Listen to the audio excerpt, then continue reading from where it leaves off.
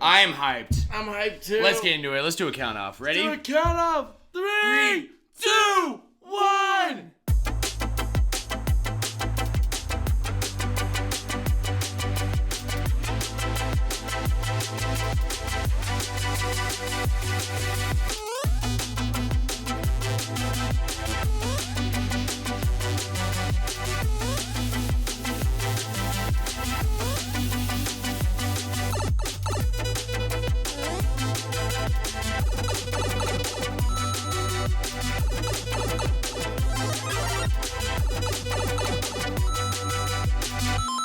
Welcome back, my friends, to Season 2, Episode 20 of the Flash Brothers podcast. Episode 20? Episode 20, baby. Wow. Yeah, can you believe it? That's how we're kicking it Let's off. fucking go, baby. Impressive. I know. We're almost through like a half year. We got like 6 episodes, like 6 weeks, and we're about 6 months in, baby. That's right. Let's go. That's what I'm talking My about. name is Sam. I'll be the host for today's show What's up, Sam? alongside my good brother, Joshy. That's me. What's up, Joshy? How everybody? you doing, bro? Welcome to Season 2, everyone. Season 2, Welcome to a baby. beautiful new year. I hope everyone had wonderful celebrations. If you celebrate Christmas, if you don't, if you celebrate something else, I hope it was fantastic. Fuck yeah. If you celebrate New Year's, if you don't, I hope you still had a fantastic one. If you even care about New Year's, some people don't. Some people don't. really That's completely value fine. or see any value in it. That's cool too. I hope that it was still a good freaking what was it, Monday? Was it? Yes. Yeah, it was. New Year's yeah. Monday? Yeah. So I hope it was still a good freaking New Year's. I hope Yes. it was a good Monday, no matter what. But how you doing, Sammy? Good, man. It's been good, about bro. 2 weeks since we've done an episode. A Yeah. real like episode in our timeline. It's been like 3. 3 weeks? Yeah. You're right. Right, yeah, 'Cause it's because been it about- was like... You're right. It January has been 3rd. a blur, brother. Oh, it absolutely has. So it's good to be back. It's good to be sitting in the seat, back better than ever. Back if you at ask it. me. Yeah, better than And then ever, baby. One thing I wanted to mention too. Oh, yeah. We're gonna be playing that intro, right? Yes, sir. Gosh darn, was that a New good intro. What do you guys think, oh my baby? God, I love it. Josh and I listened to it just now, like Holy crap. right before we started, so we could Absolutely. get hyped up. Absolutely. It's exciting, man. I mean, that's something that I feel like it's kind of as I've been, as the podcast has been naturally evolving, Yeah. kind of like digesting the thoughts in my mind into like what could make this like further kind of just be ours and unique from what else is out there. Absolutely. And kind of looking at it like an anime or like a show, and the parallels that you can make here, it's there's a lot. So I'm really excited. I'm excited to inform Joshy and you guys all that has been cooking in the works here. We got a few changes happening today just for the beginning of Season 2. Oh, yeah. And a lot to look forward to for the rest of this year, New season, new things to look forward to. New year. Absolutely, baby. 2024, man. Let's catch up, bro. So we had some Christmas break, right? Which we're out of school, both of us. But I don't think... we? Yeah. Think about it. We educate each other so much in this show. It feels like sometimes we're kind of in... And we have classes that we go through every week. So With quizzes. You're right. Hold up. And we have homework we usually have to do. You're right. Yes. Which I literally asked you. I didn't do my homework. Did you do your homework? And now my grade is going down. You're right. Yeah. No, you're absolutely right, bro. So yeah. we're kind of in school. So school is in session, so that calls for a Christmas break. That's right. Because so we had a bit of a break. Yeah, dude, you have to. You got to look forward to that. You gotta have a break. Gave Joshy a few weeks off himself, yeah. and I myself had probably like a week and a half from like when I finished editing that last episode that Caleb and I did together. It's been nice, bro. Like it has been busy. Yeah. I felt like on my vacation it was pretty nonstop. Like it was seriously, bro. It was like in Oregon. Oregon and Washington. You know, which is kind of a part of it. Like When did you go to Washington? we flew into Washington fly to- first. okay. Yeah, so we flew into Washington, like into like Tacoma, right?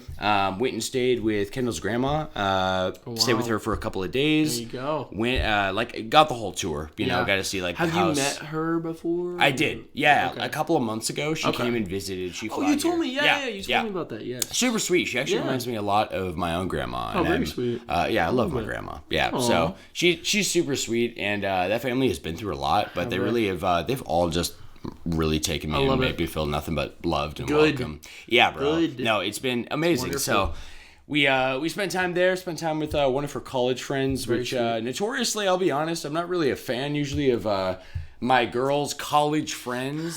You know what I mean? The friend we hung out with and what we did that night, it was a lot of fun. Yeah. I thought you were going to say, like, notoriously, I'm not usually a fan, and then just move on. Yeah. And then just not a fan, you're like, yeah, and I still am not. Yeah. No, I'm just kidding. Well, that's good. That's good. I'm happy that it sounds like it was a slam dunk. It was a slam dunk, I talked with Kendall off cast, and she was kind of just telling me about how... Oh, yeah. What'd she say? Well, she said that she hated it. Just kidding. I'm not surprised. No. She's like, it went terrible. So She's evil, bro. I know. I don't like her very much. No, but she just told me that your parents loved her. Your whole family just kind of loved her. Your mom just said some very sweet things to her. So that's... and she did. Yeah, I know. Legitimately, So and that was you were crazy telling me about that too. Yeah, notoriously for my mom, like she just is very harsh with kind of like who is bringing or anyone who's bringing somebody home to the house. You know what I mean? It's very like kind of just a traditional household. Yeah, and so like generally she's like, okay, like she's literally told me before, word for word, like don't bring a girl home unless you're gonna marry her. And I'm like, well, I'm not putting that kind of pressure. If I'm gonna marry her, we'll be engaged. Like so you'll know, you know. But I think you really like her, you know. So I was really, really happy. I mean, I had no doubt. Anyone that has ever talked to Kendall and anybody that I know has only ever told me nothing but amazing things about her. Yeah, absolutely. Right? And and that says a lot about a person. So I completely she had a really good time. She was really nervous, right, to go to Oregon too. I dropped you guys off. And I remember talking with her, and she was a nervous little thing, ready to kind of like get into it, but was like nervous. Mm-hmm. You know what I mean? Yeah, almost in a way of like get it out of the way, but not. You know, like she wanted to be there. She wanted to be there. Yeah, but I could tell she was just definitely a nervous one. But that's awesome. Yeah, that's really dude, it was sweet. That's so really awesome. You know, we got back and we felt exhausted because it was literally like travel, fly in, train down here because we took a train all the way from Seattle all the way down to Salem. Yeah, right? And by the way, it's probably the same one I took, right? Yeah, you took an Amtrak, right? It was it was like kind of like the light rail. It had the vibes of the light rail from Tempe. Yeah, and bigger it was just, though. Yeah, way bigger. Yeah, and it literally traveled so like long down. Yeah, I basically took it from the airport to like all the way to the end where Aziz lives. Yeah. Yeah, so I'm pretty sure it's the same one. I think it literally starts there, and it goes all the way down to L.A. So does it? Yes, we were like, it showed like all the stops like up on a board, and the tech was kind of cool. Yeah. And we were like the fifth stop, being like Salem. We stopped in Portland beforehand. Okay. And it was like a smoke rest stop. They stopped for a half an hour, so anybody could get off the train. So it was a train though? Yes. Okay, then I think I just took like a rail. Okay. I think I just took like a.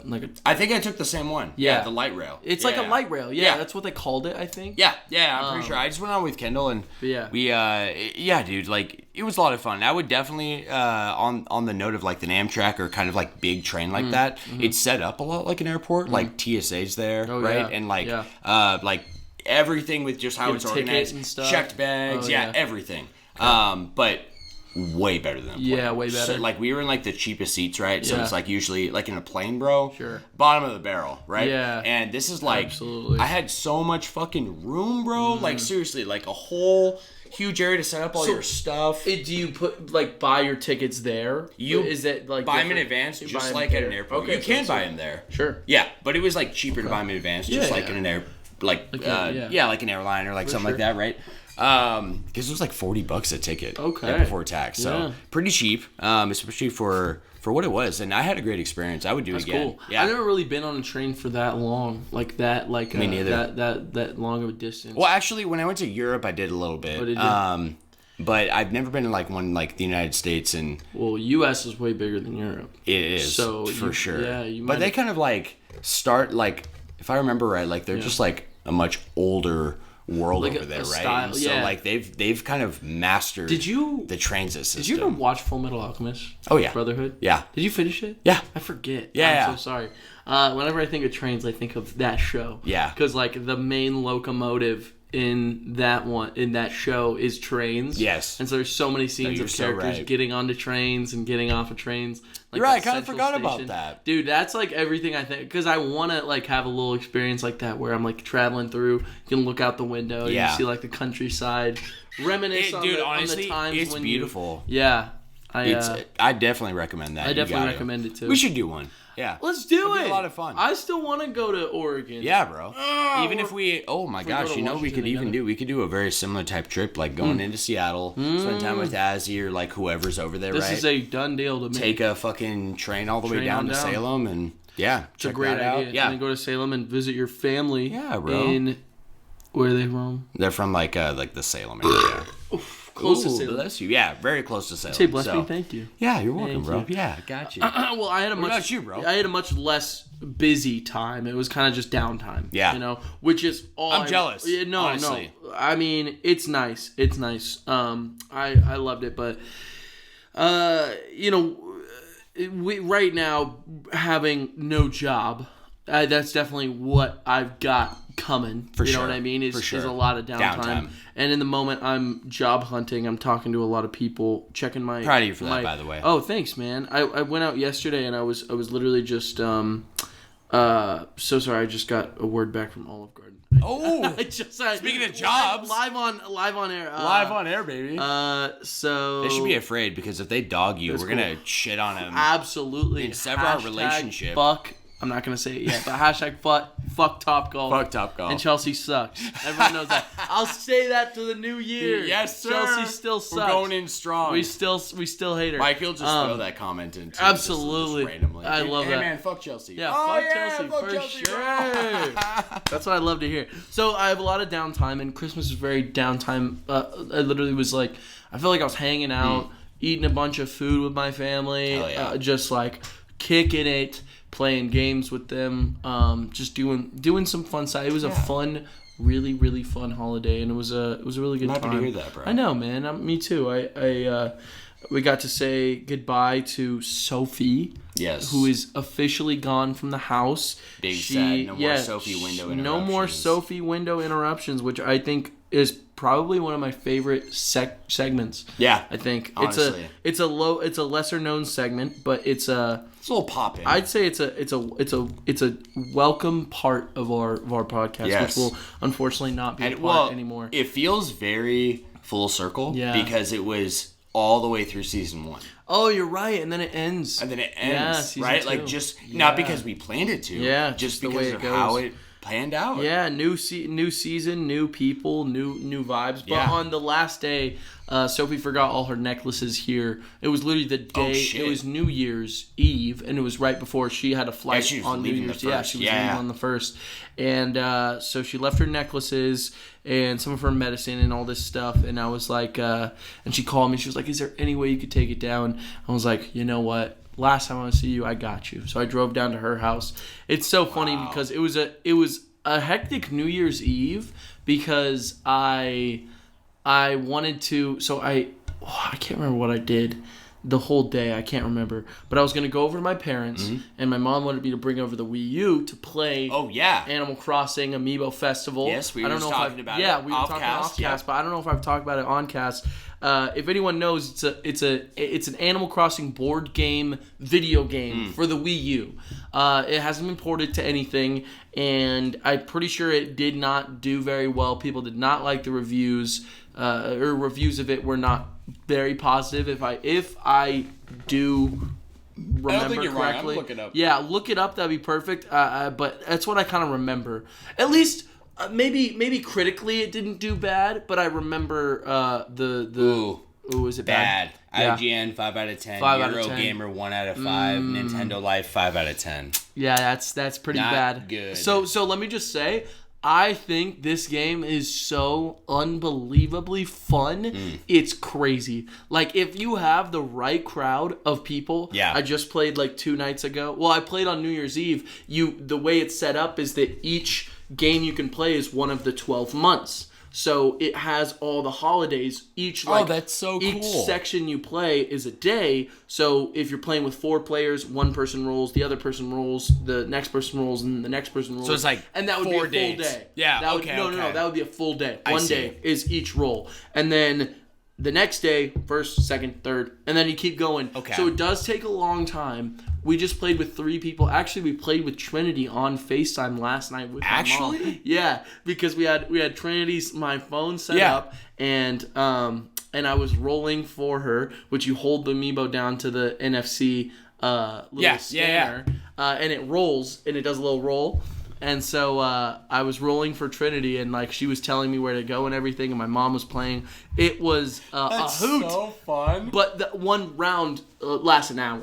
So okay. So it's a long game. It's only multiplayer. All these little things where it's like, to the average gamer, I look at those scores and I'm like, that makes sense. Sure.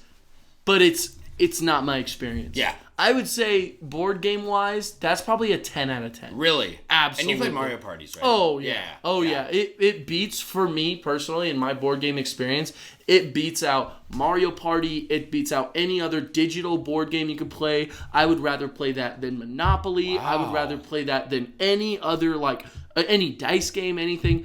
Seriously, like probably my favorite board game of all time. Same thing with my mom. My mom isn't a video game lady, but she loves that game. Yeah. It's so funny seeing her use the controller because she's never played video games in her life. Sure. So she holds it, and then I'm going to try and visualize this for everyone out there. She holds it and presses the A button with one finger, like an old man on a keyboard. Yeah, like an old man on a keyboard. And then she'll use the other stick, she'll hold it, and then she'll use this stick to like move.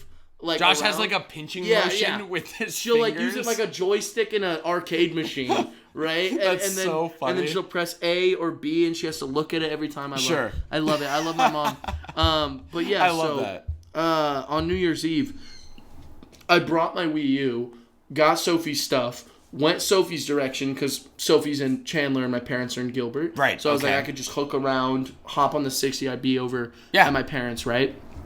So I completely forgot all the amiibos and the video game. No. Just have the Wii U in my bag. So I have to go to Sophie's. I drop off her stuff. And have you met her family yet? Oh, yeah. Okay. But only here. Oh, yeah. Yeah, I haven't been over to her place. Just the friendliest people in the world. Definitely. They were having a New Year's Eve thing. So her dad was like, Josh, how you doing? You want a drink? What do you need? What do you want? You want a beer? You want vodka? You want wine? What do you want? And I'm like, I got to go soon. And he's like, hey, just one drink. Hey, don't worry, one drink. And I'm like, all right, fine, I'll take a beer. And he just convinces me. And I was hanging out with Sophie. Kind of sounds like you and a couple dad, other. huh? No, absolutely. Yeah, that's how I'm going to be. No question. For sure. No question. And I was talking to Sophie and her brother Joe, and I was like, your dad like trapped me, like he got me. And they're like, yeah, he's really good at that. And so I had to sneak out. I said goodbye. But it felt like. But you had to. Yeah. No, I get it. And then and so I had to deal with them, and then I went over back here, grabbed the amiibos and the game, and went over there and played at my parents' house. Hell yeah. We had a fun we did the Animal Crossing countdown again. Yep. Me, Drew, and my mom. Damn, you've done that like for years. I think I've done that every year. The year we went to Decadence was probably the only year you didn't, right? Do that. Because you couldn't. Because I couldn't. You whip it out from your back pocket there. I'd be like, no way. No, I would too. No, I've been doing that since New Leaf. So New Leaf, they used to have that event. And then for those who don't know, they just have a little... I'm sorry I keep hitting the table. Oh, no, you're all good. That. Yeah. We'll get on that. Yeah, I'll discuss some upgrades for the cast. But keep going. I'm getting fired. But no, they have this... the way Animal Crossing works is it's synced up to the date and exact date and exact time of our real world calendar. Yeah. And so there are events that happen on holidays, and there are special events that happen because of the certain day that it's on. May Day is one, and then like New Year's and Christmas and Halloween and all the Thanksgiving and all those things. So they've been doing that since the old game, New Leaf, and I've been. That was the first one that they did that. The first one I followed. Yeah. Okay. They might have had an event for like Wild World and City Folk. But for me, I was the first one I really experienced. Totally. I would set up my freaking 3DS. Right. And just have it open. Yeah. And then celebrate. Yeah, because honestly, like the portability factor. I mean, oh my God. It helps. Makes sense, right? It helps so much. Even like with the Switch, I feel like in recent years I've experienced more accessibility because most people I know have a dock at their house at least, and to bring my Switch over is so easy. It's literally just whip it out, put it in. Yes. Like, that's crazy. It's crazy, bro. It's actually, so wild. Reese, I'm gonna go over to Reese's tonight for a little Lord. a little Christmas kind of like New Year's like Can I get just together. say it? Say it. That's what she said. I was waiting for someone in the audience to say it. Say it. Guys, write in. Oh my gosh. Okay, send in those messages. Yes, I want to know please. any of you that was thinking that's what she said in your mind. Just send it out, okay? Okay. So you were saying like he messaged me and he's like, "Yo, bring all your Smash stuff. Don't worry about the dock. I got the dock." You know, and it's like, dang, it almost feels like kind of akin to like back when the Wii came out. Not the Wii U, because like, unlike the Wii, nobody had a Wii U, right? Like, so you have to bring the whole setup. The whole but system. Everyone had a Wii, so like, oftentimes it's like, hey, I want to come over. Oh, I only got one Wiimote, so just bring your Wiimote. So you just brought one thing, or your one GameCube controller. Well, I was gonna say to the friend's house. Yeah, right. I almost said adapter. There was no adapter on the Wii. You plugged it right in, built in. Yeah, you're so right. Yeah, that's pretty akin to it. Yeah, I think, well, there's nothing been like the Switch, so it's hard to even like reference it to anything. Yeah. But just the access of just like the gaming is so easy. I bring to my parents' house, I could bring a single Pro controller and my Wii U, because they have a dock already there. Yeah, they just have a dock set up in the like living room with the big TV. Just plug it in, and since your controller is already connected to your Switch, you don't even have to like sync or do anything or plug it in or turn it on. It's literally just pop, play. Pop play. Pop play. Pop play, baby. Like that. I didn't even think about that beforehand. That's perfect. But anyway, also, that's I wanted to add on to what you were saying real quick. Oh, yeah. Despite the shit reviews that Amiibo Festo got critically, Amiibo Festo? Festival. Yeah. Festo. The Amiibo Festo. It actually is a 4.6 out of 5 rating on Amazon. So I'm thinking from that actually, like, if people actually sat down to play it for what it is, or maybe a non-gamer kind of perspective of, like, is this good for a family? Right, the vibe that Mario Party wants to give out, it looks like it actually did really well. Wow. I mean, like, that's not a shy review, especially for Amazon, probably the biggest retailer there is. Yeah, you know? for sure. So I want to make note of that. That's a great note. I appreciate that, because it does make my mom a little sad, because she was talking about just like how she would love like a sequel or more things for the game. Sure. And she's like, but I only like shit games, bro. Yeah, only bad ones. No, there's just, that's how it goes. That's basically all I got. Yeah. What's I wanted to ask you, what's like maybe not like everything you got for Christmas, but any one or a couple of things point out to you that you want to share? Yeah. I got a car. Yeah, my mom and dad gave me one of their old cars. It's a Mercedes. It's missing a piece, so it needs like something fixed. Sure. And they need to put the car into my name. But I never get that big of a present. That was kind of my only present this year, but that's huge. That's huge to me. I don't know. They basically told me, they were like, hey, no hard feelings if you want to sell it, and then you want to like buy a new car. That's also possible. I think I might do that. Yeah. To be honest, just because I rarely have a new car. Rarely. And so that would be kind of nice. Yeah. To have something a little newer. Like if you, I could see like if you got a new job, right? Like a job that like seems like steady, not like just a seasonal thing, and you feel good about it. Yeah. And you sell that car. Sounds like a new car. Sounds like a new car is coming right up your alley, You're brother. telling me, buddy. Especially because you can get like a really good newish car that you're just like paying off for a few years. Yeah. And it's like less than $200 a month. Sure. You know, like I might go the route of like OfferUp. Yeah. Find something on there. Totally. Like, because I don't need anything insanely new. I just, sometimes it feels like I don't have a car, because of how shitty my car is. For sure. It's like so bad. Sometimes the windows don't feel like fully closed. It doesn't feel like a mobile. Yeah. It feels like jank. It feels jank as fuck. And so I don't really know how to put that any better than that. It's not like something I feel like I could sleep in. It feels not like a car. Yeah. I feel like when I picture your car, it's like a little like structure. Yeah. Sure. Yeah. I'm following. Yeah, this sounds so stupid, but yeah, that's maybe I'll. Well, okay. Let me put some in my words. Like I absolutely love my car to the point where I'm like, it's a piece of me, you know. Like I missed her. Like when I got back home, I was so excited to actually just be in my car, sit in my car, drive in my car. Yeah. I love my car and how I feel when I'm in it. Mm-hmm. Never had that before with any car I've had prior. Yeah. And I've had some shit beaters that just have straight up like this one, this 99 Mercury Cougar. That was notoriously in my mind like the worst car I've had. It just had every problem. Yeah. One speaker worked. How wouldn't old were work. You when you had it? I was it was the last car that I like had fully in Oregon before I moved here. So I had that from just after I moved out of my parents' house. So I want to say I was 20 until I was like 26. Oh, 26? Yeah. Okay. Somewhere around there. Like 6 or 7 years I had that car. Gotcha. AC didn't work.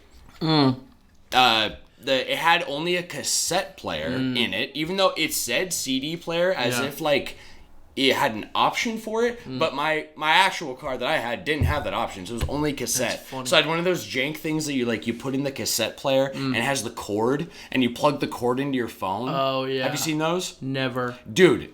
Why do you need to plug? I'll run you through a throwback. Yeah. So basically, kind of like in the 90s, I think, when they were like kind of like getting to like newer technology, and they're starting to like, there's all these like customizable car parts. You ever seen like those like stereo systems you can just hot swap out of the car, of course, right? Of course. Yeah. So along those lines, they came out with this older tech. I mean, I remember back in Radio Shack days, finding one of these when I was in middle school or high school, because all my buddies were talking about it, like, oh yeah, you need one of these for those classic beaters. So you put in this cassette tape that has nothing on it. There's no like, actual cassette tape has like a ribbon tape, and it feeds the ribbon through like a VCR. Right. You know what I mean? It runs Right, until it runs out, and then it's over, and then you rewind This just goes in the slot, and it's shaped like a cassette player, but it doesn't actually do anything. Oh, so it's like a, and then it plugs into your phone. Exactly. Okay. Yes. That was a little above my time. Yeah. A little bit, because most cars you find nowadays will not have a cassette player, except for my car, which does have one, but the whole system's broken. What year is it? 2001. I'm surprised it's got a cassette player. To be honest. Yeah, it's crazy. It's the whole thing. I think it was changed out. Okay. So I think someone put a cassette player in it, but I don't know why you would want that. Anyway, fuck CDs, bro. Fuck CDs. I'm not doing this. But that's basically the modern Bluetooth radio piece. Yes. Have you ever used one of those? Oh, because that's what I used in the Mercedes. Yeah, an FM transmitter. Right? Yes, where you set the you tune it, and then you tune your stereo. It's the same thing, but like a modern version of that. Still works pretty well though. That's still something I would say works. Hell yeah. Good, bro. That's real good, because I hated my car. Nothing worked. Like, it would have issues. It fucking, like, just driving down. Absolutely. It got shit gas mileage, you know what I mean? So absolutely. And eventually I was just on the highway, and it just literally took a dump. I was going, like, 65, and then it was like a... You know how, like, you can feel the car it's on unless you're in, like, a fucking, like, your Prius? You know? Yeah. So it just suddenly... No more engine, right? And I'm driving, and I'm like... Yo, and the steering wheel locks up because the car's not on, so I can barely turn it, but it's like I'm kind of afraid that in my mind if I turn it one direction too much, it'll just lock into place. In one direction. So I like slowly, and while I'm braking, I just drift off from the highway from 65 down to 0, and I'm probably like, I was on my way to work, right? To my dad's place. But it stopped. Like, you didn't have to like rub it up against a wall or anything? No. Yeah, because it just like the engine seized. Right. So I like pulled over, and my buddy came and checked it out immediately, and it was toast. Dunzo. Said that shit's toasted. Dunzo. Wow, man, so that's crazy. The feeling I had driving that car was I didn't like driving, you know? Yeah. Like, legitimately. That's what absolutely. So if that's like kind of the vibe you're getting at, right? Like, it's like, hey, do you want to like go do this thing real quick? Yeah, sure. Yeah. Like, instead of like, oh yeah, absolutely. Oh yeah, let's do it. Which I feel like I'm at right now with the car I have. Totally. So I feel like it does make a difference, despite what. Absolutely. And you don't need this like Lamborghini, right? Like, no. I really understand the argument of like, hey, it's just point A to point B. But I personally like will pay more of a premium to have a more comfortable experience that gets me excited to drive. Absolutely. Because you have to spend a lot of time driving, right? Driving is a huge part in Arizona, modern world. especially. Yes, a lot man. In America, your car is probably a place that you spend a lot of I don't want to say a majority of your time, but majority of the time outside. You know, if you're going outside, you know, when you're not in another building, especially in Arizona, you're in a car. Yeah. So I want to say, yeah, that was really cool. That was really, really good. Getting to at least have that as an opportunity to open up to a new car, or if I want to even just drive that around, because I think that car would also be a little better than what I'm running right now, because it's a little bit faster, and it's got do you remember the car at all? You remember it a little bit? The Mercedes? The Mercedes, yeah. I've ridden it a couple of times. Yeah. I remember when we worked at Dutch together. Yes. We pull up with that. Yes, I like it just because it's fast. It's got it's a Mercedes. It's at the end of the day, it's a full blown Mercedes Benz. It's a Benz. And I like that. I think it's really cool. And I think that's even just a little detail that I respect about it. Definitely.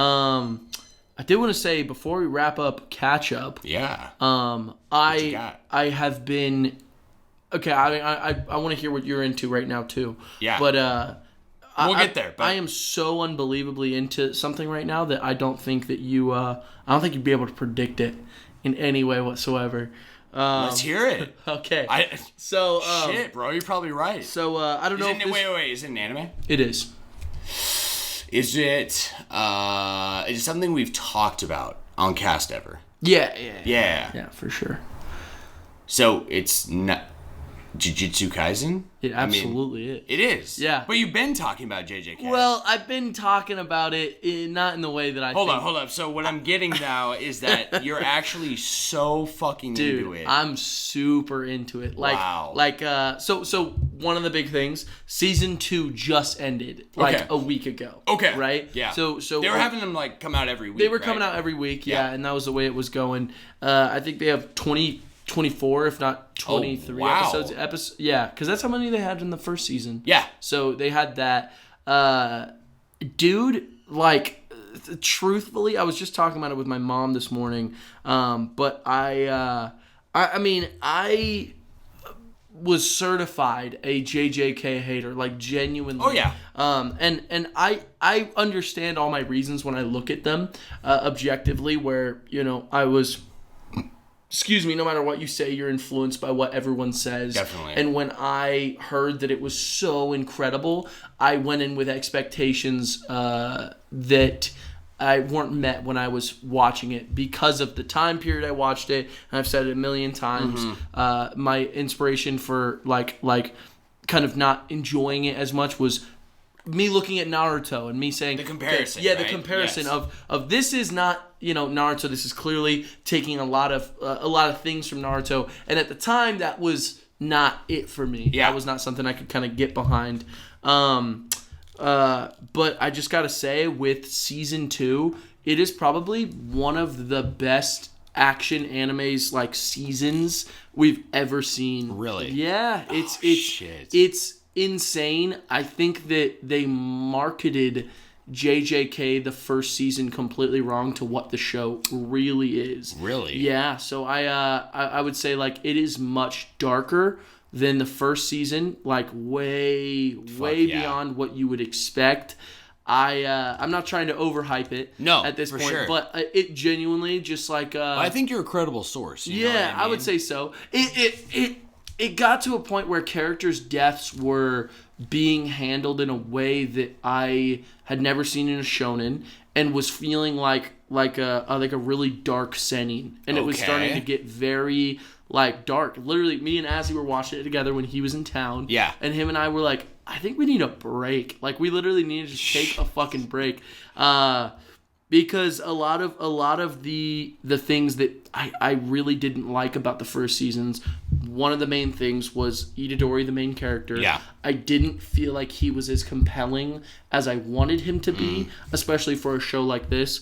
And season 2, not completely fixed that, but all the issues I had with the fact that he's so strong in the beginning have an explanation. And all these things that I was kind of like watching and being like, why is this like this? Have an explanation. Okay. And that's the kind of stuff that really excites me. Yes. Definitely. And so the way I look at the show is that the first season is just a setup for what's going to happen for the rest of the show. Because season 2 is so huge that the show fundamentally changes what it's about.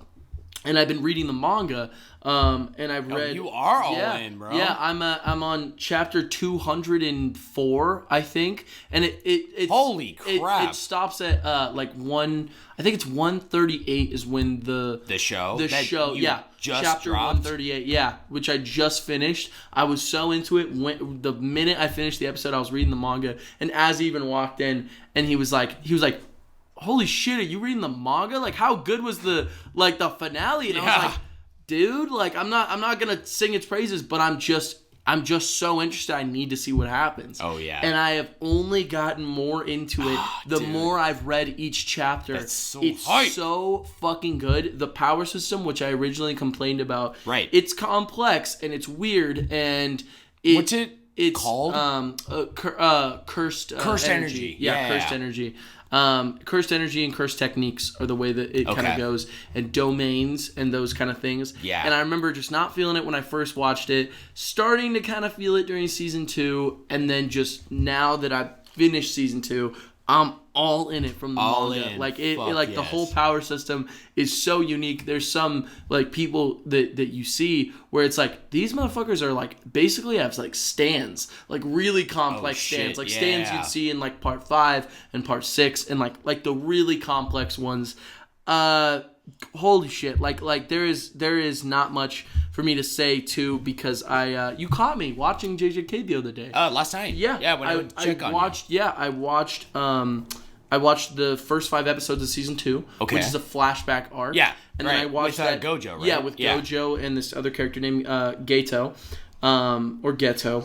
People call it. It's spelled like ghetto. Yeah, but people call. Don't they Gato. say Gato? I think it's Gato. Is what they call him. Yeah, Gato. in the because did you watch dub? I watched dub. Yeah, I watched sub for the second season. I finished it sub, and then usually I watch dub. Okay. But no, they call him Gato in the dub because that's what they were calling him, at least in the movie and all that. So I watched the 5 episodes, led directly into the movie, and it was really amazing because I could not believe how well the characters were written. This character Gato, when you watch it, like he goes through this whole mental thing, a huge mental like hill that I think he's the most well-written character in the show. One of the most well-written characters I've seen. Like Eren Yeager level. Yeah. Like that's really good fucking writing. So I was just so impressed seeing directly into because do you know much about the movie? I don't know. No. So it's like a prequel. Right? It's a year before the first season takes place, and then the first season, the flashback arc, the five episode one, is 12 years before the movie. Yeah, the movie. Okay. So and then the second half of season 2. That's like. That's right after season 1. Got it. So it's literally like right after everything that happens in season 1. And dude, it's just so fucking good. It's so good. I think that if they were able to release it 2 seasons at a time, like that first season, I think I would have loved it. Yeah. If it was like kind of even a longer story that had more episodes out, I just don't think I should have judged it on the season that we saw. That's so valid. I think that it's hard to judge a real story. And you even asked when I told you that it's a part of the Dark Shonen Trio. Have you heard that? I have. Yeah. With Chainsaw Man, Hell's Paradise, and JJK. That's what they call it. I couldn't remember what they were, but you mentioned that on cast before. I did. And you were like, why is JJK there? And I was kind of like, I don't really know, but apparently it gets dark. It absolutely does. So you agree if anything, with it now? Rewatching that first outro, do you remember the outro from season 1? Oh, yeah. That's one of my favorite outros ever. It's so good, but it is so out of place for that show. Really? Absolutely. Like, I'm watching it, I'm like, this is not it's really... It's a facade, bro. It's not the vibe at all. Sure. Not even close anymore. No, I really get that, and I really like. I feel like I understand a certain degree of like your criticism, right? And just being like really, excuse me, trying to look at things objectively, and whether something really grasps you emotionally for the ride, right? And oftentimes, like for both of us, I think a lot of anime and video game, kind of like people who enjoy those type of experiences, like tropes, right? Yeah, and it's like if the trope is there just to be a trope, it's not interesting. But if there is a reason, and it's just funny, like I guess like sitting here listening, having only experienced season 1, it sounds like, for me, what you're saying is by really diving in to the backstory, to the lore, to the reasoning, now you're hooked. Yeah. Instead of not having... I would say the issue is they don't give it to you right off the gate. So you make a lot of assumptions. Yes, right? Absolutely. Or even just like, this is underwritten. This feels very basic, or this feels like even just the fact that the movie exists, to me, is nice. All right. Got some jams. Party outside. Just the fact the way the movie exists, because it's a prequel that takes place with a complete different main character. Right. Have you seen the movie? No. Did I just ask that? I'm so sorry. No, it's all good. I've only seen season 1. Okay. Yeah, and when it first came out. So like a year ago-ish? Yeah. Because it was... I watched it quite a while after it first came out. I remember like Dory being really into it, and then Dylan was into it, and I'm like, all right, I'll get on it. You know? Say Dylan? Yeah, right? Nah, he hated it. Oh, really? Him and I and Azzy and Jay were the biggest certified JJK haters. I remember talking to somebody at the BlackRock gang, but it was probably maybe Shy. It was definitely someone at BlackRock or Gabe. Gabe really liked it. Gabe liked it. Gabe absolutely really liked it. I was not a fan, of course. Yeah. But I also rewatched all of season 1, and so there were a lot of things fresh in my mind, and just, dude, it's just so good. I appreciate that. I really recommend. I think with everything that I saw, this is not even a joke. I think you should when you start to pick it up again. Yeah. I think you should rewatch. Like season 1 first? Season 2, the first 5 episodes. Okay. Then I think you should watch the movie, and then I think you should watch season 1. And then just rewatch the second half and then the of second season half 2. of season 2. Okay. I'm not kidding. I'll do that. I think that is the best setup, because you know who Gojo and Geto is. You know how cursed energy works. And the whole reason I wouldn't recommend everyone to jump into that is because they assume that you know how the whole power system works and how Gojo's powers kind of work and all this stuff, which... I feel like you would remember enough. Yeah, you know what I mean? do. And so watching that, I'm not kidding. I would love it if you would watch that, because I would love to see your perspective, because the entire first season, they were referencing the attack that happened a year ago, which is the movie. Then they consistently reference the things that happened 12 years ago in this like really, really interesting, complex timeline thing that I think you would only be able to appreciate with a second watch. Yeah, hell yeah. And so I think it's just, I don't know. I'm on board. No, I am. Because, I think you should. Because speaking of that, I wanted to add 2 things to wrap up our Let's Catch Up, Joshie, which is been playing Super Mario RPG. Oh, yeah? Yes. So you're finally on that? I am finally on it. How is it? I wasn't able to start when I wanted to, which was like usually kind of like my vibe for Christmas vacation. I really like that, the low-key, chill vacation vibe. Absolutely. We didn't really have that, and so like I was pretty involved with like Kendall and like what was happening around, and I don't know. Like I don't really like to like dive into, especially like an RPG, unless I'm like really able to like devote attention to it, right? I don't just want to like play it passively. Oh yeah. And so even though it's like an old remake, you know, I still never beat it. So I only played now having back then you never beat it. Too. Right. Yeah. And I was reminded like because Ken was like, I thought you beat this game, and I was like, no, let me think. I tried beating this game on the original Super Nintendo, and I never had an OG. So I borrowed friends when I was in grade school, and that's when I first played it. And classic. Like, and I literally even remember being like, what? This game exists? Yeah. How? Super Mario RPG. Yes. And it's not even made by Nintendo. Yeah. It's made by Square. It's Square? Yeah. Huh. The remake is not. Yeah. But the original was. I don't know why I thought it was Rareware. Oh, no. Oh, that's funny. No Did they ever do, they did, like, Donkey Kong Country. They did. So they did do Super Nintendo Donkey Kong Country, yeah. And they did, like, Donkey Kong 64. They did I just meant pre-N64. Yeah. What else did I don't know why I thought that was one of their rosters. It was Donkey Kong Country and then... Yeah, Donkey Kong Country 1, 2, and 3. And 1, 2, and 3. We're on the Super Nintendo. So.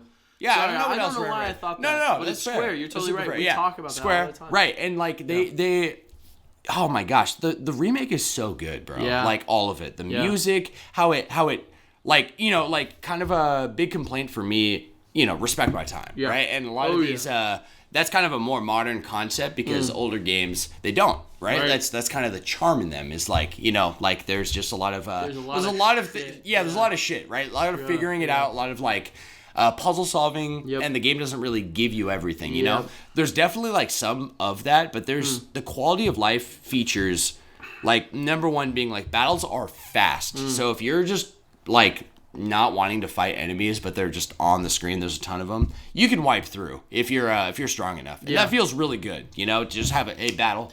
Absolutely. Keep going. Doesn't really take you out from the experience and the story. Have you looked up many reviews? Have you? Not really. Okay. Yeah. Are they not very good? No, they're great. Are they? Yeah. I was just curious because I have never played it. Unlike you, I've never even touched it. Never even touched it. Never like watched a playthrough. Don't know what it's about. Don't know anything about it. And so I watched Donkey's review on it. Okay. And it kind of made me really interested because he talked a little bit about just like how just the way it's set up as an RPG because. You know, Donkey likes specific RPGs, but he really doesn't like his time being wasted. And that's the biggest thing that he says. Okay. So he gets me. And so he does. That's why I was going to ask if you've seen that review at all. I haven't. Because that is... I'm having touches flashbacks. On that? Absolutely. Oh, yeah. And it made me... Because I'm a similar way. Right. If I get caught... That's why one of the reasons why I don't like Dark Souls. You know, and I'm not going to... It's not because I'm, you know, just scared of losing, you know... But it's at the end of the day, it's not fun wasting my time. Sure. I don't have fun doing that. Yeah. Like, I think it's like, because Caleb and I talked about that a little bit on the last episode. Yeah. It's almost like this difference of like Caleb, right, as an example, gets personal fulfillment with being personally better. Getting through a game through sheer like willpower and skill. Yeah. Not because the character or you're getting stronger in game. Yes. Right? Oh, I totally And I'm with you. Yeah. I like reaping the rewards for my work. So if I'm putting in the hours and time, at least my character's stronger, right? Yeah, like absolutely. If I've acquired the skill too because now I have the knowledge, but like there's a duality there. I completely agree.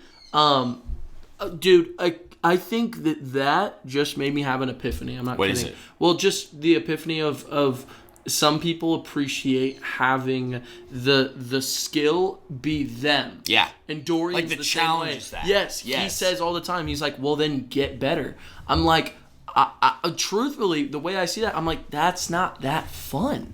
Like, if I want to have fun with that will get me better. I love Spider-Man. I love Spider-Man PS4. There are ways I could get better at that game. Yes. And playing it, I will naturally get better. But so will my character. That would not be fun if I was at the end of the game. I had to literally be as good as the enemies got tougher. Does that make sense? Yes. To match that level every time. That's not fun to me. I'm going to work. Totally. I'm doing like that's not enjoyment. And so it's funny because I feel like that makes so much sense. Because that's not like something we don't understand. We play Smash Bros. Yeah. You know, that's all player skill based. There's no way for your character to get more powerful unless you're playing the story mode. There's no way for you to like just naturally get more like it's all under you. Yeah. But I feel like that's something we can recognize, understand, but we don't want it in all of our games. Right. I absolutely I absolutely am with you. Yeah, because it's like, you know, even like, I think of that a lot with like multiplayer games, because that's often the gist of it. It's like, you like, especially with battle royales where they're at, but I mean, even back to Halo, back to Call of Duty, like, you know, all those, like, you can...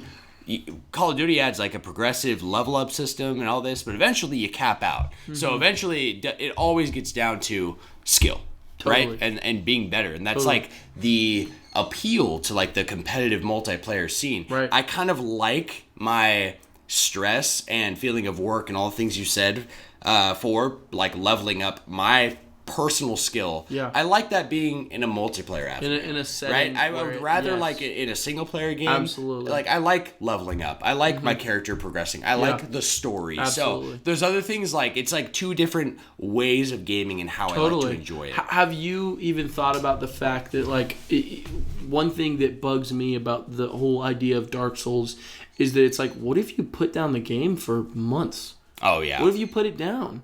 Then like all that skill, all that time, you just wasted it. You know what I mean? Totally. And I'm not trying to say this. No, I get it, and I get the perspective or anyone, too. But I'm just saying that like that's my perspective is a skill towards a specific video game only lasts until you're done with that game. Absolutely. And let's say you spend a lot of time away from that game, you can't pick it back up. Or you're gonna want to tear your like fucking hair out. Yeah, that's how I felt with Dark Souls. I was like, okay, I'm gonna pick this game back up. You know, I'm gonna play again.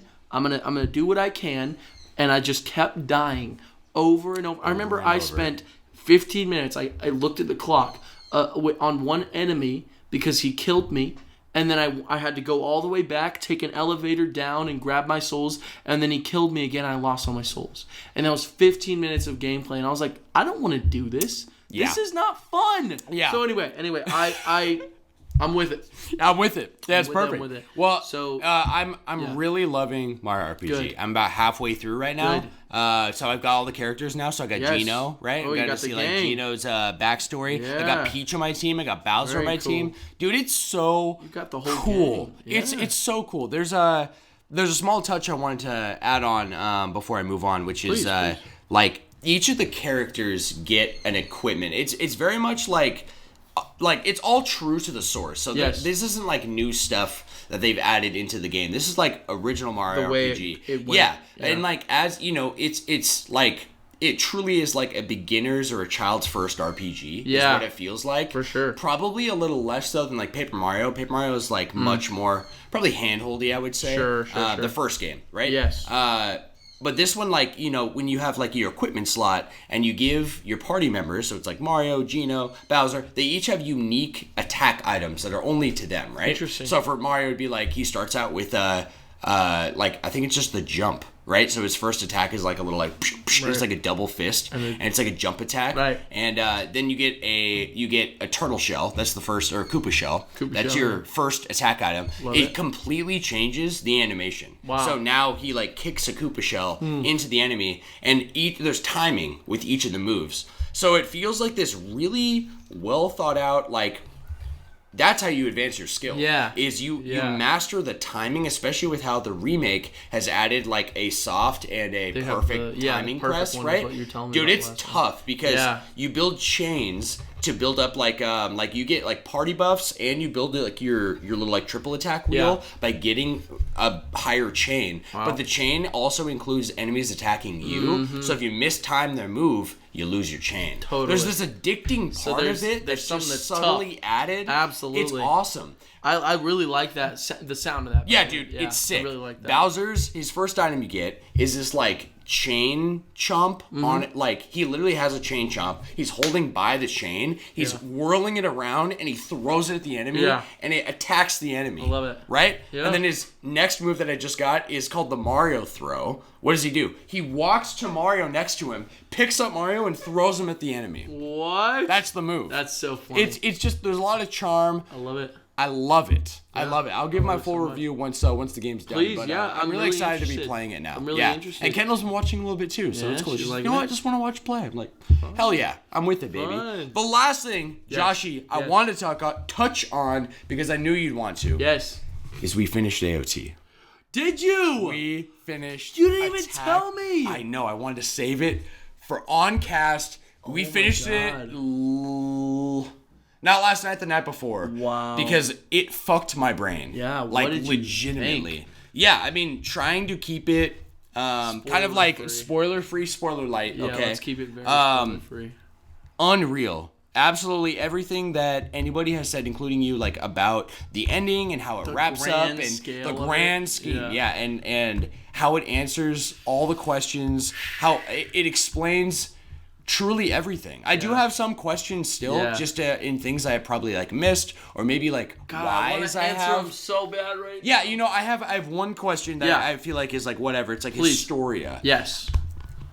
Looking up online to see, because then I took like a day to kind of like wrap my head around everything, right? Because it was like a lot. It was like we both like we're sitting there in the credits and we're like.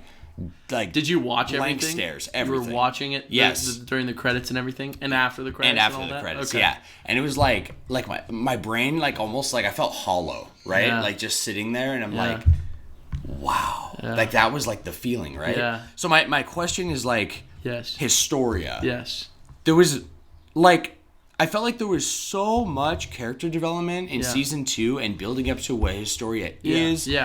What happens? Right. Which I finally know now what happens when her and when Eren kisses her hand. Yes. Right? Yes. Dude, like that moment and that really like unlocking Eren understanding everything. The big picture.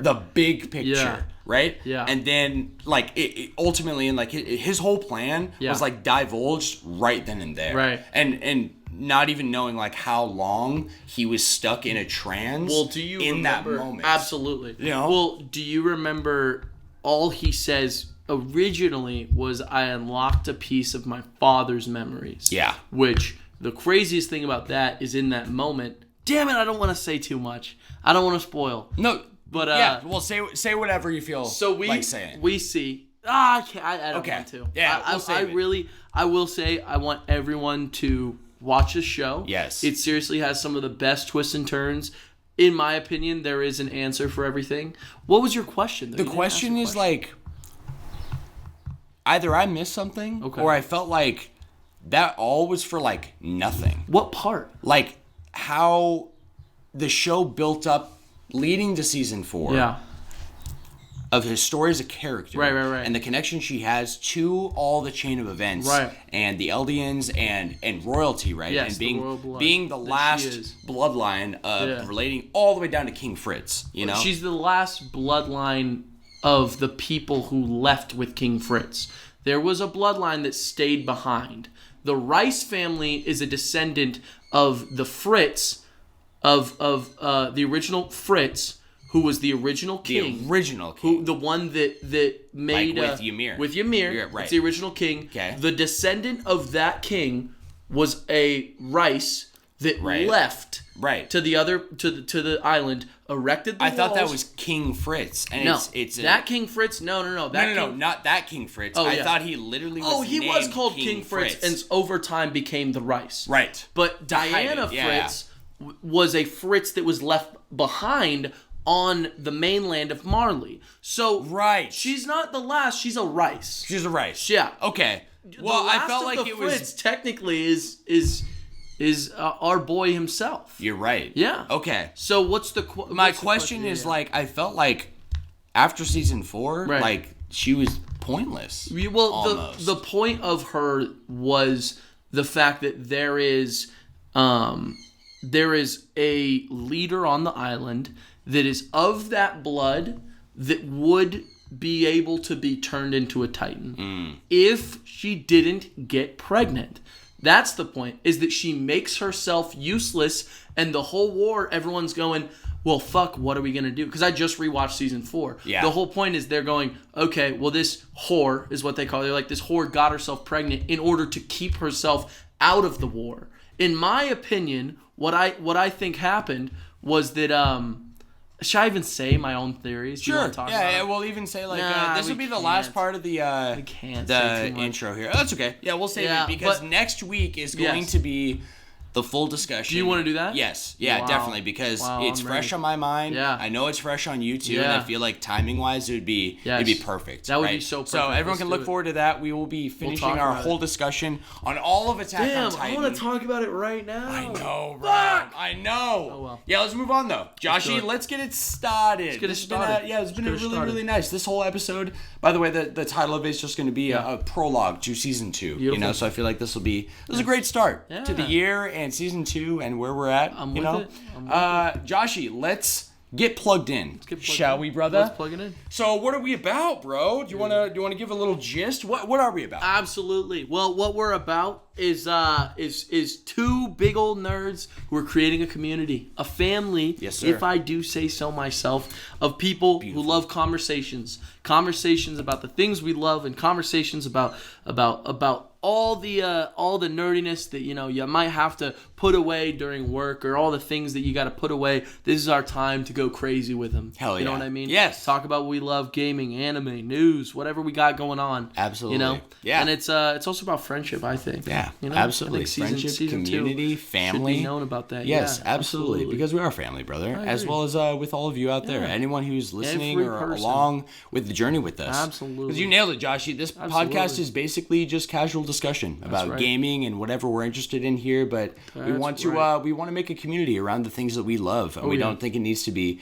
ostracized or deemed niche or weird or anything like that. We know that with all the conversations that we've had in person with all the people in our lives about the things we love, there are probably thousands or more than thousands of you out there who will be on our page and want to get plugged in. You know what I mean? No question. Yes, sir. So we have all of our Flash Bros podcast episodes are uploaded to basically every podcast platform out there, all the audio platforms. So essentially, yes.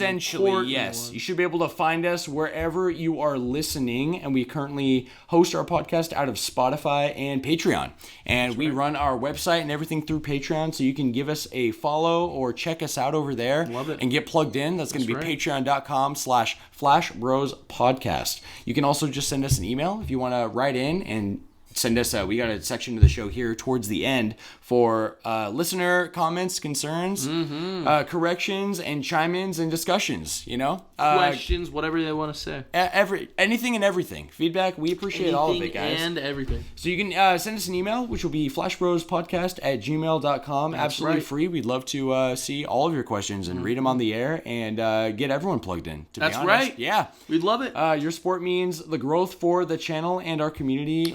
We really, really appreciate it. We love you guys. We love you so much.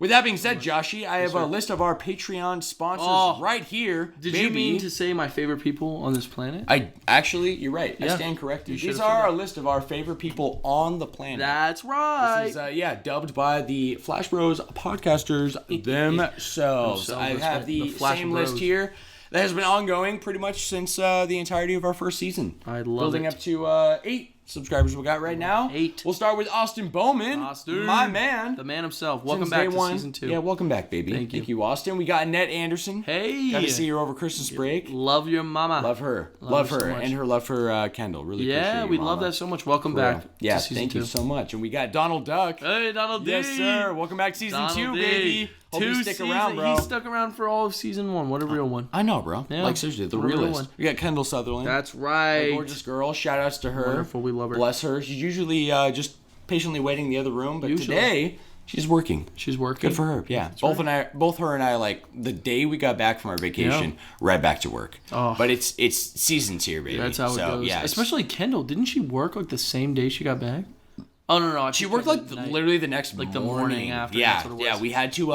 It was so funny because we were like the day we were leaving. Yeah. She's like, "Oh my god, do you remember if I left my work clothes there?" And I'm like, I don't. You know. She calls her mom. Her mom can only find her shirt there, which means okay. Hopefully, then her shoes and her pants are at my place. Right. So she orders 2 shirts to my house that when she got here she'd just be ready to go and we didn't have to worry about it. Yeah, we didn't have to go back to her place. So, I love it so much. Shout outs, we got a Drell Williams, our beautiful roommate. A-Dubby. You want to give a little plug? Yeah, I was gonna say he actually does do Twitch streaming it's usually Wednesdays. I think he's switching it up now, or he hasn't done a Wednesday since I think he took a little break as well for the Christmas season.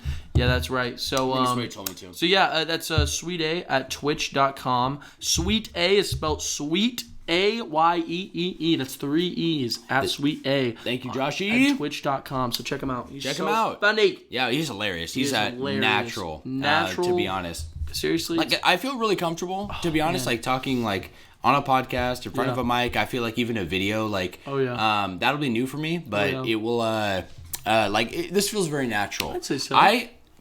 I don't think I could be a streamer. Legitimately, streaming's tough. I feel like it's a completely different. Yeah, like a live entertainer. There are just certain people built for that. I think Joshi is a amazing person. You think I could? For that. Well, just based on honestly how you are with people, you know, and like and just taking it upon yourself. That like you won't hesitate. Like if you walk in a room and you see like something that you want to like make happen, maybe it's everyone just sitting down, and you're like, hey, let's all. Like unionize right here and like have a party, like talk, play a game. You'll be the first one to make that happen. Thanks, you know, man. yeah. That's and I so feel like sweet of you to it just takes like special people to do that, bro. Thank you, bro. And Adrel is like, I'm so proud of him. That way, too. Seriously, yeah, because that is like that dude. He is a special guy. Yeah. Who has the ability to just walk into a room and be a leader. Totally. You know. Yeah. So I feel like he's so gifted, and he is way smaller than he deserves to be. Oh my god! So, I was gonna say it's only a matter of time. It's only a matter of time. Takes off. Yeah, that dude is a natural born. Absolutely. Streamer. Yeah, you know. Yeah, natural born. I feel like that was necessary. Thank you, Adrel. Yeah, just want to give him a big thank you for smoochy shout out. Thank you for staying for season 2. Yeah, look at us. Absolutely. Look at us. We got John Rao before the Johnny, my man. Johnny boy. Love this guy. I spent New Year's Eve and New Year's with him. Did ya? Actually, yeah. Good. And Lene. Which shout outs to Lene Lovelady as well. You know, I actually just found out that it's really her middle name that's Lovelady. Well, I didn't just find out. I stand corrected because I couldn't remember if it was her middle name or her last name. But just so you know, it was her last name because it was her mom's maiden name that she kept, right? And so she got married and she wanted to take in the last name of her husband, but she wanted Lovelady, so she moved it to her middle name. Yeah. Okay, my mom did the same thing. Oh, really? Yeah, her name is Christy Watkins Sims. My dad's last name is Sims. Sims, right? Yeah, and her my grandfather's name was Watkins. Yeah, so she just wanted to keep that. Yeah, she wanted to keep it. So she still has that Lovelady in her. She does. And you know what? To me, it's Lene Lovelady. That's right. To all of us. To all of us. To everyone. She is a Marvel superhero, no question. Last one on here is Mikey himself. Michael Sandoval. Mikey! Oh my gosh. This guy sent me a Christmas a picture. Actually, I'll show you here. Oh, yeah? Too. On cast. Yeah, he sent me a little, just a really, really sweet, Christmas message over text. And he calls, him and his family... They're the big I don't even know the word I'm looking for. I don't know. Just the gang of thieves, you know what I mean? The gang's all together. The Sandoval 7. The Sandoval 7. The Sandoval 7. I love that. He sent me a little picture of the Sandoval 7. Oh, it's the Sandoval 7. Plus baby nephew right there. Oh, wow. And that's so sweet. So there's Mikey, his wife right there, and then all their kids. Oh, wow. I know. That's so cute. I love it. Adorable. And I think that this is his boy that listens to our podcast right here. No way. What's his name? Sir. Do you know? We can shout him out. I don't. I don't. Shout out. I don't remember, to be honest. Yeah, I think he's on our Patreon followers though. Oh, okay. Yeah, so shout out to one of the Sandoval 7. Yeah, absolutely. And we're so sorry we don't have the information for your name, but we love you. Yeah, actually, you know what? I would appreciate it. Tell your dad, give me a write-in. Okay? That would be perfect. Yeah. Give him a write-in. I'd love to shout you out, acknowledge you. I'd love to. Yeah, get you a part of the family. Get you plugged in, brother. Get you plugged. Joshie, with that being said, yes, brother, let's jump into our first section here, my man. We got retro recap. That's right, retro recap. Which, by the way, I told Joshie right before we started recording here, and you're all going to notice once the episode goes live, immediate change coming with season 2 is more officialized names. Okay. A renaming of our sections for the podcast. I wanted to Are you changing Retro Recap? No, Retro Recap I'm really proud of. I want to keep one. that. I was going to say, I don't want to change that dude. one. Yeah, thank you. Okay, we'll keep that. We're keeping Plugged In because that was Johnny actually had the original idea of Plugged In. Johnny, you're so and I was smart. I was trying it almost was multi-tap.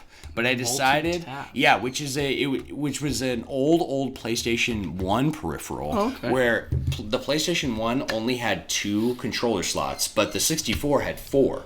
So to compete with that, I don't think they ever announced it, but after the 64 came out, they came out with this peripheral called the PlayStation Multi-Tap, and it's so crazy. It looks like... I'm going to look this up. Look it up. It looks like an L, and if it's right in front of you on the table, it has 2 controller slots and 2 memory card slots, and on the other side, it also has 2, so it increases the total player count to 4.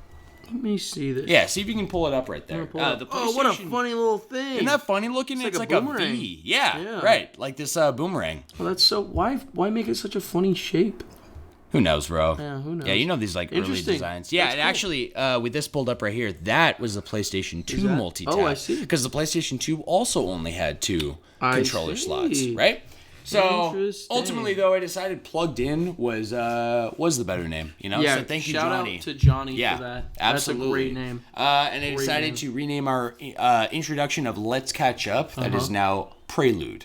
We catch up as a part of that, but the Prelude is the new name of that section. Okay, and the rest is to come because not even Joshy knows. Oh. But we will start with find out retro recap. Yeah, let's get it going. And so this is historically retro recap just for our audience out there. It's a curated list of gaming history this week. Okay. Yes, that's so games that have come out any number of years in the past, and we're just going to talk about them at this time. Yeah, kind of like any year at this time. Reminisce, right? For not just us, but anyone out there who's maybe just never heard of these games, or maybe they had and they just long forgot because they played them long ago. Like Blue Dragon. Like Blue Dragon. I couldn't believe that I remembered that. Yeah, bro. Existed. That's what I'm saying. That artwork.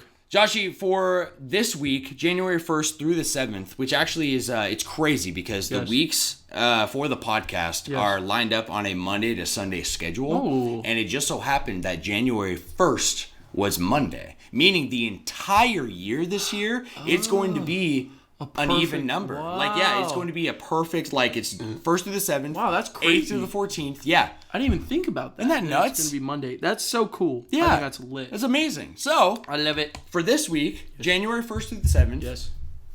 As you can probably guess, not a lot of big games came out in that time frame, okay? So I got 3 for you. Okay. Normally got 5 on here, but we have plenty to talk about anyway, and this is just kind of a casual episode for kind of just getting kick-started for season 2. Started up, yeah, exactly. Absolutely. So the first game I got in here, Joshy, Japanese release date, of course, of January 5th, 2004, making it the 20th year anniversary. It is Sonic Heroes. Sonic Heroes? On the Nintendo GameCube. Oh, dude, I fucking love Sonic Heroes. Do you? Yeah. I forgot if we had talked about it or if you had the experience. On our GameCube episode? Oh, yeah. Oh, God. Sorry, I was doing a stretch. Oh, yeah. There was that really rare copy, which was Sonic Heroes and... Yeah. Wait. Sonic Heroes and Monkey Ball or something? Yeah, that's what it was, right? Yeah. I think it was Sonic Heroes. I'm gonna look that up right now. The little duo pack, and it was like super fucking rare. Yeah, what's your hot take? I thought this game was freaking badass. Yeah. And I would say that was probably one of the first games that I played where I remember thinking like how fun multiplayer could be. Yeah. You know, obviously besides Smash Bros. You know. But like you're talking like I'm thinking like when I look back, I'm picturing like the multiplayer games that I played. Yeah. And like I don't know why, I think that one was like the first I remember seeing in my head and being like, that is like unbelievably fun. Yeah. Did you ever play it? Not. I played Sonic Heroes pretty extensively. I've beaten it twice. Yeah. And this was a game where me and some of my childhood friends like Reese, we were pretty obsessed with Sonic up until like Sonic 06.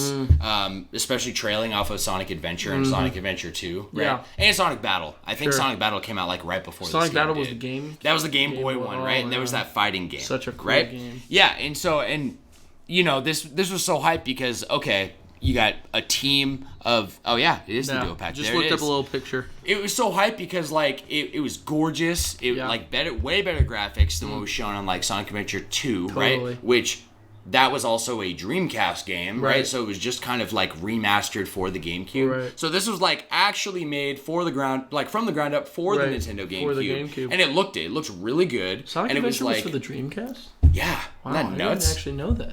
Yeah. Or maybe I knew that a little bit, but I didn't really think about it. Oh, no, we, I thought we... Did we talk about it?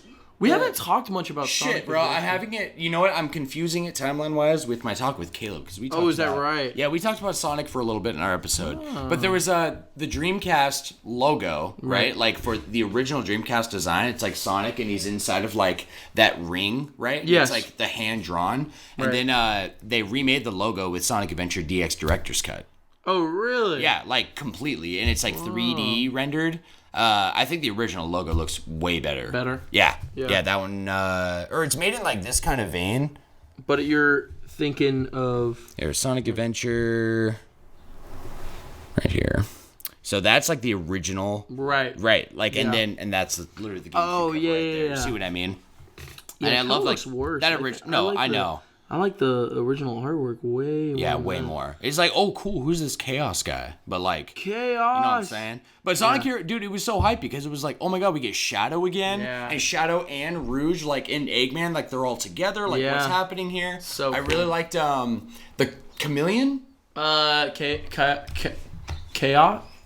The Chaotix. Yeah, the Chaotix. Yes. It was the Chaotix, and it was the Espio, the Chameleon. Yeah, Espio, and then Crocodilian. Yes. I don't remember his name, but the Chaos. Yeah. The Chaos. Yeah, the Chaos crew. Yes. Yeah, dude. No. And then like, did you beat it? Get to the end? No, I didn't play it as much. It was more of my older siblings' game. Oh, true. Yeah. It was so hype. Like you go supersonic at the end, you're flying through the sky, you're fighting a big fucking metal dragon that of course is about to destroy the universe, Classic shit. That's the way it goes. You're flying through the air. It's sick. I really, really like the game. I do think in hindsight Sonic Adventure 2 is better. Probably maybe better. Honestly, like, unpopular opinion, I preferred Sonic Adventure 1 even. Really? I love that game. Wow. It just has so much nostalgic value to me. I don't know. I'm just really akin to the style of how the first two adventure games went. And so I was left after beating Heroes, like kind of being like, I wish it was a little more. Yeah. But I really liked it for what it was, and I do think it was one of the last really good Sonic games. Agree. Because what came out right after that? Dude, it was either like Sonic Unleashed, right? And then Sonic. Remember the Wii one? It was like Legend of the Ten Rings. Yeah, 10 Rings. Yeah.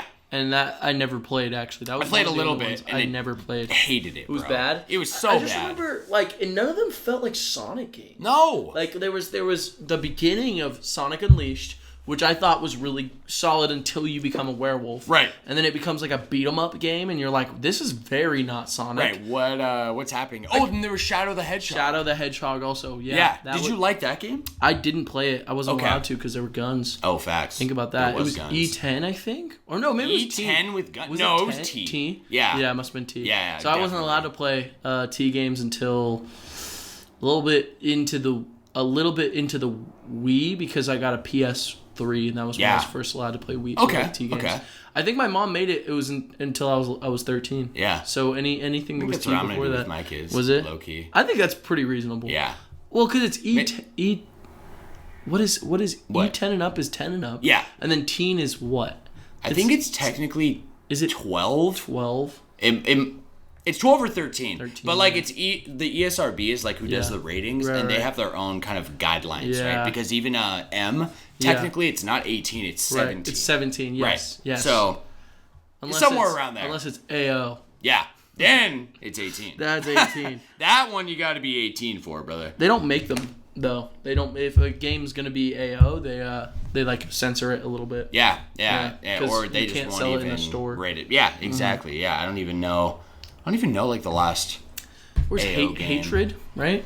Hatred. Or I'm gonna look it up. Yeah, look it up. It just a little interesting insight. It wasn't called Hatred. I'm gonna look it up. Yeah. AO. It was adults only, but there was. Here, I'm actually gonna look up last. It's interesting. AO game released. It was. Let's see. Well, the first came out in 1993. It's called The Joy of Sex. I was gonna say the most of these are a little like on the sexual. CDI. Hatred, yeah, Hatred, 2015. Last one was Hatred. Wow. Yeah. Yeah, Eden, EF, A Fairy Tale of Two, Seduce Me. Yeah, these just look like a bunch of porn. It's a bunch of porn games, but Hatred was like an actual, like insane, really dark, which is crazy because, to be honest, how do you get darker than like GTA?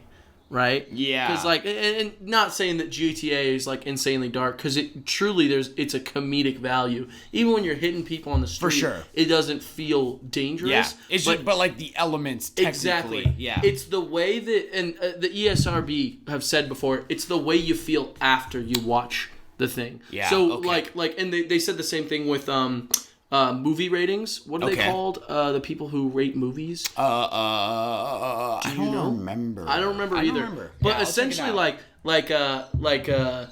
Ready Player One, which is a PG movie, there was a scene that they repeated from The Shining where all that blood comes in through the hallways, and a bunch of people were like, well, wouldn't that equal it's rated R because that's a lot of blood, right? Yeah. And they're like, well, no, because it's using it to reference something that was horrifying, but the movie itself isn't horrifying. I see. It's the way you feel after. So when I'm looking at this, I think it's the exact same thing, because the whole thing with Hatred is the way that it's like made. It's supposed to be like a school shooter like vibe, like a guy who like wants to get revenge on everyone, and so he goes out and kills a bunch of people. Yeah, which is very different. I've never heard of that. You never heard of that? No, that was pretty recent. It was 2015. Yeah, which is I feel like feels way too crazy for an AO game to be released.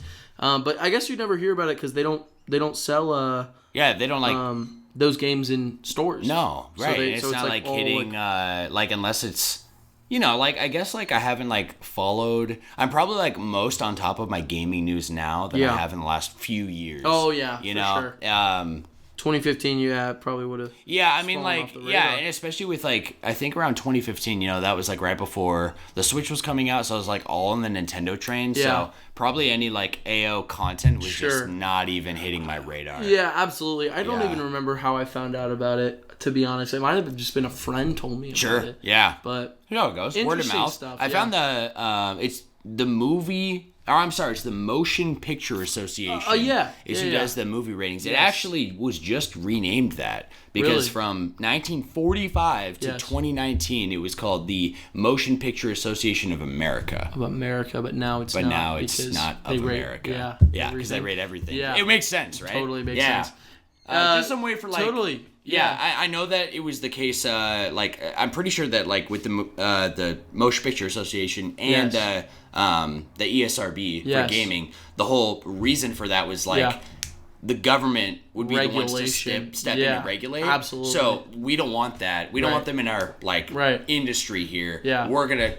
Kind of exactly. Right. Which is better than the government. Absolutely. I completely think. Absolutely, bro. You don't want people saying, no, this is no good for you. You can't have it. Right. I want to play it. Right. What if I want to play it? Bro. Yeah. How do you know what they'll even like want? Yeah, exactly. Like if they're not even gonna see it. Yeah. Let's move on. We got Fable 2. Oh, Fable 2. The Game of the Year edition came out January 5th, 2010 on Xbox 360. I don't know if we've talked about 2010? 2010. Oh. That's when the Game of the Year edition came out. I like it. And the Game of the Year edition, if I remember right, had like 2 DLC expansion packs that were like optional add-ons after Fable 2 launched, right? Nice. So it just came with both of them bundled in for free and on the disc, so you don't have to download anything. I was going to say, it's pretty lit. Back in the day when everything was actually on the disc. It was actually on the disc. Yeah. Oh, I love that. Did you play Fable 2? No, I never played Fable. It was Fable at all. Yeah, it was on 360, and I only had a PS3. Right. But yeah, I remember Blake got a Xbox 360 for it. Really? So, yeah. Just for Fable? Yeah, just for Fable. Because we were both PS3 gamers when we were kids. And then things change. Absolutely. Yeah. I fucking get it, bro. Absolutely. Totally get it. Yeah. Fable 2 is my favorite of the trilogy. I've heard it's good, right? It's really good. Fable 2 is the best one? I think so. Yeah. Yeah, I think so without a doubt. I had one complaint about the game. Yes. One. Yes. Which is the last boss is a joke. Like, literally a joke. Like, it's like, I don't even remember the exact scene or plot at all. Mm-hmm. I just remember, like, you're approaching, like, this dark god guy. Yeah. And he's literally, like, being electrocuted by, like, your magic attack. Yeah. And maybe you have, like, another side character helping you. Yeah. And it literally prompts you on screen to press the A button. And you press the A button and the final boss is done. That is the fight. It's not a fight. Like, it's just a plot. Press the A button. Wow, that's really weird. Yeah, and I like from how the final boss was, because they also came out with kind of like, I think like DLC, or maybe even not, with the original Fable. You get down to like the very last kind of true bosses in that game, right? And it's a giant skeleton dragon in lava, right? It's like, okay, very like medieval-esque, but badass, right? And I didn't beat the original Fable. It's actually really difficult. Is it really? Reese was a huge Fable guy, so I watched him beat the game, and I remember just coming from that and playing Fable 2, and I'm like, that was a joke. Sucks. Yeah. Why would they literally opt not to have a boss fight? That's really interesting. At all. However, that is my only gripe. There's so many like memorable moments in that game. Yeah. Also with like kind of like early, almost like what's the word I'm looking for? Mass Effect vibes of like, not necessarily your dialogue changes things, but your actions change your appearance, and you slowly kind of go towards a light side or a dark side. Yeah, kind of Infamous vibes. Yes, definitely, right? And how that affects everything. That's and how cool. Your character slowly, like if you're going towards the dark side, it's like he'll start growing a horn, and he'll start growing 2 horns, and they'll be little nubs, but they'll get bigger, right? And he just slowly starts looking like Hellboy, you know what I mean? For sure. Yeah. There was this one scene I wanted to say real quick, because you haven't played the game, so I don't know if there's much else to say on it other than this is a true, like, I'd say like classic, like Western RPG. Okay. You know, especially from a studio, you know, because I think it was Lionheart Studio or something like that. Have they done anything else? Well, they're closed down because they were a Microsoft studio. Actually, when they made Fable 1, they weren't a Microsoft studio. They were independent. Microsoft acquired them. Of course they did, right? Of course they did. For Fable 2 and 3. Then they made like some Fable Legends. It was like, remember the Kinect? Oh yeah. Yeah. So they they made they made a Kinect game. And Yikes. then after that bombed, as it was for the Xbox Kinect, so no fucking was it called there. I'm gonna look it up. What, the Fable game or Kinect? Oh yeah, it's Kinect. I remember it because I was all in on it when it first came out. I got it for Christmas. I was like, man, we should have a whole conversation about Kinect, we definitely actually, should. Because that was like... Oh, it's called Fable the Journey? Fable the Journey. Yeah. Okay. Yeah. Oh, and then they announced Fable Legends, but I think it was canceled, and then they disbanded the studio. And then they got shot down. Damn. So, dude, this game, like, it's a cool classic. Yeah. I think it still holds up today and is worth a play. There's this... Yes. You think so? Yes. Yeah. Wow. Even if you just play Fable 2. Really? Yes. What about plot-wise? Is it, like, continue from the first one? I think it is, but I didn't beat the first one. Oh. And I loved the game. Fine with it. Just contained for what it is. And it does have an independent story. Like, the whole story is congruent within Fable 2. Oh. You get to this part of the game towards the end. Yeah. Where it is a flashback scene, or at least that's what you think it is, and you're a child. And so you're playing it, right? And I'd never quite seen this in a game before. And I'm sure like other games have done this like since, but you're a kid in the house, and you know, like in the context of the lore, you like wake up and you're like, wait, I'm like dreaming, right? And there's like a flashback, and it kind of seems there's like a little bit of like a blur in the background, so it almost seems like a dream. Yeah. And your sister's there, right? And like I think like the main character's like, hey, like where's our parents, right? And the sister's like, oh, we gotta wait for them to come home. We gotta wait for mom to come home, okay? And basically, like, if you try going outside, it's like, you look outside, you're basically in this tiny house in the middle of, like, a field. Kind of imagine, like, it's like medieval type vibe. Yeah. And it's like AOT, like one of those small farm villages. Right. Just a house on its own in the middle of nowhere, right? Interesting. And, as you're wandering around outside, you're like doing some errands, but then if you wander too far from the house, your sister starts screaming from the house and it's like, hey, like it's not safe. Mom and dad said they'll be back soon. But nothing progresses until you do something. So it's kind of like, right, like the game is literally telling you without telling you to do something, okay? So naturally then, kind of Undertale vibes. It very much an Undertale vibe. Yeah. So I remember you go back up, and if you go back inside, night falls, and you can sleep in the bed, and your sister's kind of telling you, hey, just like, let's just wait for mom in bed. Like, let's go back to bed. Right. You wake up, you're in the exact same spot. It's on a loop. Okay. Oh, wow. And so I probably went through the cycle 3 times before I'm like, nothing is different. Nothing's right? Gonna change. Yeah. So eventually I challenge the system and I start running away from the house. Right. And there's one exit that like shows like a gravel road kind of leading around a corner that you can't see. Right. Kind of like Truman Show vibe now, where you know how he's trying to leave and he like can't. And there's like things everywhere. Yes, that's kind of what it's like. Interesting. Right? So you keep going. Yeah. And suddenly your sister goes from like a no, come back inside, like she's screaming, to like a blood curdling scream that's like, no, like don't go, like it's not safe, and she like is freaking out, right? Interesting. And then when you turn around, the sky kind of turns orange hueish, and it kind of gets more eerie. And so as you slowly start, then you kind of like, as you're venturing out where you shouldn't go, there's a fire. So as you're approaching the fire, the whole sky now is kind of turning dark and eerie, like there's a huge fire, and as you approach it, and that unlocks the end of like the sequence. You were stuck in like this dream loop of watching what happened to your parents, what actually happened to them long ago, which is that they burned and died from like like bandits outside of their village. Oh wow. Yeah, and like, and you approach that, and like you see your family, and then and you're back. Do you see the family die, or is it? You don't see them die. You see them dead. Oh wow. And dying, like like that's it's a cool. Fire. Yes, I like that idea a lot, dude. And that's really cool.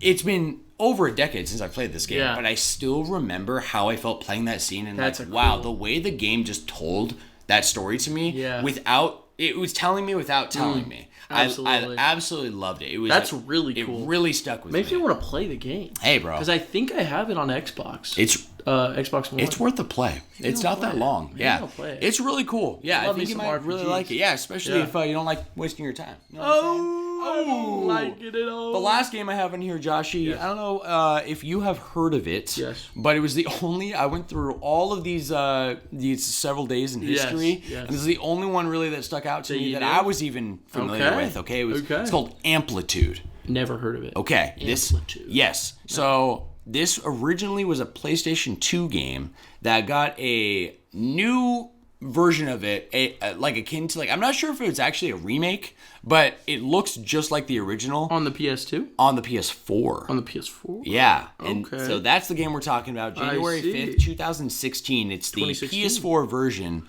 of Amplitude. Okay. So basically the game... It's like a rhythm game? It is. Okay. Yeah, it's made by Harmonix. The old one and the current one. Well, Harmonix made Rock Band. Oh, really? Yeah, so this was Rock Band before Rock Band. Dude, that's crazy. The way the game is set up... It looks like Rock Band. Right? That's crazy. Yeah, like you can see how Rock Band came to be, or even Guitar Hero, looking at gameplay of this game. Wow. You're basically like a Samus-style...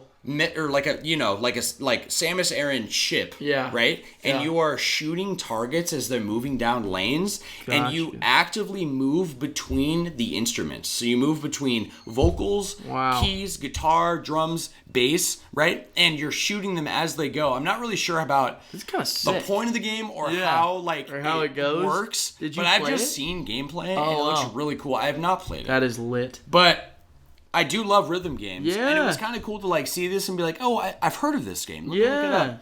This looks sick. I don't know. It looks really cool. I really like the way this looks. Especially because it's like, I mean, it's just with a controller, right? Yeah, it's just with a controller. Cool. Right. I think that's fucking lit. So I think I think it was a PlayStation Plus game at one point. Ooh. So I think I might literally already have it. And I think that's how I heard of it. So I'll keep you updated. Give it a shot. Honestly. If I try it, I'll try Fable 2. You try Amplitude. Oh, hell yeah. You want to do that? There's some homework, bro. Let's do some homework. Right. Yeah, Joshy. Oh my gosh, I'm writing it down. We're making it official here. I love the sound of Fable. I always wanted to play Fable, and you're right. I have no reason to not play Fable. You know? Yeah, you honestly have no reason. I have no reason. I'll give you Fable 1 is really good. Kind of dated. Should I not play? Yeah, should I just play Fable 2? You know, I would honestly say like Fable 1, there's the not the original Fable 1, but they have like that anniversary edition. Okay. That was actually a remaster that they made on the 360 because Fable 1 was an Xbox game. Was an Xbox game. PC. And then Fable 2 was an Xbox 360. Exactly. Yes. So if you were going to play it, probably on your Xbox One. Yeah. I probably could. But I think Fable 2 is worth the play. Fable 3... Fuck no. Yeah, that was the one with the. No. Doesn't it have the really weird Yeah, you know it. The pause menu. Yes. The hub world. Pause menu, bro. Okay, wait. Talk about wasting your time. Yeah, that sounds like a waste of time. Yeah. I am not a fan. I think I might just play Fable 2 and then just call it a day. You should. Also, do you mind if I use the bathroom? This is perfect. Okay. We got our next section. Let's take a break. That's what I'm saying. I was drinking too much water because I got to pee. All right, we are back. We're back, baby. We are at our classic section of news and updates, yes, my we friend. Are. But yes, it we are. is under a new title, as I referenced earlier. Yes, what is it? It is Pixel Press. Pixel Press? Pixel Press, baby. That's cute. You like? Yeah, I think it's cute. Yeah, I think it's a little catchy, you know? Yeah, kind of follows the gamer theme. Yeah. With some patch notes. Okay. Of course. So the first up on the patch notes, which is our updates for the channel. Oh, I see. Yes, sir. You get it? Yeah, we got new music. So we referenced this earlier when we started today's episode, but we are going to have new music happening every season. Sometimes maybe even more. But for at least every season, we're going to have a new intro opening, just like in an anime or a TV show or a movie. And all of our music, I don't know if we've ever really talked about it on cast or given a proper shout out, but my buddy Brad, who, and honestly, there's a couple of Brads I grew up with, so I don't know if we've ever talked about Brad a lot on the podcast, but I have known this guy as long as I've known Reese. I thought we talked about Brad.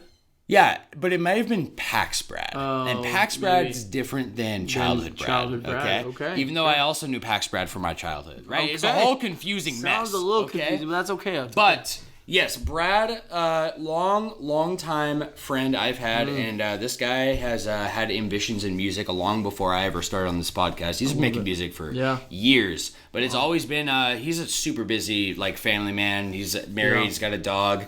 I think he's trying to have a family eventually, but he's like managing this like grocery chain that's in Oregon and on the West Coast. It's called Market of Choice. Wow. Yeah, and he's a manager over there now. And when he was first getting into music, I know he was like manager of like the meat department over there, but now he's like the store manager. Wow. So he's a busy guy. But I asked him to come up with like some new music for me for the cast for season 2, and he sent me like 16 like rough songs that he's like, hey, I just put these together and I've been doing it, but I'm just gonna share it with you and you take whatever you want. Wow. And I just love the one that he made like for our intro. So here. good. But it's literally so good. I'm so grateful, man. So I'm gonna plug him now and every episode. So his handle on audio platforms, which is like SoundCloud, Spotify, YouTube, anywhere, it's Shadow Buddy Music. Shadow Bunny? Shadow Buddy. Buddy. Yes. Buddy. I have a little bit of a cold. That's okay.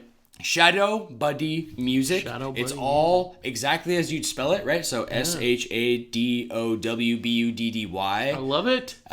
MUSIC. You can find that it's one word together, no spaces, and you can search anywhere and find his music. Wow. And he makes all kinds of music. He has a EDM kind of like focus slash lo-fi. Okay. And that's kind of his vibe. Yeah. And he's made quite a variety. He actually made back a couple years before I started the podcast, he made like a video game soundtrack like inspired by old retro games like Chrono Trigger and Super Mario RPG and whatnot. I think you told me about it. Has the vibe, bro. Yeah. It really does. He's got a gift, man. Yeah, repeat really the name one more time. Shadow Buddy Music.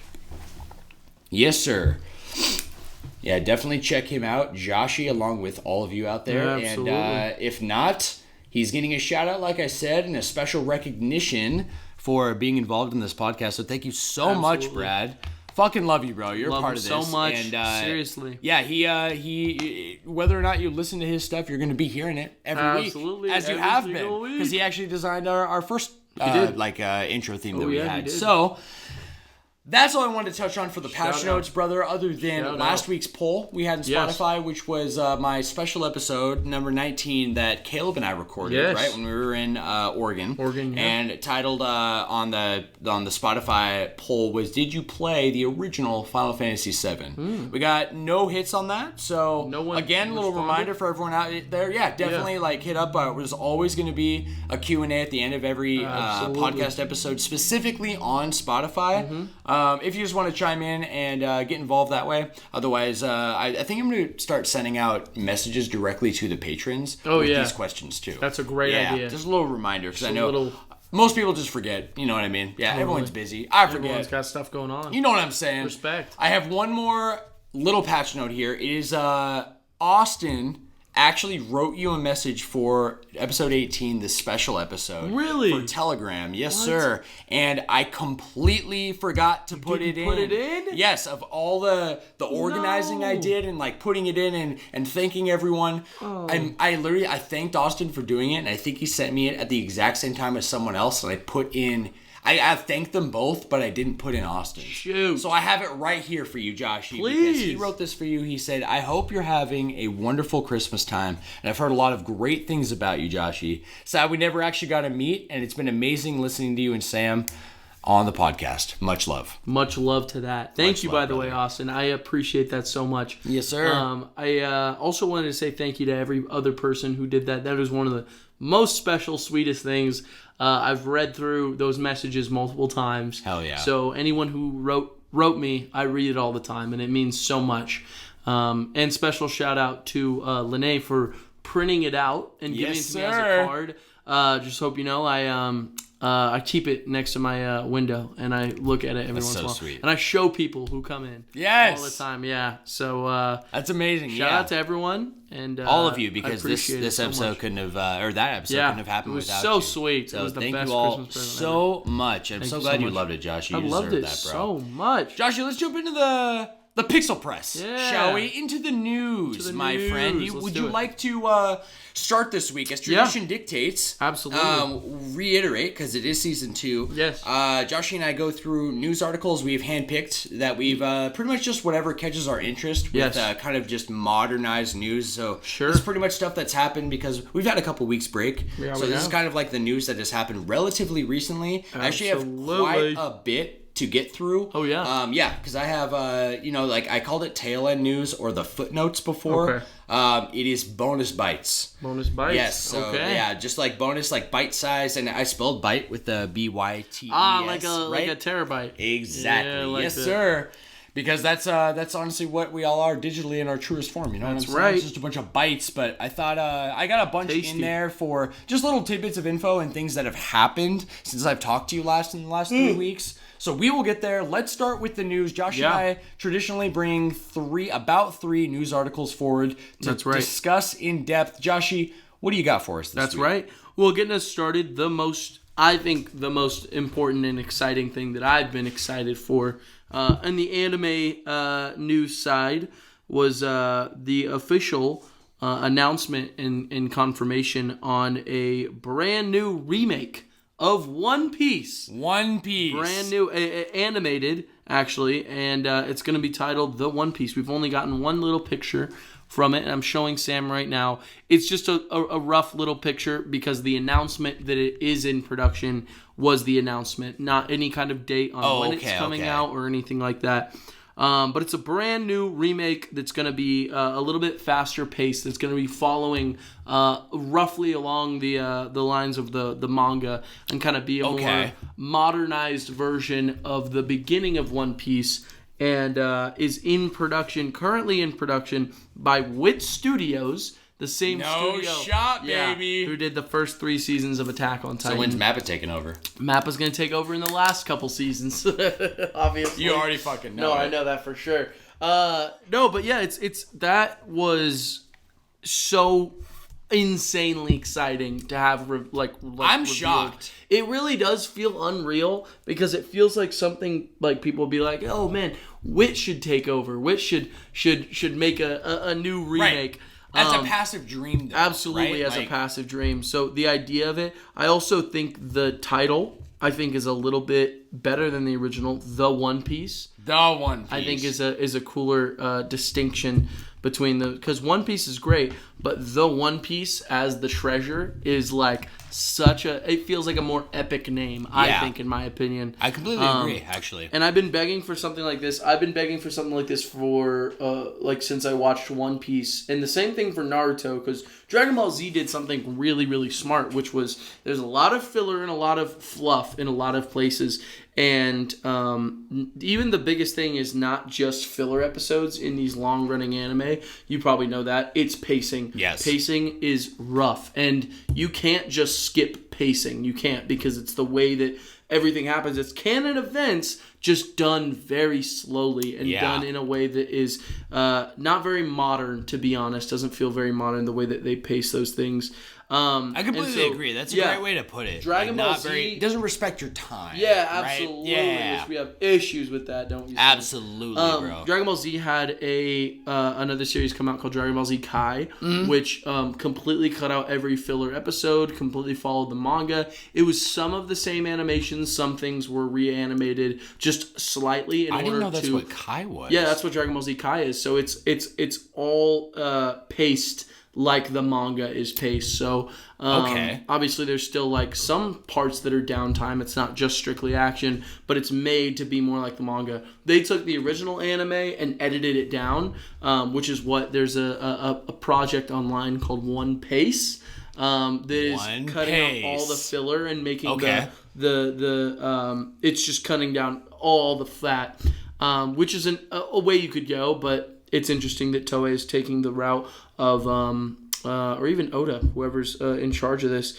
is taking the route of completely remaking it in order for One Piece to consistently stay kind of modernized. Yeah, like cohesive. Yeah, with everything and with the live action. Absolutely. Too. And also, like, one of the biggest things with One Piece is, why haven't you started it? It's like the question for anyone. For all the reasons that you've said. I mean, all those reasons, absolutely, but also like the episode count. Yes. 1,000 episods is scary. It's daunting. Daunting. I mean? Yeah, it's daunting. It's like Witcher 3, bro. You look at it absolutely. And I'm like, I want this. Right. But do I have the time? Do I have the time? No. Can I get into it? Yeah. Right. Can I get into it? No. Yeah. I'll chunk out other things and then you never make time. Yeah, for absolutely. Yeah. Which, that it's really relevant with you specifically because you and I were in that boat together. Right. And now I'm in that boat alone. Right. Because you're completely caught up on One Piece. And that's one of the issues is like the everyman is not going to be able to watch One Piece truthfully because following that much, you have to be like an avid anime like watcher the way you consume it. And so this just excites me. I just think it's really exciting. I think it's hype. I know, seriously hype, and those earlier seasons would do with a little bit of like modern animation. I think that would be really cool. Yeah. And I'm really excited. From what we've heard from rumors, complete new voice cast, which is crazy because the people who've been playing the Straw Hats have been playing them for over 20 years now. Yeah. Yeah, like they're still going, over 25 right? years. Yeah, they're all the same voice actors. Wait, so I'm sorry. Actually, finish it. I got questions. No, I'm all done. That's basically what we got. Sweet. But we don't know too much about it. Okay, because it's in very pre-production. So I guess I'm interested. In how exactly they're doing a remake when it's still not done. Yeah, so that's a question a lot of people have. The way that I look at it is that One Piece itself is at the tail end, and I know it sounds silly because it's like, we probably only have about like I want to say 5 years, but probably less now to the final arc and when it finally starts to end. And the show is consistently catching up, but having a different studio that takes care of this show. Hopefully, it's going to have a completely different vibe to it. It's still going to be One Piece, definitely. And you can't destroy what the manga sets up. Right. The fun that is had, we saw with live action, it was an adaptation of that manga, and it was just as fun, had just the same vibe. The villains were just as enjoyable to watch. And so what I see it as is more like the live action, an adaptation of that manga, even if it isn't done yet, it still has its opportunity to kind of show its stuff and show what makes One Piece so good. Yeah. It's really interesting to me. So they're still going to make the original incongruent. It's a different studio who's working on it. So and they're not going to be working like with Oda. Like who's the current studio? The current studio is Toei. It's Toei. Yeah. Right. So they're working alongside Oda to make sure, right? Like everything is like it's being told in the way that Oda wants it to tell. Yeah. Right. And very carefully. Yeah. So is that not going to be the case? No, it'll still be the case. Same thing with the live action.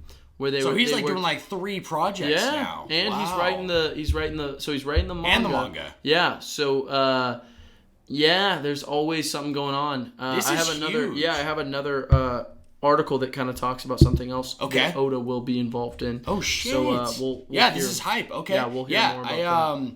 This is really exciting. It kind of like where my head space is at with it. It's like this seems really, once again for One Piece, kind of like something that no one else has really done before. Yeah, you know what I mean? Absolutely. Yeah, especially a remake from the ground up. Yes. Even any of the big three haven't had something like that happen. And before it's done, and they just started a live action adaptation. Absolutely. So like I feel like going back, like this is like three congruent projects with the main one that the other two are based on. Absolutely. It's not even done, right? Yeah, and the funny thing is when people talk about it, it's like, yeah, it's never been done, absolutely. But also, like, truthfully, like, One Piece has just never been, like, something like that has never been done before. No. Like, the way that they do One Piece and the way that it's all,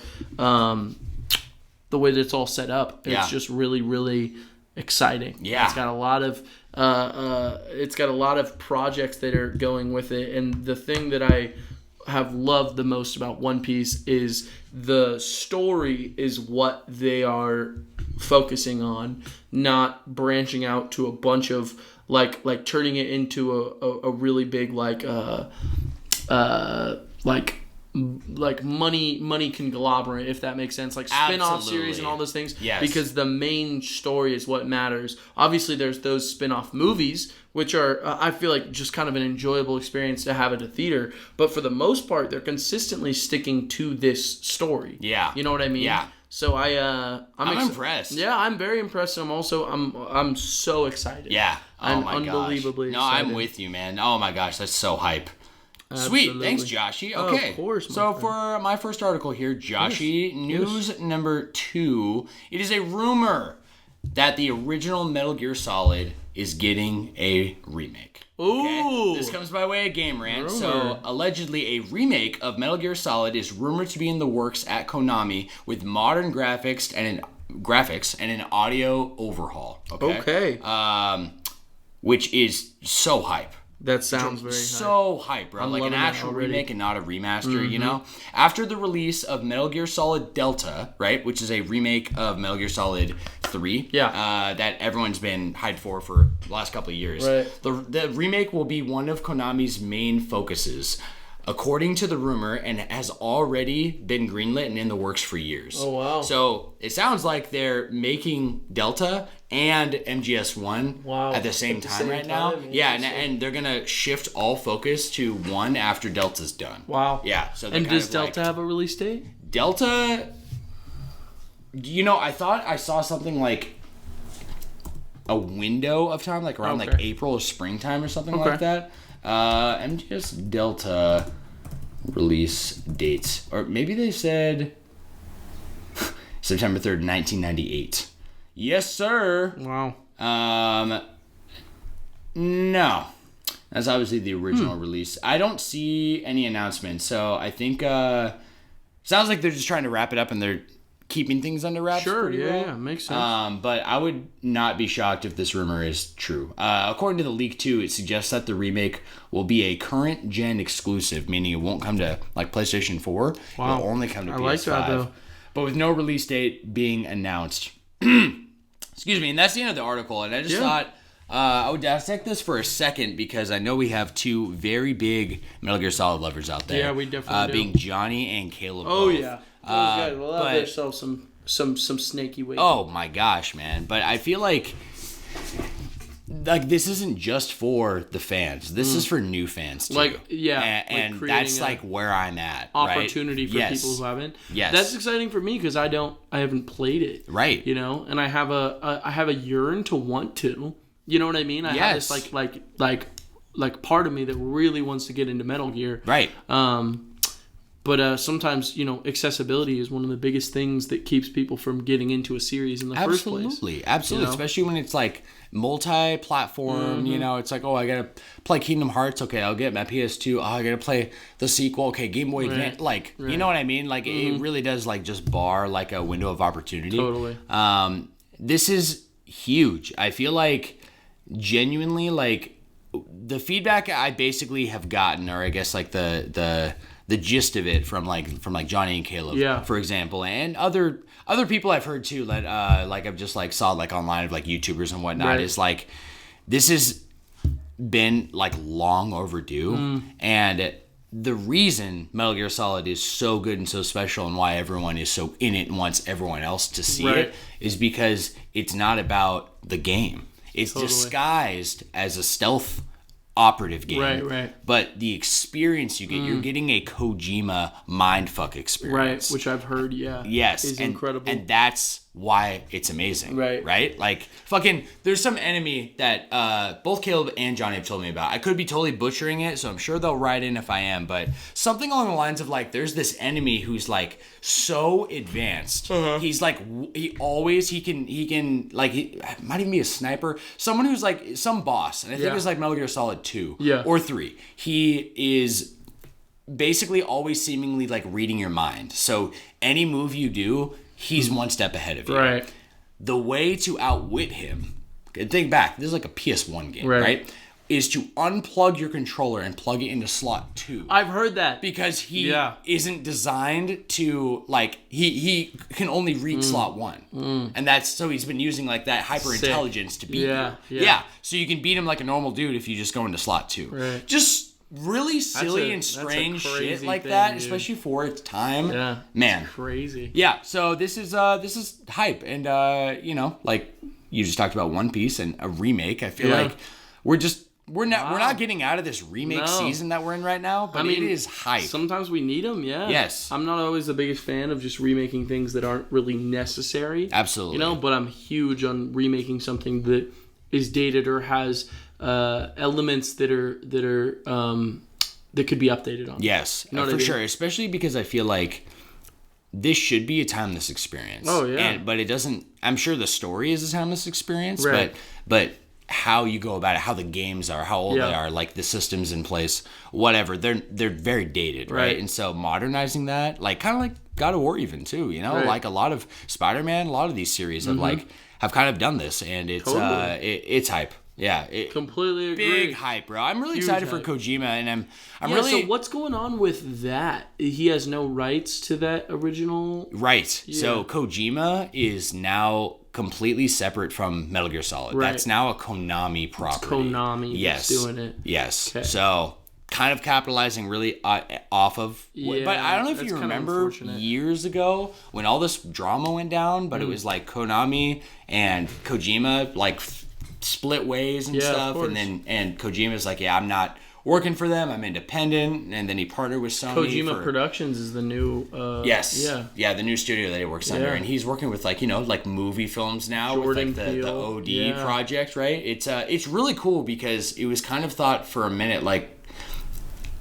the community was kind of rallying around Kojima because of what he was saying about Konami, right? And being damn, this is sad and unfortunate. People were even boycotting the Metal Gear Solid series because they felt that why is this in Konami's Konami, why is this in Konami's hands and not Kojima's hands, because this is Kojima's baby, he created those, and he literally just let it go to sever the ties, sure. So it's really cool to see how far it's come. Survive. You remember that? Dude, do I remember? No, I forgot. That's embarrassing. And that tells you everything you need to know. That's embarrassing. Joshua, what's news number 3, bro? Alrighty, we got something interesting. This is going to take a little bit of explaining. So back in 1994, Arichiro Oda, before he started working on One Piece, he created what's called a one-shot. You ever heard that term in the manga community? One shot. No, it's so a one shot. It's essentially it's like a story that kind of wraps up after a quick period of time. Okay. Which was originally, actually, funny enough, what JJK was going to be, because the person who first wrote it, Gege, I forget their last name, originally wrote JJK 0 as the original story. And had the main character Yuta as the main character, and that was a one-shot that existed. And then technically, JJK is a sequel to that story. Yeah, that's cool. Pretty cool, that's right? Really cool. And so when they animated it, they made it a movie. That was a one-shot, right? Okay. Oda's one-shot was it's called Monsters. It was written in 1994. and it follows a character named Ryuma, who is a samurai who lives in this world where there are monsters that he fights. He's kind of like a samurai who's hired by people. So through the events of One Piece, we learn that Ryuma is a character that exists within the One Piece universe and ends up actually being like Zoro's great-great-grandfather in this one-shot. So this one-shot is canonically like canon to the One Piece world. Wow. Yeah, pretty interesting, and right? One Piece came out after this, yeah, right? One Piece came out 1997, if I'm not mistaken. The manga. That sounds right, yeah. 1997, and then the original 1998 movie came out, and then it was 1999 was when the original anime came out. So there is a movie adaptation that is coming out for Monsters. Yeah. It's technically it's getting an anime directed by Sung-Hoo Park, which is going to kind of follow Sung-Hoo Park. Yeah, that's the name. All right. Sung-Hoo Park, yeah. On Ryuma's adventures in his time. We don't know if it's going to be in Wano. We don't know if it's going to if it's taking place. I haven't read it either. I haven't read it at all in any way. So I'm excited to see it. I'm pretty hyped to kind of get into that whole idea because it is like an actual One Piece movie, and it's also just some of Oda's first work. So I'm excited to see it. That's hype. And there's stuff that happens in the movie that is referenced through the entire series. Ryuma, they talk about Ryuma like slaying a dragon and that being like a huge thing. So we'll probably see that. So just cool stuff. That's so sick. Cool. I have a question. Yes. Did One Piece confirm the canon nature of Monsters recently? No, it's been known for a minute. Back in Thriller Bark, we see in Thriller Bark there's a bunch of reanimated corpses, and one of the corpses is of Ryuma, who Zoro has to fight at the time, and that's how he gets one of the most powerful swords he had at the time until Wano, and he trades that in. It's a whole thing, but that's when we first meet Ryuma, and we learn about the legends of. That's when we Thriller Bark, which was right after Water 7, so back even way before time skip, we find out about Wano, we find out about Samurai, we find out about all that stuff which is being set up, and we find out about Ryuma. So no, it's not too recent, but we just recently found out kind of a confirmation that we all assumed, which was Zoro being the descendant of Ryuma, who is the guy who kills the dragon. Pretty cool stuff, right? That's honestly insane, bro. Yeah. Jeez, more One Piece. More One Piece. But shit. The thing I love because I was thinking this was going to be a separate thing. Yeah. Of Oda's, a different kind of project. Well, of course. What people would assume at first. Yeah. But he just wrote it into his story, so it's a One Piece story. Pretty cool, right? Yeah, it's amazing. Yeah. Sheesh. All right. Joshy. Okay. Course, number 4. Here for you for the news this week, my friend, is the winners of the 2023 Steam Awards. Ooh, okay. Yeah, so we just got this list. Did we? Okay. And they had their own special categories here, but what's kind of cool is that it is 100% community voted. Very cool. Yeah. So, and you have to vote with your Steam account. You can only make one vote or whatever. Way. So, yeah, it's pretty official. Yeah, and this is the list they do every year. Cool. So I got the list here. What do you think is Game of the Year? On Steam? Make a guess. On Steam. On Steam. And if I'm not mistaken, is Baldur's Gate on Steam? It sure is, brother. It is Baldur's Gate 3. Yeah, because I think it was simultaneously released for PC and PS5. No, it was PC, and then it was a couple weeks later. Oh, you're right. PS5, yeah, and then it just dropped during the Game Awards for Xbox. For Xbox, right. Nope, now Baldur's Gate 3. Yeah. Yes, sir. So Baldur's Gate first dropped on Steam, I guess. Yeah. Yeah, no, you're 100% right. Yeah, I remember seeing that. Okay, VR Game of the Year goes to... Wait, can I guess? Yeah. I don't know. La. That's what it starts with. I wasn't going to get... Oh, wait. No, I don't know. You don't know? No. I'd never heard of it. It's Labyrinthine. Never heard of it. Me neither. Sounds like a maze game, which in VR, that probably is cool. Sounds pretty cool. Could you imagine? It's like a bad trip. You're stuck in a giant pyramid maze forever. Yeah, and it doesn't let you take your headset off until you beat the game. It literally locks in. That'd be crazy. It locks in. Labor of Love. Ooh. I don't know what criteria some of these fall under, but I guess use your imagination. Okay, so Labor of Love Award went to Red Dead Redemption 2. So allegedly you can... I don't know. Maybe it means like... Because that didn't come out this year. Right. Hold on. Apparently they can just vote for any game. Right? You know what I mean? Sure. I have no idea. But apparently, the Labor of Love Award goes to Red Dead 2, which I do know that game is a labor of love. I haven't beaten it, but from everyone who's played it, I know that much. Okay? Absolutely. Best game on Steam Deck goes to Hogwarts Legacy. Really? Yeah. Which good for them. They finally got a freaking award. You know what I'm saying? For something, they deserve that. They did. Did you see gameplay on Hogwarts? Did you play it? I never played it, and I never really watched too much because I wanted to play it. But then I just didn't. Actually, Marshall has it, and he was pretty obsessed with it when it came out back when we were at BR together. Wow. And so I went to his place and checked it out for a minute, and then I played it a little bit. Oh, yeah? Dude. Was it fun? Yes. Really? Yeah, and the way the spells are, the way, everything is, it's very fleshed out. Yeah, and it's, like, open world, right? Yeah, like open world-esque. Open Hogwarts? Hogwarts? Open Warts? But it's, like, a pretty big map. Yeah. If I'm not mistaken. Yeah. It's, like, all the Hogwarts, like... grounds, and then it's like the outside with the water and like all that, right? Yeah, it's cool. It has all these explorative areas, and you really like see all of Hogwarts there. That's really cool. Yeah, really cool. Yeah, good on them. Okay, Better with Friends Award goes to Lethal Company. Lethal Company? Yes. Never heard of this. Me neither, but context clues here. Let's hear them. Sounds like it sounds better with friends, to be honest. Lethal Company. I'm interested. I'm interested. They got me. Much so. They got me. Outstanding visual style went to Atomic Heart, which I think is the same guys who made you know what I'm talking about? That Zelda pixel art game. Oh, I played it with Caleb. He's gonna kill me. That fucking Zelda pixel art. Yeah. What Hyper Light Drifter. Oh, remember that game? Did they do that? I thought they did. Well, Atomic Heart looks nothing like Hyper Light Drifter, if that's what you're thinking. Yeah, let's see. Atomic Heart. Yeah, it's an FPS, right? Yeah. Ooh, yeah, good reviews too. Yeah, that's so funny that one because Ben Handorf, huge friend of the show, I just was talking with him yesterday. Okay. And he was telling me how much he loves Atomic Heart, and I was telling him how I was playing Spider-Man PS5.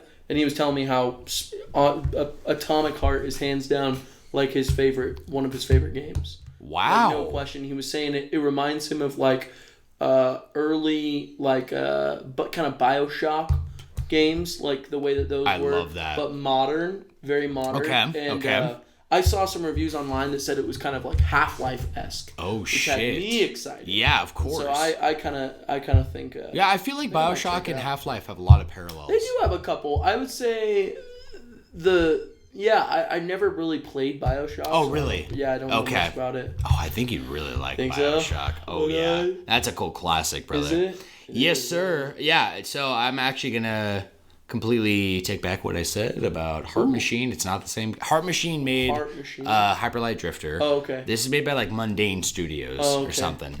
So not even close. Maybe my brain just... I completely forgot. I'm pretty sure Caleb did talk about this game though and how cool it was. Said it was really good. He didn't really tell me anything like extensive like this though. So I don't know if he beat it. I've just heard good things about it. No, the reviews are super high. So... good on them. Outstanding visual style, especially for an FPS. That's a big award. Yeah, and also I have seen, like, have you seen any videos of it at all? No, not really. It looks amazing. Does it? Yeah, just visually. It just looks really good. Okay. Most innovative gameplay. You want to make a guess at this one? This is a big game that we've talked about several times in the cast that came out last year. It was a big game? Yeah, big game.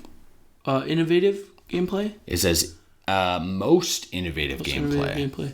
I'm gonna say whatever that one that won all those awards at the Game Awards. Baldur's Gate? No. Oh, I know what you're talking about. I think that was a Switch game though. Was it? Or maybe it was multi-platform. I don't remember. I know what you're talking about though. That rhythm game. Yeah.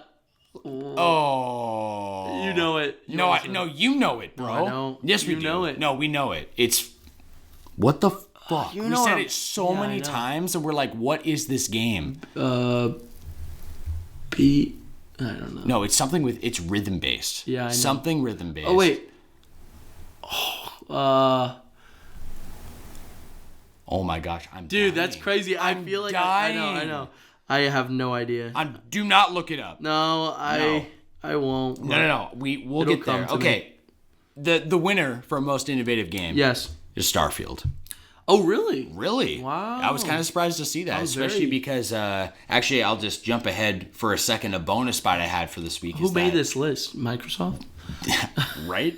No, the community behind Steam, my friends. Okay, this is actually fan-voted. So it's fan-voted. But the irony for me is that one of the news articles that I added to the bonus bites is Starfield's Steam reviews continue to plummet. And it's sitting right now at a 37% satisfaction rating. Well, that's so funny really low. Because I heard that it was not innovative at all. That's what I heard. People said it was like a Bethesda game in the worst possible way. Right. Well, like, the innovation was there, but the execution wasn't. Yeah, it's like the idea. Yeah. Right. Yeah, but they just said it was like NPCs, bland. It just feels like a just not it. Yeah, you know. Right. So that's really surprising. I'm surprised by it. Very interesting. I was shocked when I read it on here, to be honest. But okay, best game you suck at was a category. What does that mean? Hardest game. I'm guessing it's tough, right? Or just like. Can I guess? Yeah. Liza P. Oh, that's such a good guess. Yeah. It was. I think that got like second or third place. Really? The first place was Sifu. I've never heard of that. That was on the Game Awards list for one of the categories, and I don't remember which one, but I remember seeing the name of. I always think of Master Shifu from Sifu from fucking. How do you spell it? No, it's Sifu. Fu. Z. From what the fuck? I was like, no. Now I got two things I can't think of. Well, that's Kung Fu Panda. Let's get that out of the way. The other game. Wow, I've never heard of this. Very interesting. I will think of that game before this episode ends. If we do not, but by the time we hit the last section, let's see. I'll look it up. What? It has beat in it. Beat? Doesn't it? I don't think it does. Dude, it definitely did. Beat. Oh, I think maybe it ends in beat. Moving Jet on. Set? No. Jet Set. Best soundtrack. Yes. Went to The Last of Us Part 1. Oh. Yeah. Wow. Yeah. Best cool? soundtrack. Mm-hmm. It is a good soundtrack. Did they remake the soundtrack for Last of Us Part 1? They might have. I don't know. I didn't play Part 1 yet. Yeah, I didn't either. Yeah. Kind of want to, though. Just the OG Part 1. Yeah, the OG Or part. I guess or the Part 1 remastered. It was technically just Last was remastered. Right. But Part 1, yeah, maybe they did. But, I mean, that's kind of surprising to me. I was a little surprised. Yeah. Because happy with that one game came out. You know the name.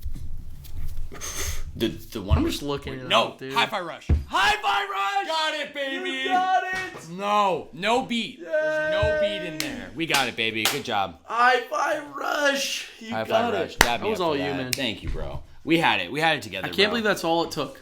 That's it. Yeah, pressure. Okay. All it took was a little. Damn, there was like that was like an early trivia session. Yeah, all right. It was. Outstanding story-rich game. Ooh. Went to Baldur's Gate 3. Okay. Yep. As you figured it probably understandable. would. You know, sit back and relax. Ooh, let me think. It's called Cozy Cove. Ooh. That's a really good guess. Yeah, what is based on that was at the Game Awards. I know. That was literally Yeah. No, but this is another one that I'll give you a hint. What is it? Said it was a game that was coming out, and I think it's on everything. Okay. But specifically, it was on the Game Drops one week for the Switch, and it was shown during that 1,000-Year Door presentation. Oh, okay. Right? And it's an indie game, and it got insane reviews, and it's a pixel art game. What was it called? It's called Blank the Blank. That's your hint. I have no idea. Dave the Diver. Oh, what the fuck? Yeah, you knew. I never would have. You knew. Have you seen the reviews on it? Apparently, it's fucking huge. Insane. Yeah. Yeah. Well, I need to play this game. Yeah, apparently we both do. Why is it sweeping? Right. Dave the Diver is It's an indie game. It has pixel art. I don't know why we wouldn't be into it. I don't know why. Other than the fact that it's called Dave the Diver. You know? mean, it just sounds generic. Sure, you know what I it mean? does. But that's it. That's the so last funny. little bonus on here, Joshy, is the Top Seller Award. Yeah. Which is probably I don't think it's among the most shocking on the list to me. Okay. Because the top seller... Well, I'm sorry, what'd you say? I don't think Dave the Diver's pixel art. No, it's definitely pixel art. Are you sure? Yeah, I think it might have like 3D rendered backgrounds. Doesn't look like pixel art to me. No, dude, I'm telling you, it's pixel art. That's pixel art? Wait. I swear this is like, there's pixel art in this game. Or maybe it's like a hybrid. Oh, look. Drawn animation. Yeah, that's pixel. Okay. I swear when I was watching the gameplay, like trailer and like whatnot, and then I heard like a YouTuber talking about how good the game is, I was like, oh, this looks really good. Wow. Okay, yeah, I do. Like, like art style wise, with big fucking sea monsters, who knows? But okay, Joshy, real quick, I'll grab your attention for the top seller award. Yes. What do you think was the best selling game on Steam? Baldur's Gate. No. In fact, it wasn't a game that was released last year. So. Oh, it can be any game. Yeah. GTA 5. Ooh. No, it wasn't. It was actually Destiny 2. Wow. I wouldn't have guessed. Yeah. Yeah. I was literally like, because of all the reports now about like what's happening at Bungie, with how it's like Destiny 2 is just bombing and not giving fans what it wants. Oh, yeah. It still was the top selling game on Steam. Well, crazy. That's the list, Joshy. Wow. So yeah, I'm impressed. I would run through that. Yeah, that's very interesting. Me too. I like the diversity on the list. Yeah, too. I'm loving it. It wasn't just Baldur's Gate winning every. Yeah, that's all we expected. Josh, what is your last article? News number 5. Alrighty. Well, this one's pretty simple, but Mappa just confirmed that the next arc of JJK, the Culling Games arc, will be is completely confirmed, and they're working on it right now. Essentially, right now, baby. Yeah, okay. So it's being animated. They released a little teaser video that came out with it. That was kind of just like a. They do this a lot for like for manga. They'll like animate sections of the manga. Oh yeah. Not in like a not in anime style, but almost like the parts of the manga kind of coming to life. Have you ever seen like a video like that? Yeah, I have. Yeah. So they did a video like that for some sections that are coming up, and as someone who has read a majority of this next arc, it is so good. Really? I cannot wait. I think it's gonna be. I mean, like Shibuya was amazing, but I think it might be even bigger just because of the scale of it. Okay. And it's getting good. Yeah. It's really getting. Hell yeah. It is good. It's incredible. So. Oh man, that's pretty hype. So hype. Bro. Yeah. So I don't remember if I reported this last time, but I wanted to mention. Did I mention the Chainsaw Man Reezy arc movie at all? Did I mention that? It sounds familiar. Okay. You might have. I think I might have said it on the podcast, but I just wanted to mention it again. That's also being worked on. Okay. At Mappa is a movie for Chainsaw Man, which I'm You're hyped so for that, right? hyped for. Yeah, because I love Chainsaw Man so much. But that's kind of a little update from Mappa. Yeah, they're working on stuff, and they got a couple other things coming right now. Pretty soon they'll be. They have a new show coming out that is based on it isn't something that they've already been working on. It's like a new manga that they're adapting. Okay. I don't remember the name. Okay. But keep your eyes out for Mappa. They're always doing something. Eyes and ears, because we'll report on it, baby. That's right. Yes, sir. That's right. Sure. All right, Joshy. The last news article here I got for number 6. Yeah. Might interest you. I'm not sure. Are you a Fallout fan? Fallout? Yeah. Not so much, but I love hearing about it. Yeah. Okay. Yeah. This really interested me. I'm actually not really a Fallout guy. I'm not really a Bethesda.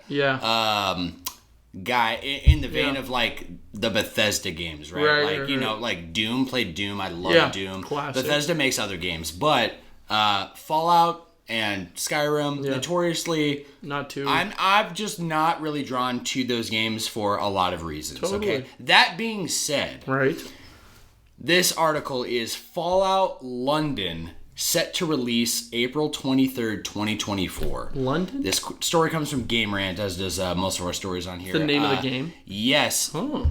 But check it out. It's not made by Bethesda. I'll start with that. Who's it made by? A fan-made mod. What? For Fallout 4. What? Yes. That's crazy.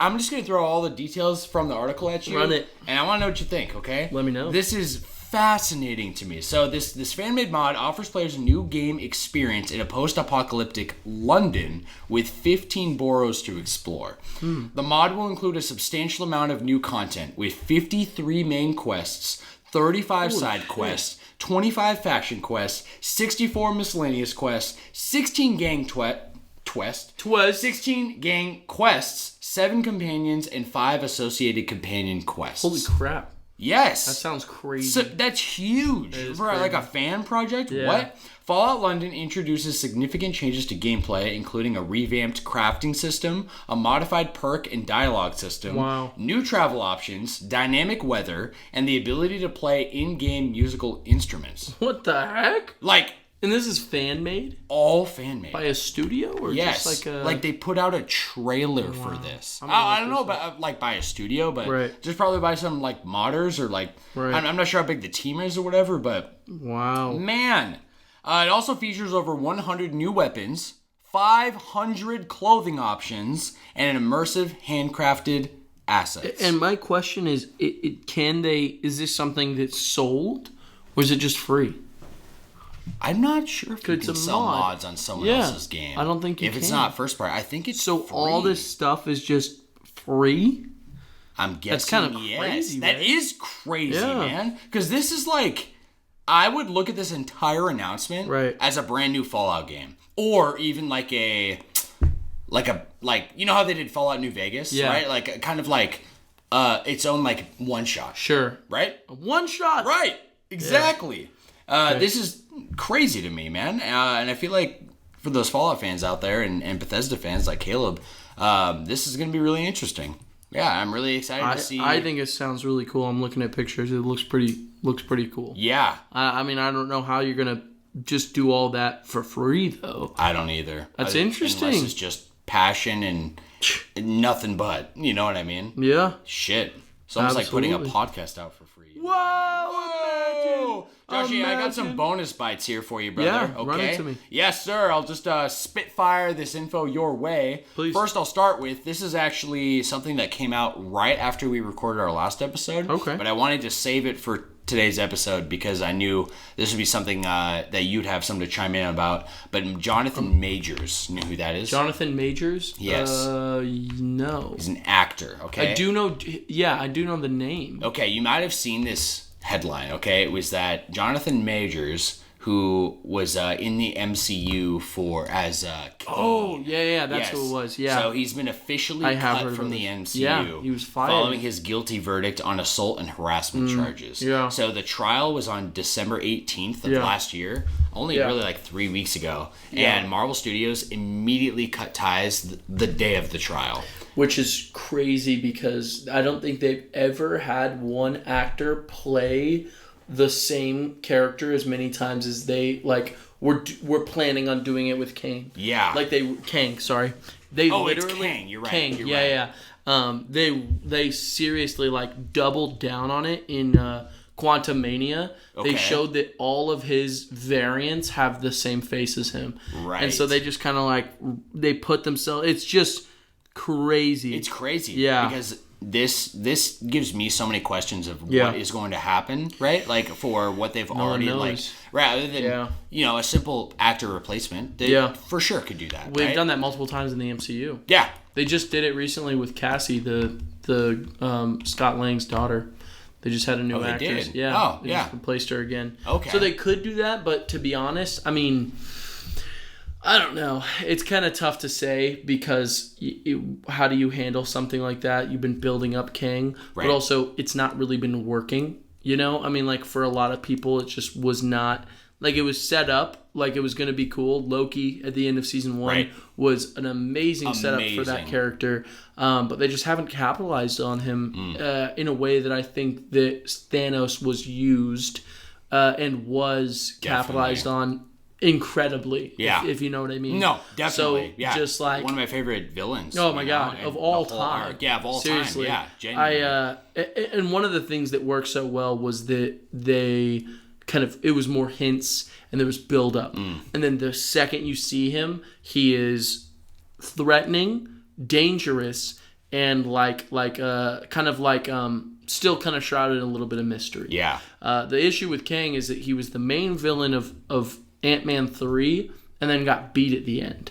And so you're like, how do you really build up like a villain that works really well? Have you seen any movies with Kang in it at all? I've only seen Loki. So I haven't seen Ant-Man. He was in Ant-Man, and then I think that was it. I think that's all he was in. Well, if I understand right, they were setting up for the next Marvel movie, yeah, because the Kang Dynasty was the name of the Kang Dynasty. Yeah. Okay, did you see? So the Hollywood Reporter, I added this onto the bonus bite for this piece of news, but the Hollywood Reporter, like last week, said that I'm not sure if it's on their website or what, but apparently there was a listing for Avengers Kang Dynasty. It's now been changed on Marvel's information website to Avengers 5. Yeah. So they have changed the title back. I completely understand that. I think that's a rough one because, I don't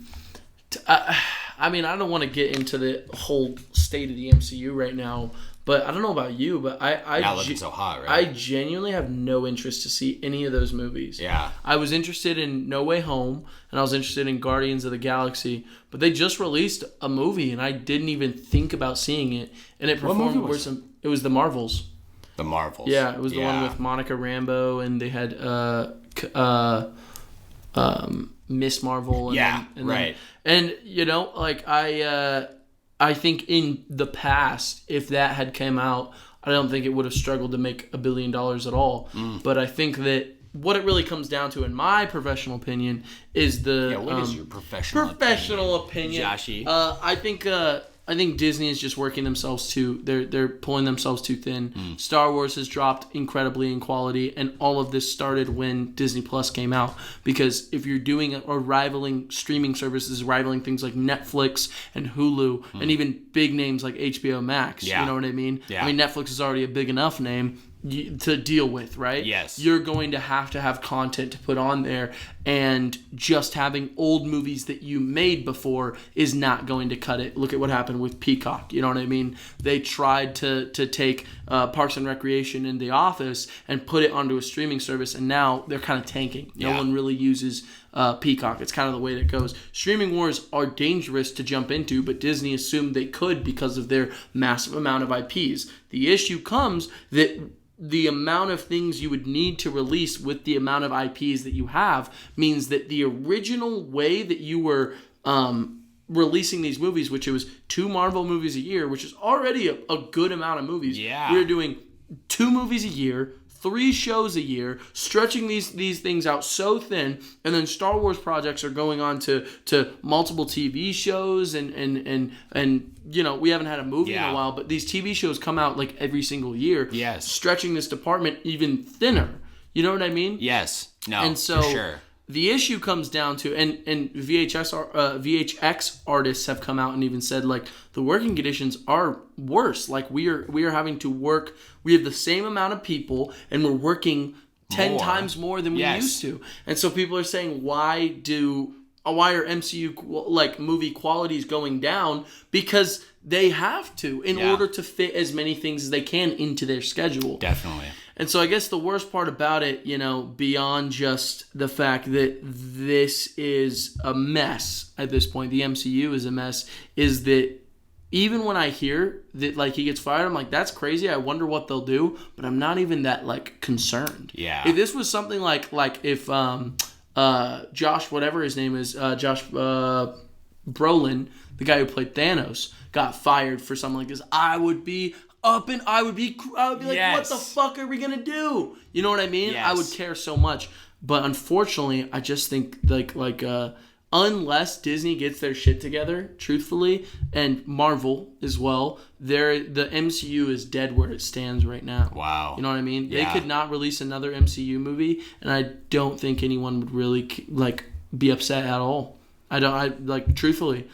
Wow. Yeah. Sorry, I know that's strong ideas on just that reporting. Honestly, it's what I was hoping for. I mean, there's a reason I saved it for you, I'm excited to see where it goes, because I hope it goes somewhere good. I have hope, and I have so much love and appreciation for the series. And I was just telling you off cast before we started that I went over to Marshall's place last night, and him and his brother are watching the MCU through Endgame in order. The Infinity Saga, I think, is Saga, bro, a masterpiece in movie storytelling. Yes. There is no other way. Like what you were saying, the things that happen in Age of Ultron, we were just talking off cast, set up, even just character-wise, what Tony does in Civil War, what Tony does in Homecoming, even when he shows up then, and then leading into Infinity War and Endgame. Yes. And those movies, the way that they are all set up is masterwork. It really is. There is no other series that does a cinematic universe like that. And the unfortunate part is we're seeing the fall of quality because of the lack of care for the series. Definitely. It was the biggest money maker. You know, Hollywood was living off of these MCU movies. When they came out, it was an event. You know what I mean? You would go to the theater no matter what. Yeah, I miss that feeling. I miss it so much. But the issue is, like what we said about AAA studios, no matter what, like, you know what's one of the craziest things? Last year, one of the biggest, highest grossing movies was a fucking biopic. Biopic? Yeah, biopic. What was that one called? Oppenheimer. Right. It was one of the highest grossing films of the year because people still want to go to the movies. People still want to see good movies. They're just not going to go to see garbage. Yeah. Truthfully, and the MCU movies that are coming out look like garbage. They're written like garbage. Frankly, for the most part, they're boring. You know, they're poorly written, and they don't have the scale epic grandness that the MCU used to have. And so it's interesting. We are at a huge shift. And honestly, this is all of Hollywood right now. Yeah. This is not just the MCU, and it's not just Disney. The Expendables 4 just came out, and no one knew. No one knew. Did you know that movie came out?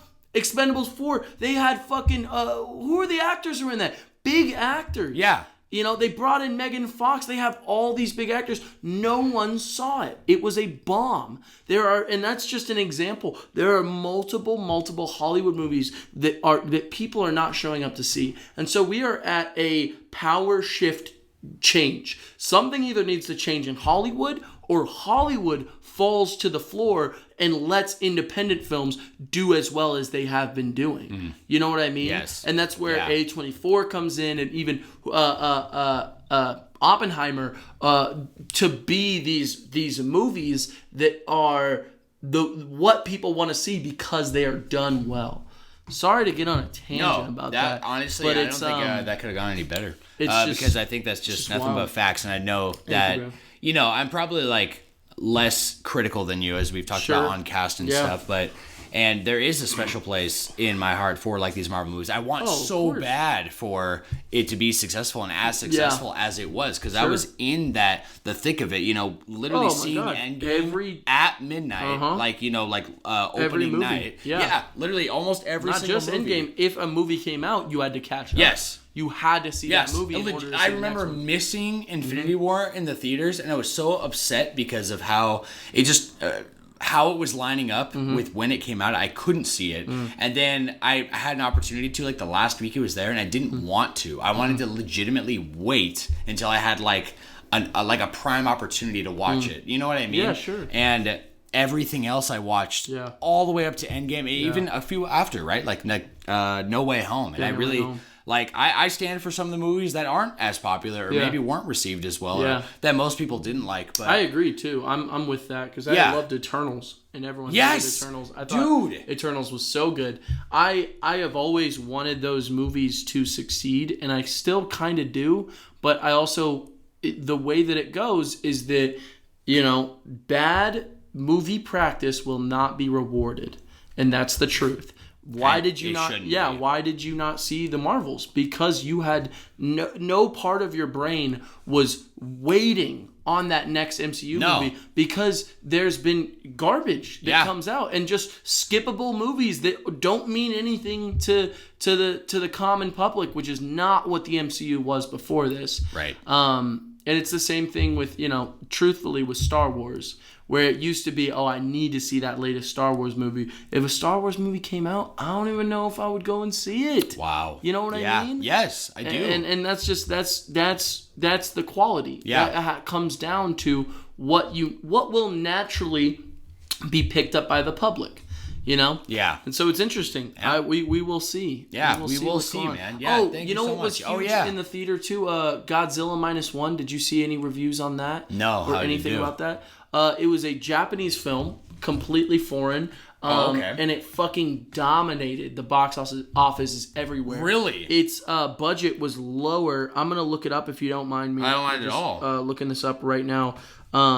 This movie, like, just killed it. Absolutely killed it.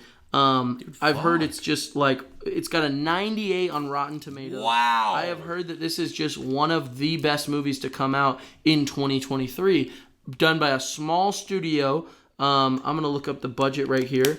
So this is insane because it sounds like a large amount of money. No, I'm going to use some examples. As reference. Will you look up Marvels? Look up Ant-Man Quantumania. Okay. Actually, that would be perfect. So I'm going to say this right now. Or the Marvels too. That's actually perfect because that's one that just... This was a $15 million budget. $15 million.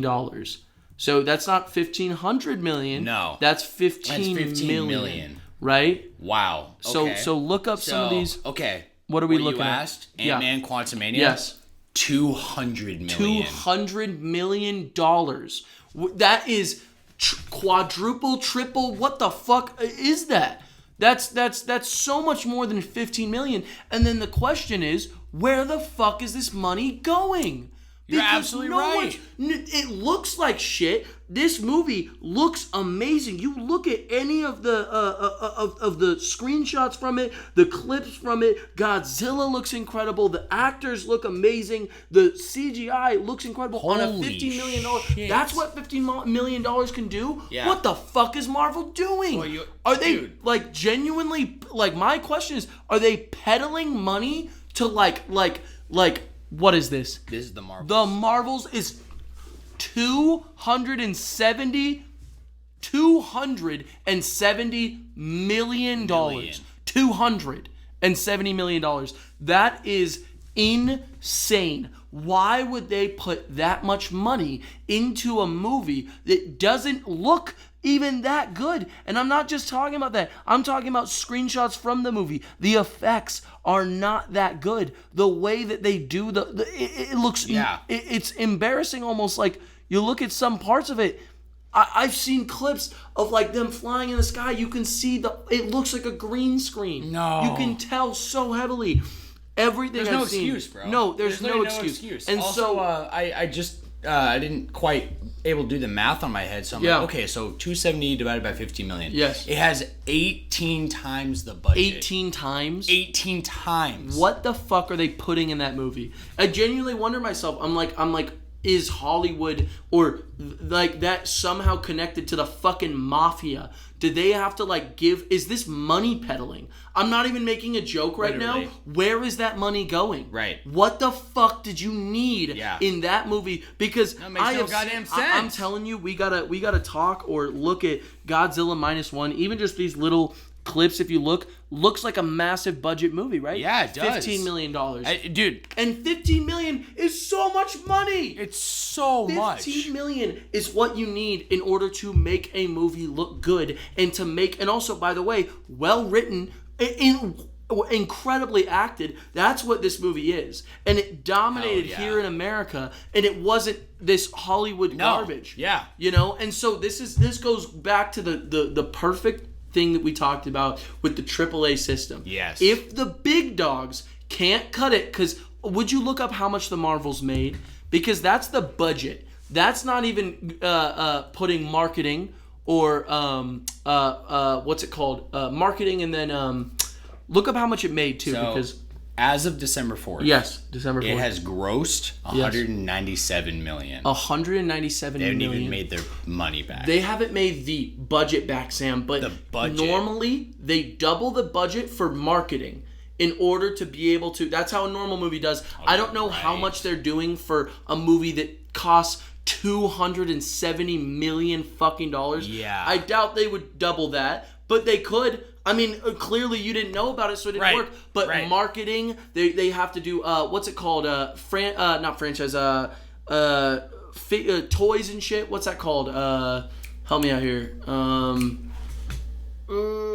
it doesn't matter.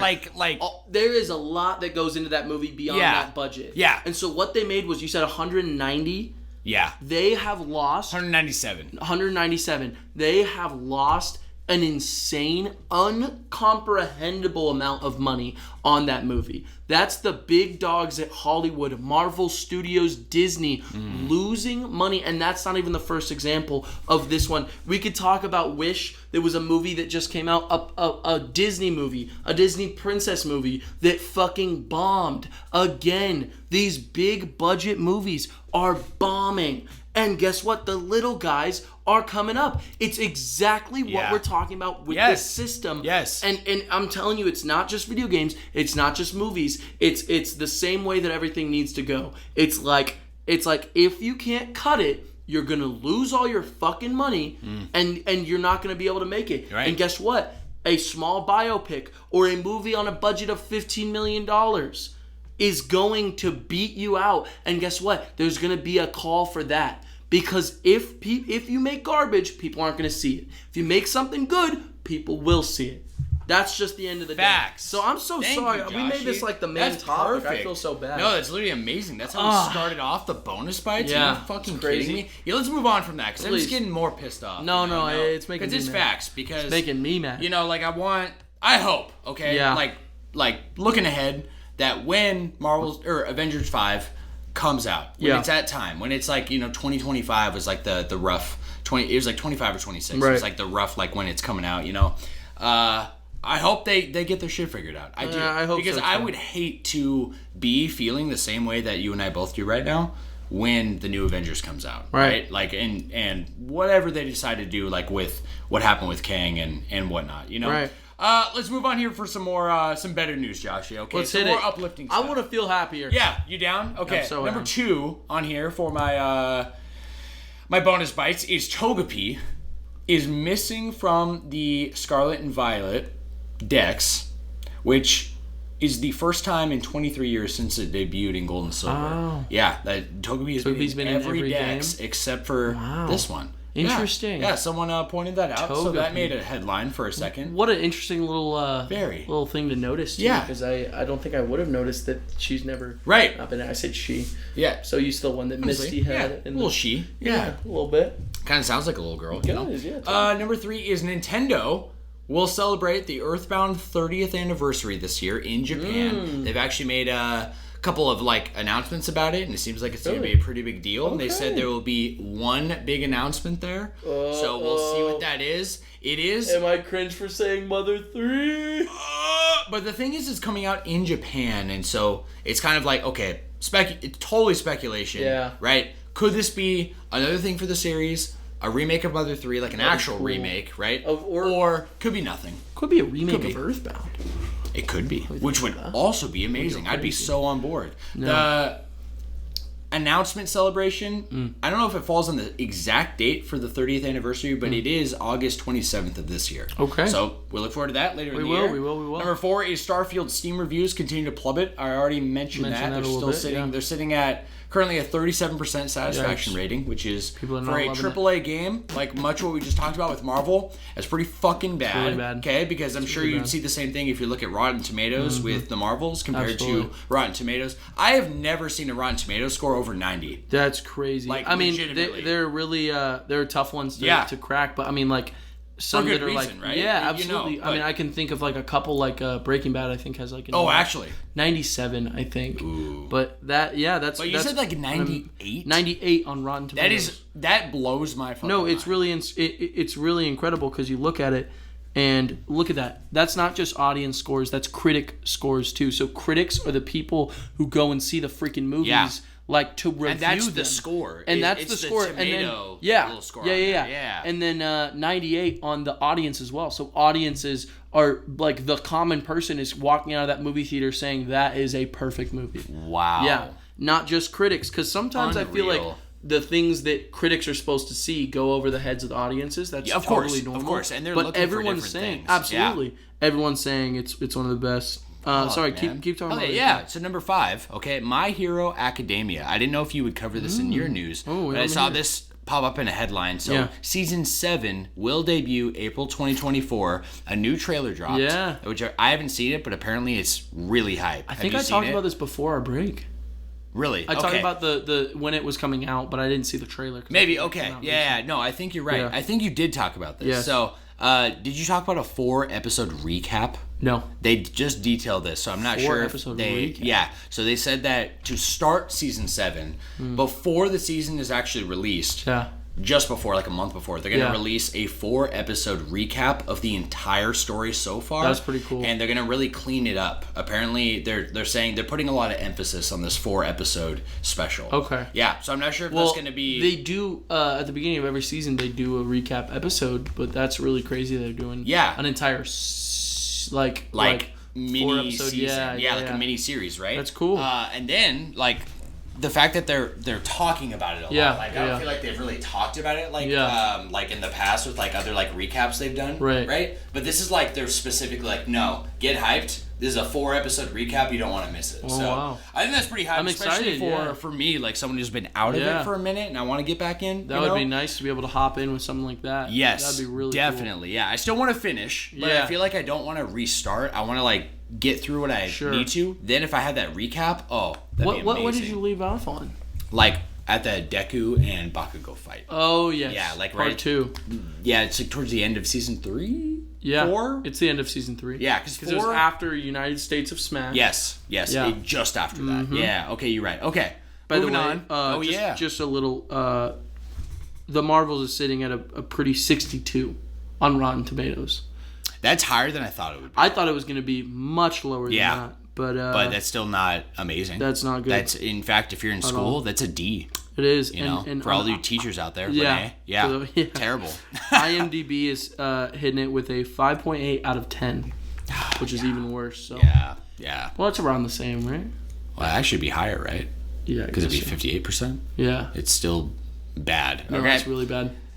I'm done talking about the Marvels. Yeah. Bro. Okay. Number 6, Infestation Origins, a new horror game after Steamboat Willie entered public domain January 1st. Oh, it was just 2 days ago. Yeah, literally. I saw that. Yeah, did you? Yeah, I just watched the trailer. Crazy. Today. Yeah. So literally, like it's crazy because allegedly to kind of explain it out, like there's when you register something like the Steamboat Willie, one of the original, that's like the debut of Mickey Mouse, right? Yeah. Came out like the 50s, I think. I think it was somewhere around there. Yeah, it was 50s, 60s. I'll look it up. 40s. Look it up for me, Joshy. So it just entered public domain January 1st of this year. It was actually 1928. Yo, whoa, way older than I thought it was. Steamboat Willie is 1928. Okay, this goes along the lines of like what I thought, which is basically that Disney like paid to further push back. Yeah. Right. Is that what the article says? No, it doesn't. Okay, because public domain is actually 70 years. And they've been pushing it back until like it's been like 95 years now was the final thing they were able to get before it was actually in. Yeah. Fucking 95 years. That makes sense, right? Because if it was absolutely 19, you said 28? Yeah.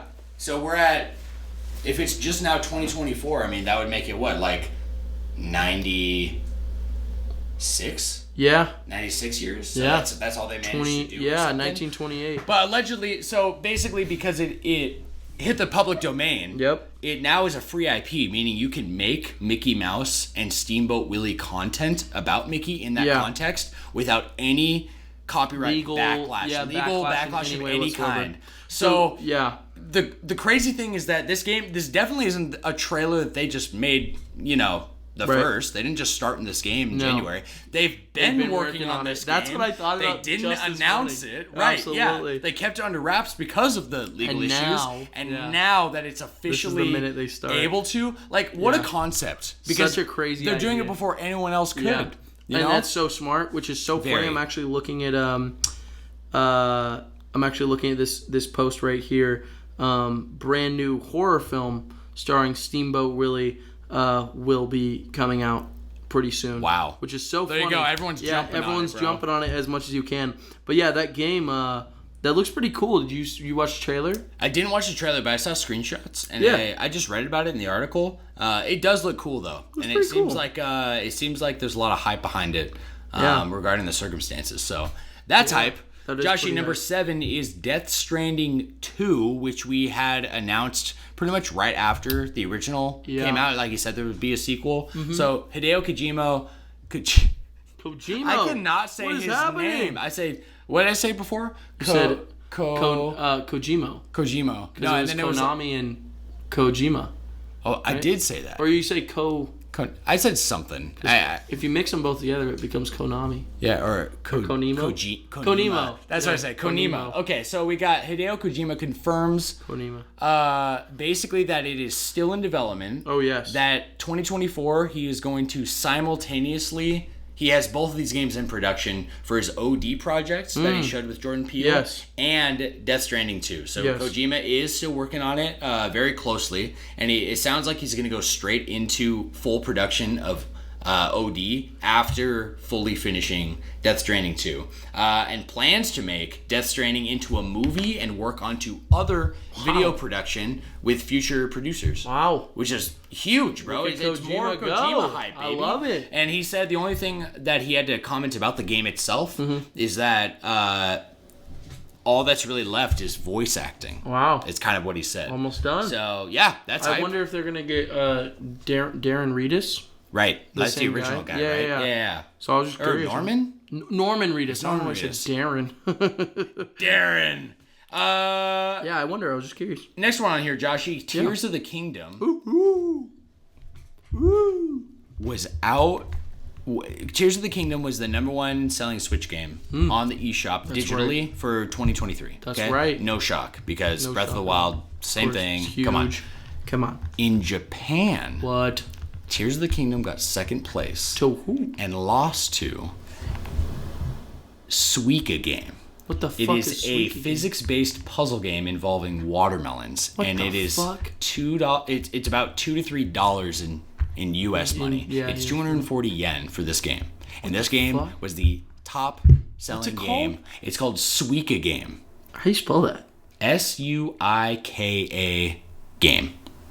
That's so funny. Wild, right? Oh my god, this is hilarious. So that game, basically Fruit Ninja. It looks like an app. Yeah, what the fuck is this? Outdid Tears of the Kingdom on the Switch. For what? Because this isn't gross revenue, it's number of sales. It's number of sales, wow, okay. So that's worth saying. And then I got the rumor section down here, Josh. Okay. Rumor number 1, God of War Trilogy Remastered is allegedly on the horizon. Oh, really? Yes. Wow. The modern remaster of 1 through 3. I don't know if that is... I'm guessing it's not at all in the vein of...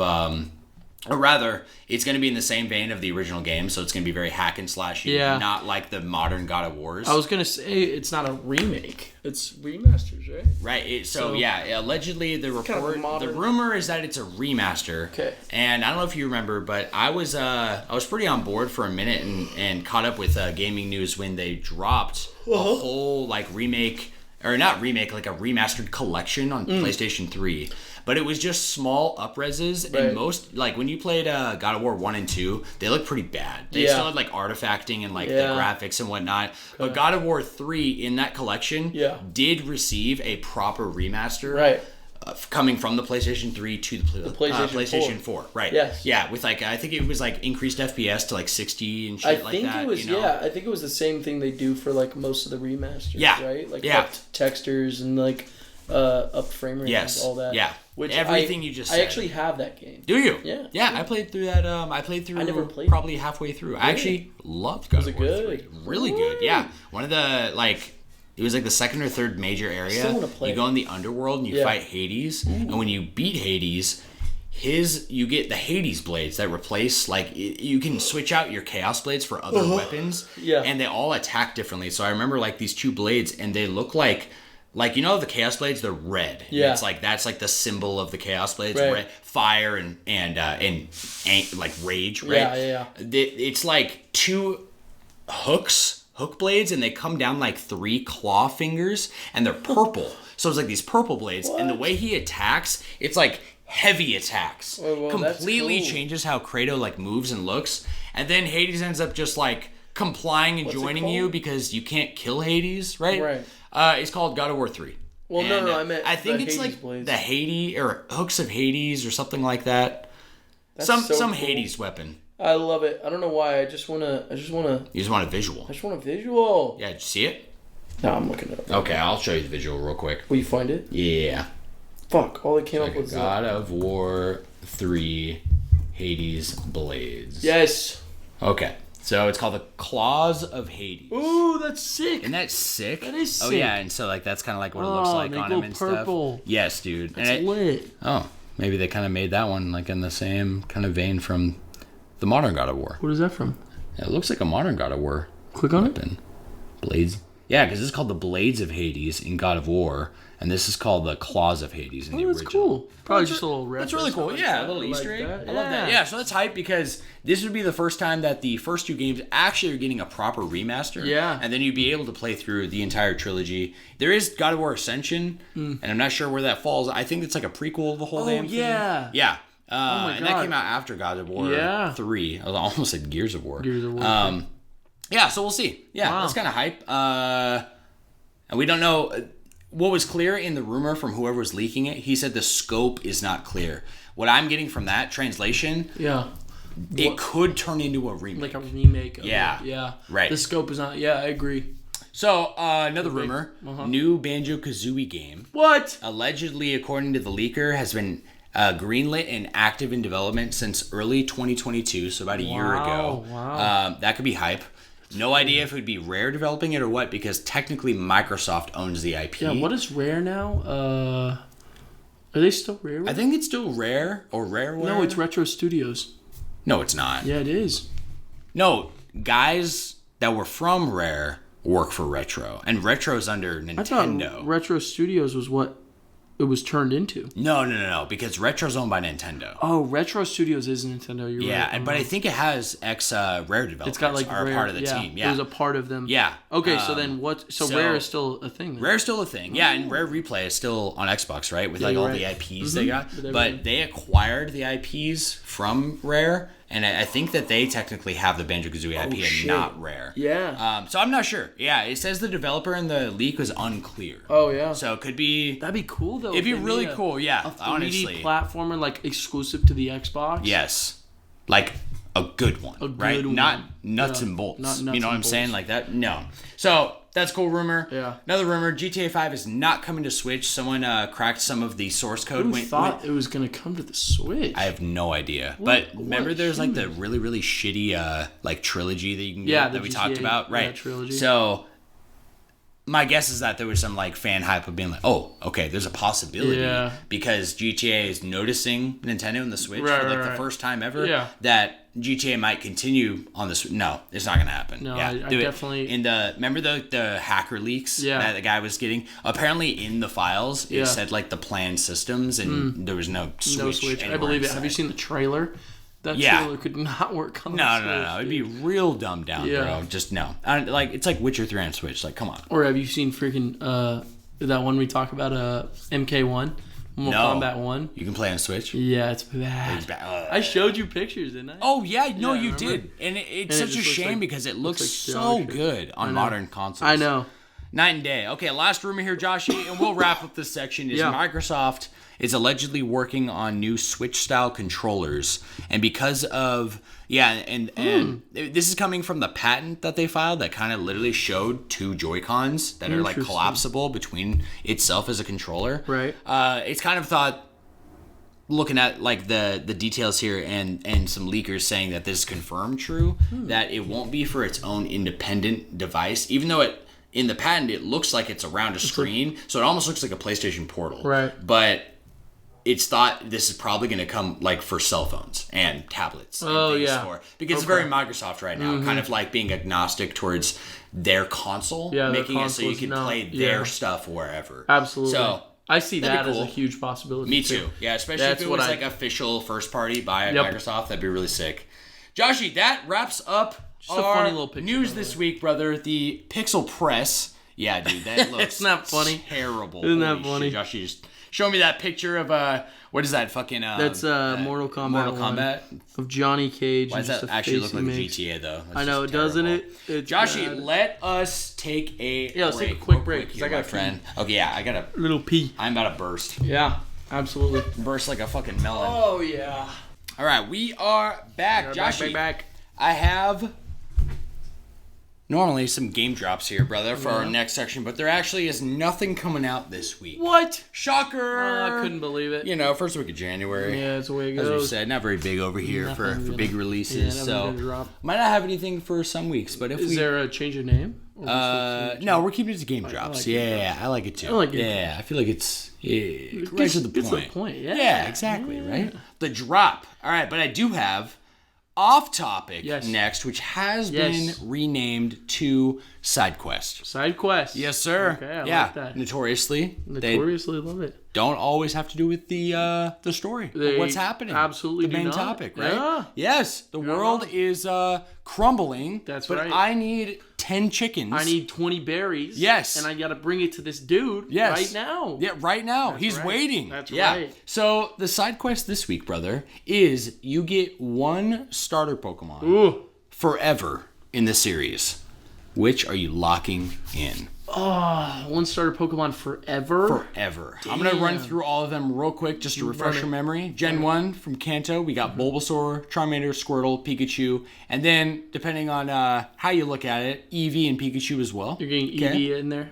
Did you know that Eevee was supposed to be the original starter that you got when they were making Red and Blue, which I think is why they chose Eevee alongside Pikachu. Pikachu is Let's Go. For Let's Go. Yeah, I love that. I didn't know that, actually. Me neither. I thought they just threw Eevee in. It seemed kind of odd. Yeah. But I'm like, oh, okay, makes sense. That makes a lot of sense. From Gen 2, Chikorita, Cyndaquil, and Totodile. Some good choices. Gen 3, we got Trico, Torchic, and Mudkip. Mm-hmm. And depending on how you look at it, routes, because apparently they also considered routes to be a starter, but they instead chose your rival to have it in Gen 3. Interesting. So he's got routes, Isn't that interesting? Psychic type? Yeah. That's weird. It is weird, That's right? Very strange. Gen 4, you already know, Turtwig, Chimchar, and Piplup. The classic. Gen 5, Snivy, Tepig, and Oshawott. Mm-hmm. Gen 6, Chespin, Fennekin, and Froakie. Gen 7, Rowlet, Litten, and Poplio. Gen 7 is Grookey, Scorbunny, and Sobble.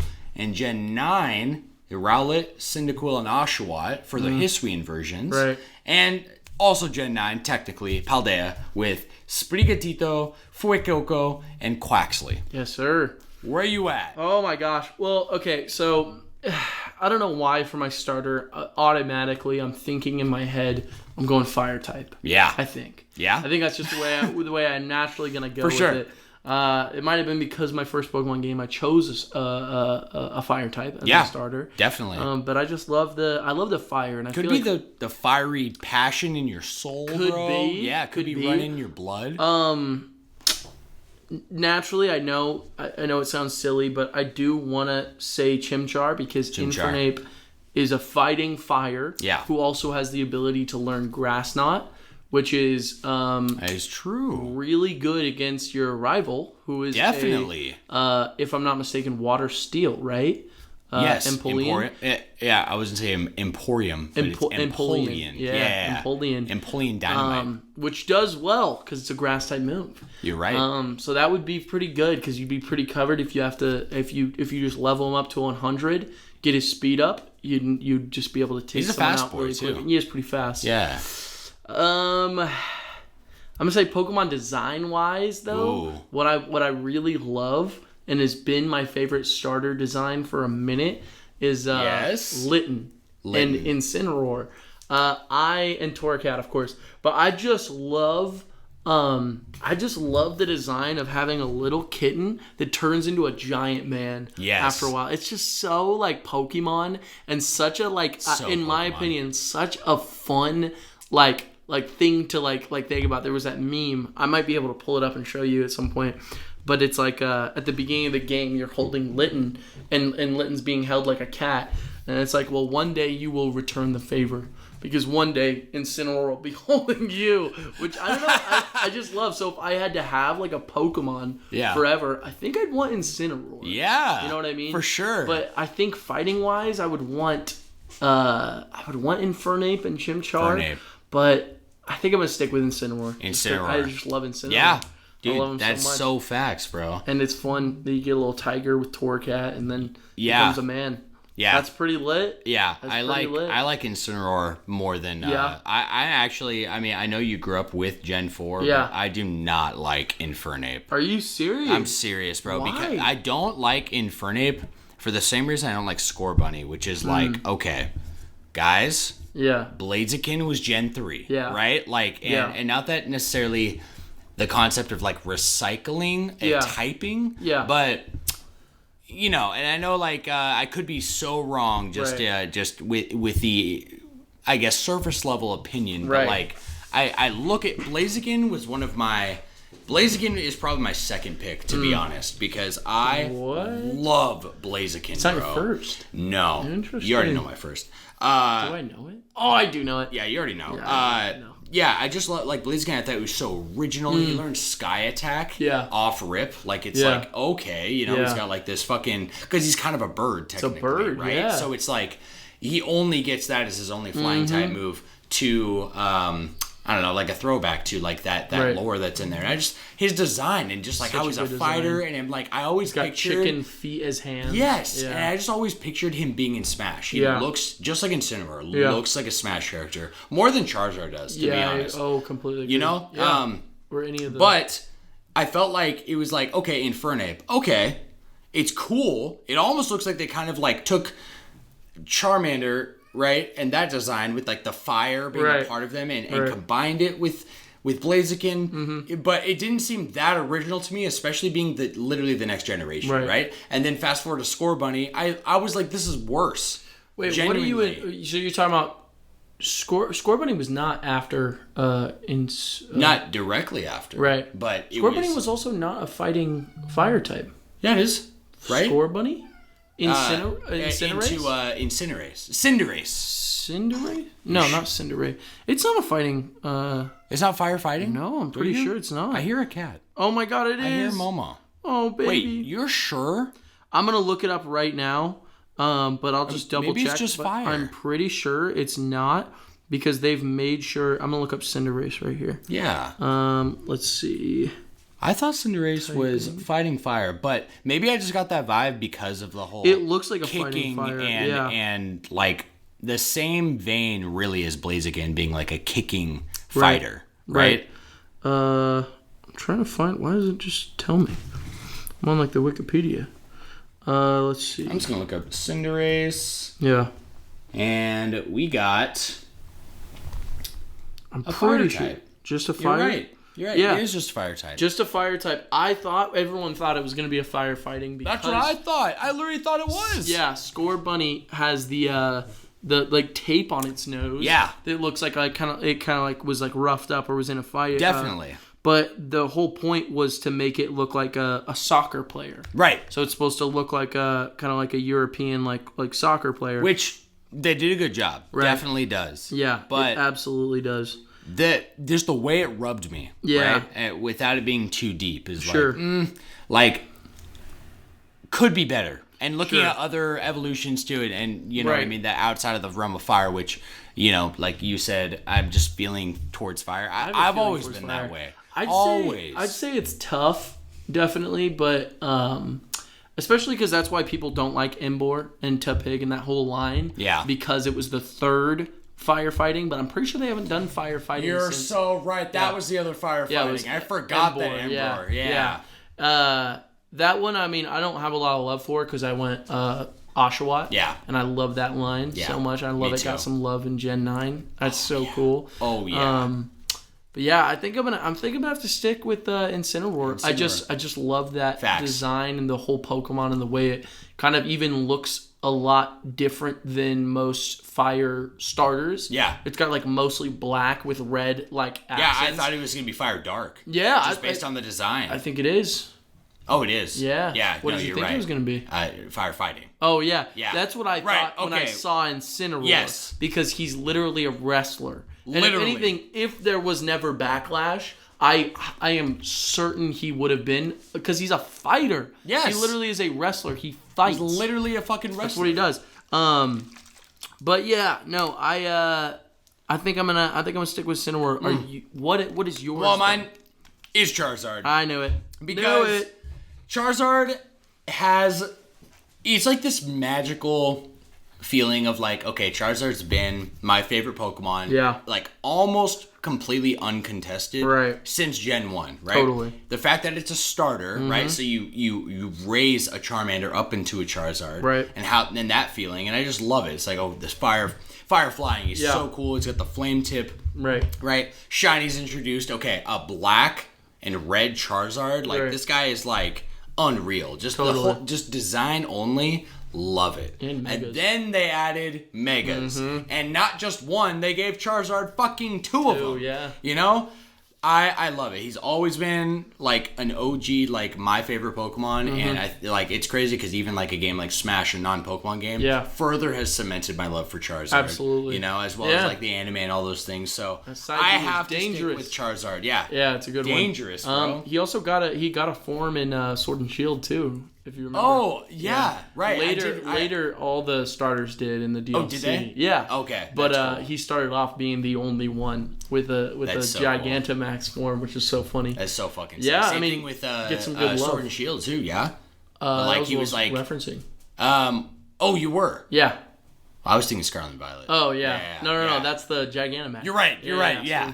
Right, dude. Amazing. Yeah. Literally so amazing, good. Man. Love it so much. Yeah, so then second question, a part 2 question is, what would be your dream starter evolution typing? If you could create one, and just 2 types, we won't make it complicated with terrestrialization. Yeah. Just like, or anything crazy. Yeah, it doesn't have to be a design. Like, if you could have 2 typing, what would it be? You know what I think would be really cool? What's that? I think a fire dragon type would be really awesome. That would be in my sick. opinion. A dragon at all for a starter? Yeah. Yeah. Because they've done some really interesting ones. Like, they just had like a grass dark, which was what my starter was. Yeah. Meowscarada.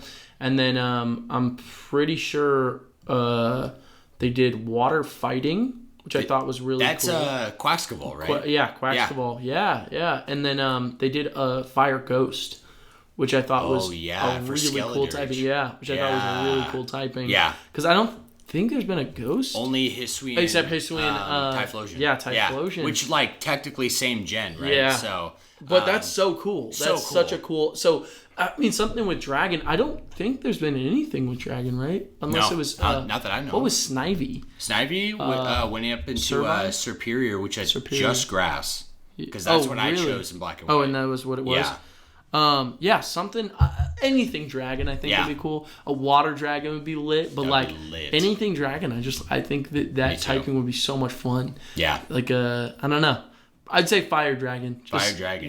Dragon's like a safe typing too, because being fire would eliminate the ice weakness. Yeah, right? Ice wouldn't be a issue. Yeah, and then you get all these bonus resistances with being dragon. Yeah. And so is there a fire dragon Pokemon? Yeah. Well, like Charizard, Mega Charizard X is fire. Oh, dragon. yeah, that's true. So he's weak to like ground and rock, and that might be it. Oh, and dragon. And dragon. Yeah, obviously. Oh, fairy. Fairy too. Yeah. I was about to say that, but that's not too bad for number of weaknesses. Oh, Reshiram is also fire dragon. Classic. Classic. Dude, I think I would take like a different route, like a. Because I've always loved like the new, it's kind of like whenever there's like something new, I'm drawn towards that. So like fairy types, fairies, steel and dark types, steel dark, like dragon, obviously. Like I feel like I'd really like it if they made like. I'm just really drawn towards like water electric because it's like two very big like opposing forces. You know what I mean? Yeah. And just design wise, because like. Electricity is literally conducted by water, like having some really cool design behind that, right? Yeah, like even an attack that's their signature attack, that's maybe both water and electric type.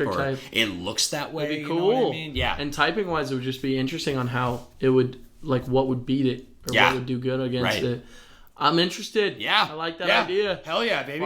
Thanks for playing along, brother. Of course, bro. For our side quest. And Joshy, for our main topic. Yes. We are renaming the section from main topic, even though, we usually, it's kind of irrelevant because it's called something every episode. Right. But I thought the proper name for the section should be called Canon Event. Canon Event? That's cute. What do you think, Yeah, baby? I'm with it. Yeah, hell yeah. So the Canon Event today is Season 2 Introduction and the new year, 2024. So I want to keep like the main section today and really just this whole kind of like prologue podcast to Season 2. I'm getting a Pokemon. Got a Pokemon. Oh, you see the 2?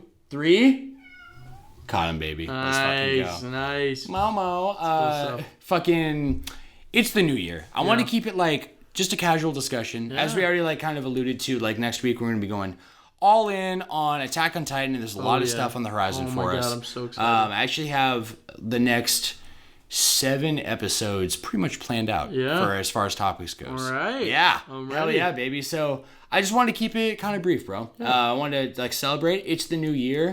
We kind of like touched on celebrate what that means, baby. Yeah. For us and like everyone out there, right? Like this is just a new year. Like lots of new beginnings. I know that like January 1st and like New Year's resolutions, I get it. The argument is like it's an arbitrary date. You can make change anytime, just like with Christmas, blah blah blah, right? But I don't know about you, but I legitimately feel the momentum. Like it's free momentum, really. Like for it being an arbitrary date, like I feel the momentum of like a desire to change. Totally. And I usually kind of get in these mindsets myself, like going into the next year of like, okay, I want to make this change, this. And I usually am pretty successful in changing at least some things when the year starts. Like I remember last year, right? Like went through the breakup and I decided to take like all this energy and the motivation and I completely redid my room. Right?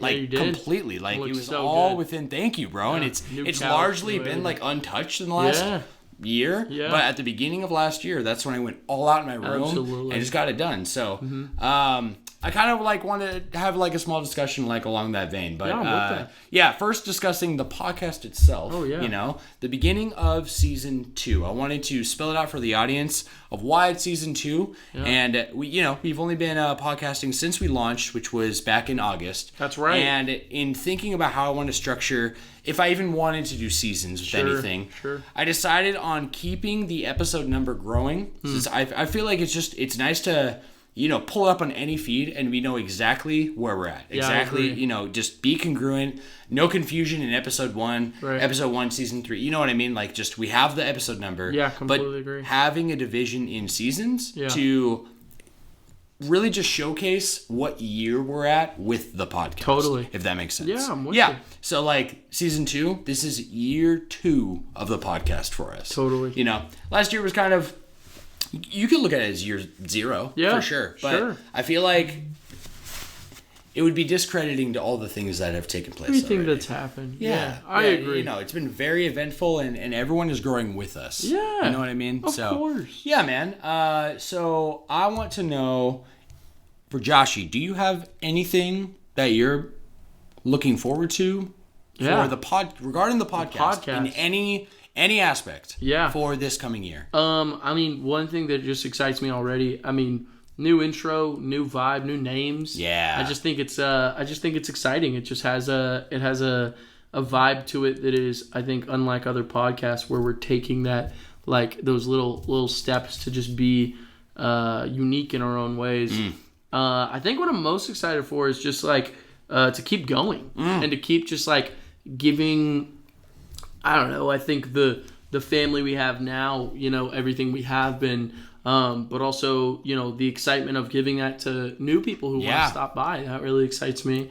And just thinking about like, how we can, like continue to do what we do, but like bigger. You know what I mean? And I think that's exciting to me. Yeah. And even like our plans for a studio or even just like following whatever we feel we want to do. Yeah. I just think it just excites me. Yeah. Hell yeah. Yeah, that's largely exactly how I feel. Yeah.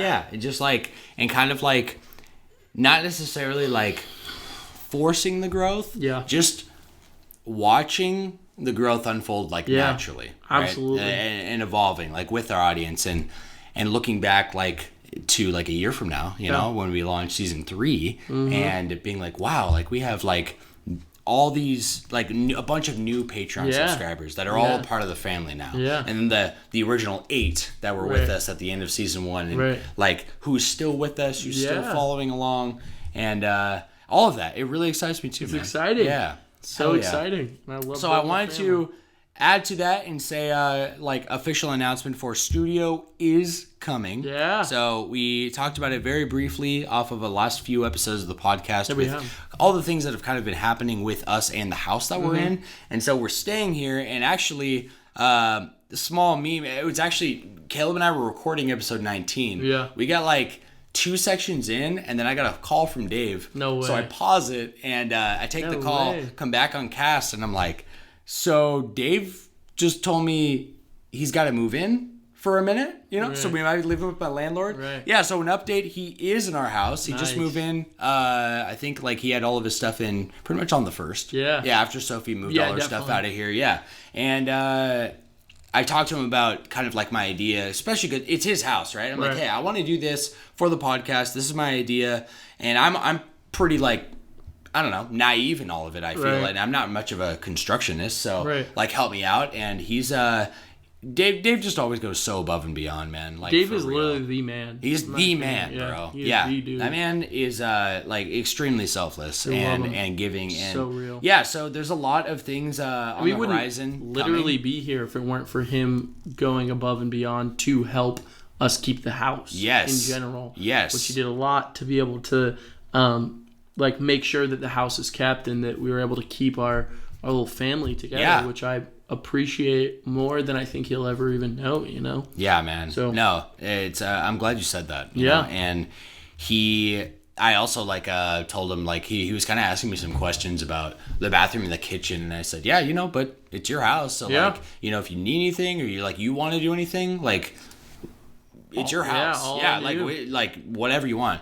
And his response was kind of like, well, I'll be honest, the way I see it is, you know, yes, this is my house, but I'm really keeping the house for you guys and because it works with my plan. And I'm only here because I have to be here for the next month, which is basically he's in between waiting for this house that he's having built. Yeah, just getting to the point where he can live in it. Not even like done, right? And so he's going to move out once it reaches that point. And he's like, you know, so the way I kind of see it is I'm living in your guys' roof. And I'm like, wow, that's so cool. Wow, what a man. Sweet guy. Literally. Love dude. So, like, in us just talking offcast, right, like during the episode, actually, on our first break, and talking about brainstorming the idea for this room and how we can do it, he's like, he is willing to put in the work on our behalf, you know, and I want to like build it with him. And so it's really exciting. So a studio will be coming. My best estimate and guess is it's going to actually happen pretty soon. Dave's kind of a get her done type guy. I gave him an idea for the table I wanted, which is like a round wood table. And then not even a minute later, he pulls out his phone and shows me a tree he just chopped down and said, hey, is this about the right size? I'll cut off like a slab and that'll be your tabletop. I'm like, so crazy. Yeah, that sounds amazing. Not? Yeah, why not? Perfect. So things will be coming and we'll keep you guys updated, but when the studio is done, it's going to be a lot of big changes pretty much from that point on, because then we're talking just like much like easier like recording sessions and planning and whatnot for Josh and I on our end to be able to put out better quality content and audio quality with multiple microphones, but also having guests on board, having guests just in the house to be able to record, having video. That's something like that's a goal for both Josh and I, like putting this podcast in video format. And I still got to think, because I might have some of the videos or all the videos be Patreon subscribers exclusive. However, the other avenue would be if we just put it out for free on YouTube, that it would grow naturally that way and eventually could get us income too. So I got to think about it, but it's something that's going to happen. Absolutely. And it's hype, I think, for all of us. And Joshy and I, you know, we've been a couple of Moridori videos, but and used to do like some YouTube like way back when, right? I did YouTube when I was a kid, and then I did 3 YouTube videos that I made by myself, and I only uploaded one of them. Oh, yeah. Yeah. And so, you know, if you haven't been in front of a camera... And I edited more Dory. Yeah, you did. Yeah, right. Yeah. You're the pro, and I feel like if you're not used to really being in front of a camera, like a microphone is one thing, and it's taken a little bit for us to kind of acclimate too. But now I feel really comfortable in front of a microphone. Totally. But a video, it's very different. You know, so I'm really, really excited for us to dive into something that's pretty brand new to both of us as well. But the priority right now for the channel, as a final update, is studio setup and paid content for patrons. Those are like the two things in the forefront of my mind for where we want to focus the first half of this season and this year. Yeah. And like the paid content, like for patrons, like we want to give you guys even more incentive to be on board and in the community. And that, like the shout outs and the conversations, they're amazing. But I want to like flood our patrons with content that they can't get anywhere else. And I'm really, really excited for that, man. Absolutely. And also, I wanted to make one final note that we have gotten like a steady stream of like revenue from the few patrons, subscribers that we do have. Right. And everything that we've been putting out has been free to us as well. So, recording the podcast, it was upfront cost to obviously get like the microphone or whatever. But Joshy and I are not paying ourselves anything out of pocket, and we won't until we get a much more steady stream of income. Yeah. So I want you all to know right now, especially for the patrons out there, 100% of the proceeds are going back into this business. Absolutely. 100%. Yeah. So this is going to happen, and we are going to build this podcast up and this experience and show for us as big as we want it to be before we even pay ourselves a dime. Because this is a passion project. I agree. So I want everyone to know like what's happening with the money. It's not going into our pockets. Right. Okay. This is 100% going towards the growth of the podcast. So cool. With it being, with the like added stream of like new content for paid subscribers, right? With like bonus recordings and whatnot. And with the actual equipment that we need like another microphone, the desk building, all these foam little, what do they call it? Like egg crates for the walls and stuff. That's kind of like where the headspace is at. But I want you all to know that if any of you are like monetarily donating and giving to the cause, and even if it is because you want to be shouted out every episode, we take that super to heart, and we are wanting to use all of it to give back. Totally. Completely agree. That's beautifully said, too. Hell yeah, brother. Thank you, man. I appreciate that. I appreciate all of you. Josh, I just have a couple of questions for casual discussion here for our main topic. The first is, what are some changes you would like to make this year? I think it can be covering anything. Yeah, I think we should get rid of Sam as a host and replace him with Huck.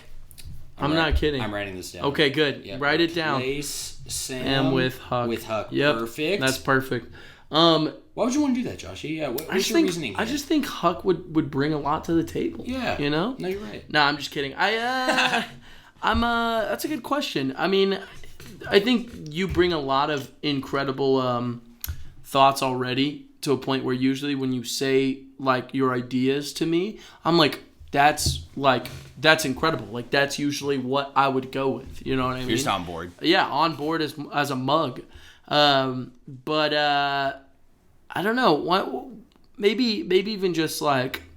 Oh, I don't. I'm not talking the podcast, by the way. Oh, at all. Yeah. Just talking like. I'm anything? sorry. Yeah. I thought you said for the podcast. No. I apologize. I meant maybe I did. I don't fucking remember. I think you did. Yeah, maybe I did. Maybe you did. I don't know. So what I mean is rewind this video. Rewind for the podcast, for our audience, for me. Oh, for the pod. Yes. We're jumping to a more personal, I see. for the new year. Yes, for everyone to relate to, and anyone sitting at home too. Like, please write in like anything that you guys have for. And I'm gonna post this for our Q&A too for Spotify. Yeah. But I'm wondering for you, Joshy, and for the audience to listen. Like, what are some personal changes you'd like to make this year regarding anything? Yeah, I mean, just huge personal changes. Anything you want to share too, you know? Yeah, of course. I'm really interested in just getting back into like constant daily workouts that I really want to do for myself, and just all for myself, just because mentally I feel better with a workout than when I don't. You know what I mean? And that's super important to me, and I also I want to kind of move closer towards making a certain amount of money that I'm comfortable with, if that means maybe working a couple different jobs, or if that even means like I gotta do like odd jobs around. I'm down for that. Yeah. I just want to be able to make a certain amount of money while staying in. While staying in kind of a positive headspace because of the workouts, and I definitely want to lose some weight, but also like when I look at that, I kind of just want to build muscle. I kind of want to like put time into that, and kind of up like my protein, eat better, of course. That's kind of the big changes I think of when I think of hell yeah, like this year. Yeah, what I really that's like on the forefront of your mind and stuff. Absolutely. Yeah. Do you have like a plan at all? Not really right now. Yeah. I mean, mostly because when it comes to that kind of stuff, I usually like start thinking money on how I'm going to do it, which I don't have any money right now. Right. So I was thinking just kind of playing it by ear and getting into the workouts before I get into like meal prepping or anything like that, which is something I want to get into pretty soon. Yeah. But even just starting to work again before I get into like a plan. So not really a plan right now. Yeah. Unfortunately. No, yeah. I was just curious. Yeah. Absolutely. That's amazing, bro. Well, I honestly pretty much have the same goals. Really? Yeah, definitely. Like, and it sounds like pretty much for the same reasons, and I think I've mentioned it maybe once or twice on cast too, but I'll backtrack because I haven't talked about this on cast. I like used to be obsessed with the gym. When you first met me, right? Absolutely. I was pretty gym obsessed, okay? And I had been for, up until you met me, that was about 4 or 5 years straight. Yeah. Of like really changing a lot of things in my life and going from a place of like always wishing after high school that I worked out, but never able to stick to it, and like being so frustrated that I couldn't, right? It was like this endless cycle every year of like getting into it, and maybe I'd be into it for like 3 months, but then fall off, or maybe like, and so for about a 4 or 5 year time, leading up to me meeting you and like moving here for my first couple of years, that was still a huge focus for me. But I also, and I got so much, like the progress was crazy for me, like to the point where it was like, wow, like it never hit a point, it never reaches endgame, right? You have an idea in your mind for like where you want to get, and you never get there, right? You ask any pro bodybuilder, they're never satisfied or happy with getting to like the lowest fucking body fat possible, right? Like you're gonna die if you lose any more. No, it's not enough. It's crazy how that works, right? And in my brain, it would never look and think like my journey's done. I still have this much more muscle, this much more, like I don't feel as good, or I want this, like I want this food in my diet, whatever it is, And so it went to the point where I even, right before I moved here, I got my personal training certification, and got that done. And you told me that was kind of your original dream, right? Yeah, like kind of. And then I started working in a gym, and I really realized I didn't want to work in a gym, like at all. I didn't like the environment. I didn't like, I only worked at one gym, but the whole vibe over there, I'm not even gonna like name drop any like business or anything, but like the vibe over there was like, the PTs were just a bunch of scumbags and like just hit on all the women there and only talked about the women, and all the women loved it. And I'm like, wow, this is not why I want to do this. And this is not the people I want to hang around. Do you know what I mean? Oh, absolutely. And it kind of like fell to the wayside. And then honestly, that's so interesting. So much more life has happened out here. Yeah, that has pulled me away from it to the point now where I've been, this is like my second year now hitting January, where I'm like, damn, I really barely worked out last year, And the reason I miss it, like I feel like there's a drop off because one of the biggest motivators was how it made me look. Yeah. Right? Totally. And not how it made me look for me completely. Yeah, for you. But so others also look at me like a certain way. Right. Because then in my mind, like, it's like classic, you hear it like from anybody who ever like works out or anything, but like it's not for the girls or it's not for like other people, but a small part of it is. And if a small part of it is, then you're seeking like approval. But what are they approving? Right. Are they like, ask any, you know what I mean? Like are they approving? Is any friend or person really looking at you and approving you because of your workout ethic or but it's not true, right? Yeah. So it always just comes back to self-love, Totally. And I feel like I achieved this level of self-love I never have before in the last couple of years. Right. But in that, working out, because the motivator, right? I was trying to use it to get that love from others and for myself.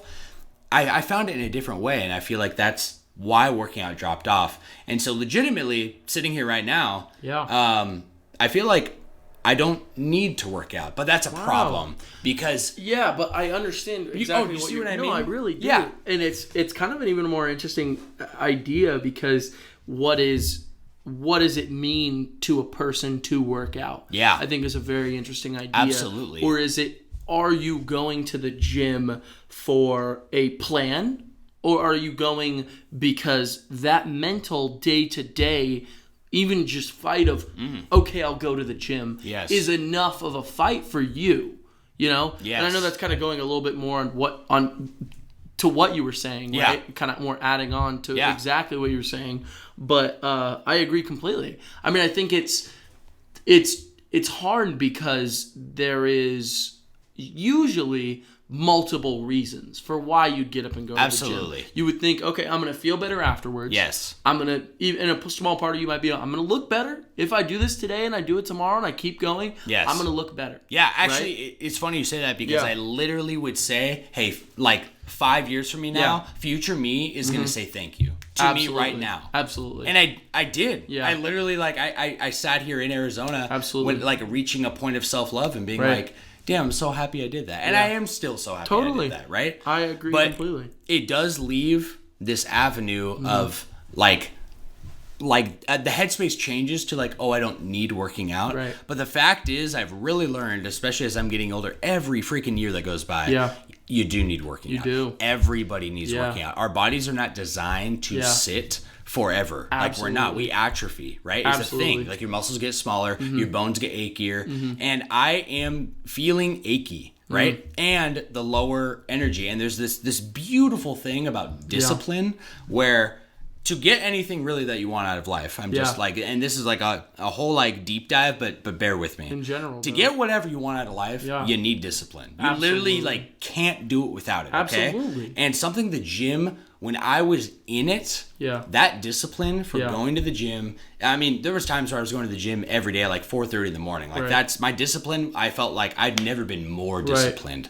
And that directly carried over to my life. Absolutely. Right? And I miss that feeling. Mentally. The mental. Mentally, yes. It's there are, and you're totally right. For me, I think what I'm learning is that naturally I have... and I've heard this from Sean Schemmel, actually, the voice actor of Goku, when I was a kid. Okay. He spoke at a panel that I was at it was an anime convention. Yeah. And and just what he said always stuck with me. And I even said that to him when I met him. And I just told him, I was like, hey, that means a lot. And he was like, hey man, it's all true. And he signed I was a little kid. He signed my thing. Still have the signature. Love him so much. But he talked about how ADHD, it's worse for people without ADHD, because that fatigue, a lot of it comes through your brain, where Absolutely. Your brain is, your body isn't juiced, you're not doing physical things, and so your brain, which needs that kind of activation, genuinely starts shutting down, and you get depressed. And then with depression, it's not just I'm sad right now, or I am so unbelievably sad, I feel so sad. That comes with it sometimes. But for the most part, that depression is the yearn and laziness to not get up and then do something to change it. And so you get stuck in this cycle until you break that, what feels impossible, that laziness and that depression. When you start breaking that and you discipline your brain, you get better, and then it gets better over time. And then it's not just it carries over to everything in every part of your life. The way that I feel like I interact with people versus the way that I am when I'm not in the gym. When I'm in the gym, I think I feel more social. It's kind of incredible. Yeah. And when you set yourself to those kind of standards and those become normalized to you, your brain normalizes those things, and then it's not difficult. Not as difficult. Of course, it's always going to be difficult, and that's a part of challenge, and that's what works so well with your brain is I am putting myself in a difficult situation, and even though it's difficult, I'm disciplining myself enough to be able to do this every single day. Yes. You know what I mean? Yeah. And that's what it comes down to. Your brain almost... Oh, yeah, like, you nailed it, bro. Yeah. Because your brain almost... Thank you, by the way. Yeah, bro. No, like, thank you. Like, this has been perfect. Like, basically, I think of it as, like, this is a challenge, okay? So, whether it's getting up at the first alarm, whether it's, like, which has been a struggle for me my whole life, right? Oh, whether it's getting to the gym at a certain time... And then seeing like, okay, you get to the gym, now you have to lift heavier than you have lifted before. If you want to grow, you got to do more, right? Sure. So the challenge never ends. The challenge is always there. Yeah. But your mindset when you're not in shape or when you don't have that discipline is I don't want to do it. As opposed to when you're in it, you look at the same challenge and you go, I can't wait to do it. Can't wait to do it. Yeah, no, well, so well said too, by the way, Sammy. Really well said. And there's not really much more I can add to that because it is different for everyone, but it's I think it's a mental game. Yeah. It's not a physical game. You would expect the gym to be a physical game of, I don't feel strong enough and therefore I can't go in. Right. Or I am physically tired and therefore I'm going to. It's never, for me, it's never been those things. It's I am mentally tired. Yes. I am mentally not going to, I'm not ready to go in there.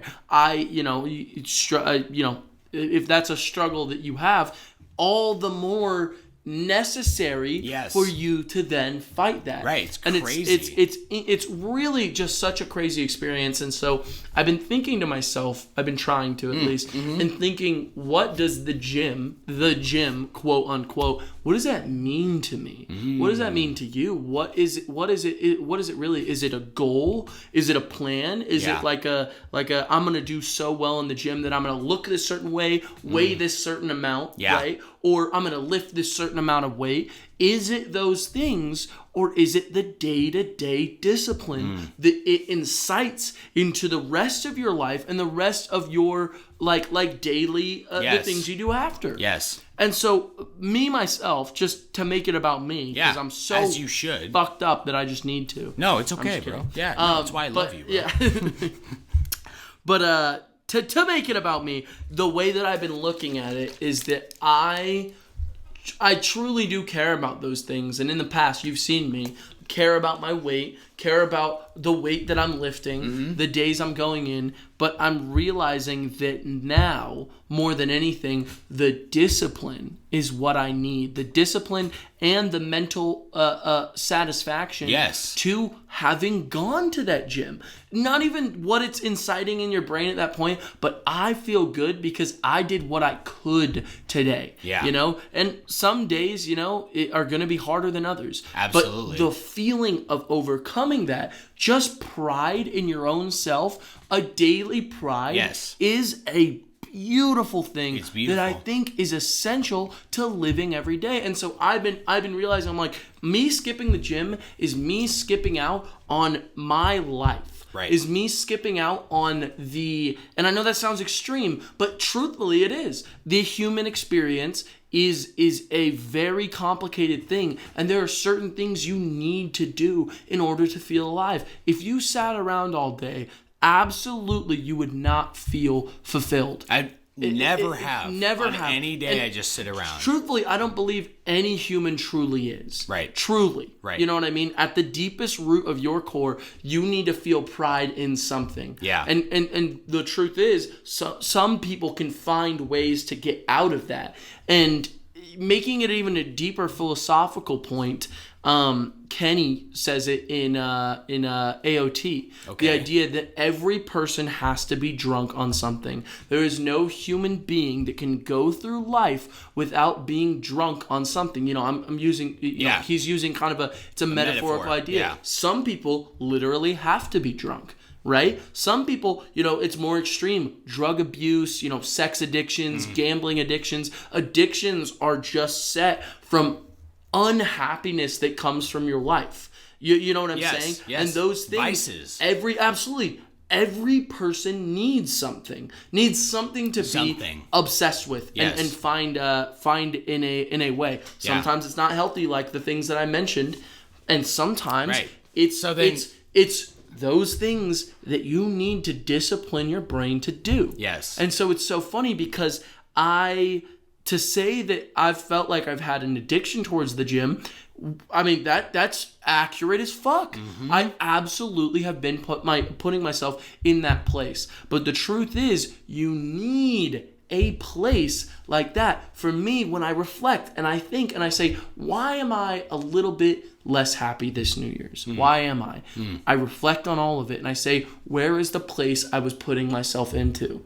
You know what I mean? Yes, sir. And a lot of the places that I've looked at just in the past year, not that I'm not proud of myself or anything. Yeah. But the truth is, I would rather be in a different place than the places that I was in. And so that's why, it's so basic to say, I got to eat better, got to get healthy. Right. But it's all for the sake of that day-to-day betterment. Yes. And not the betterment of just that I need to look better or I need to be lighter or the scale needs to be a lower number. It's all up here. It's all up here, It's baby. all about this, and it's all about that experience that you need. So that's what I really want to push towards. Yeah, and the funniest part is amazing, bro. I'm in a tough pickle now because I have been out of it for so long. Yeah. And this is the easiest time to just stay out of it. This is the easiest time. And I'm not even in that mindset where I'm like, I'm ready for it. Because I've been in that place before where I'm like, I'm ready to get right back in. I'm not. And that's what tells me I need it even more than if I was feeling like, I'm so pumped, I'm so ready. And so what I will do is I will make myself do these things and do it and even try to look on the bright. I'm an optimist naturally. Yeah. Try to look on that bright side for as much as I can because eventually I will be there. I will be in a state where I am doing it consistently and I'm not falling into old habits or doing things. Absolutely, bro. So yeah.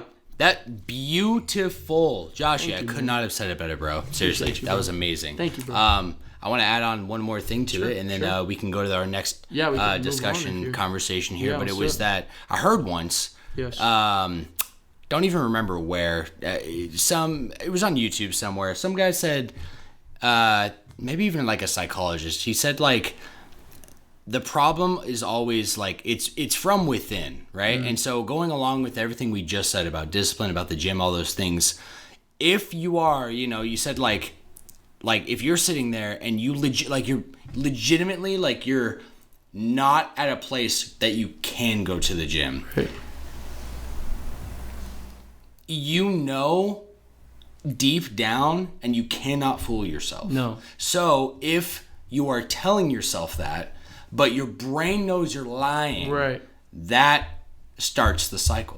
Because you're actively lying to yourself, basically. Right. And then all these psychological things happen where confidence goes down, energy goes down. And like you said, it's not physical energy. It's not like you didn't get enough sleep last night, right? Yeah. It is that you have a whole system psychologically of your brain and your emotions, and that gets tired. Right. So then you feel even further, then the thought of going to the gym gets even more difficult. Right. And like you said, but have you ever been there and you get to the gym, and even if you did a half-assed workout, when you leave the gym, you feel amazing. And you're like, oh my gosh, why was I even tripping? Yeah. Absolutely. Yes, dude. So it just it really is it all you nailed it. It all comes down to that motivation. What is the deep-rooted real reasoning, you know?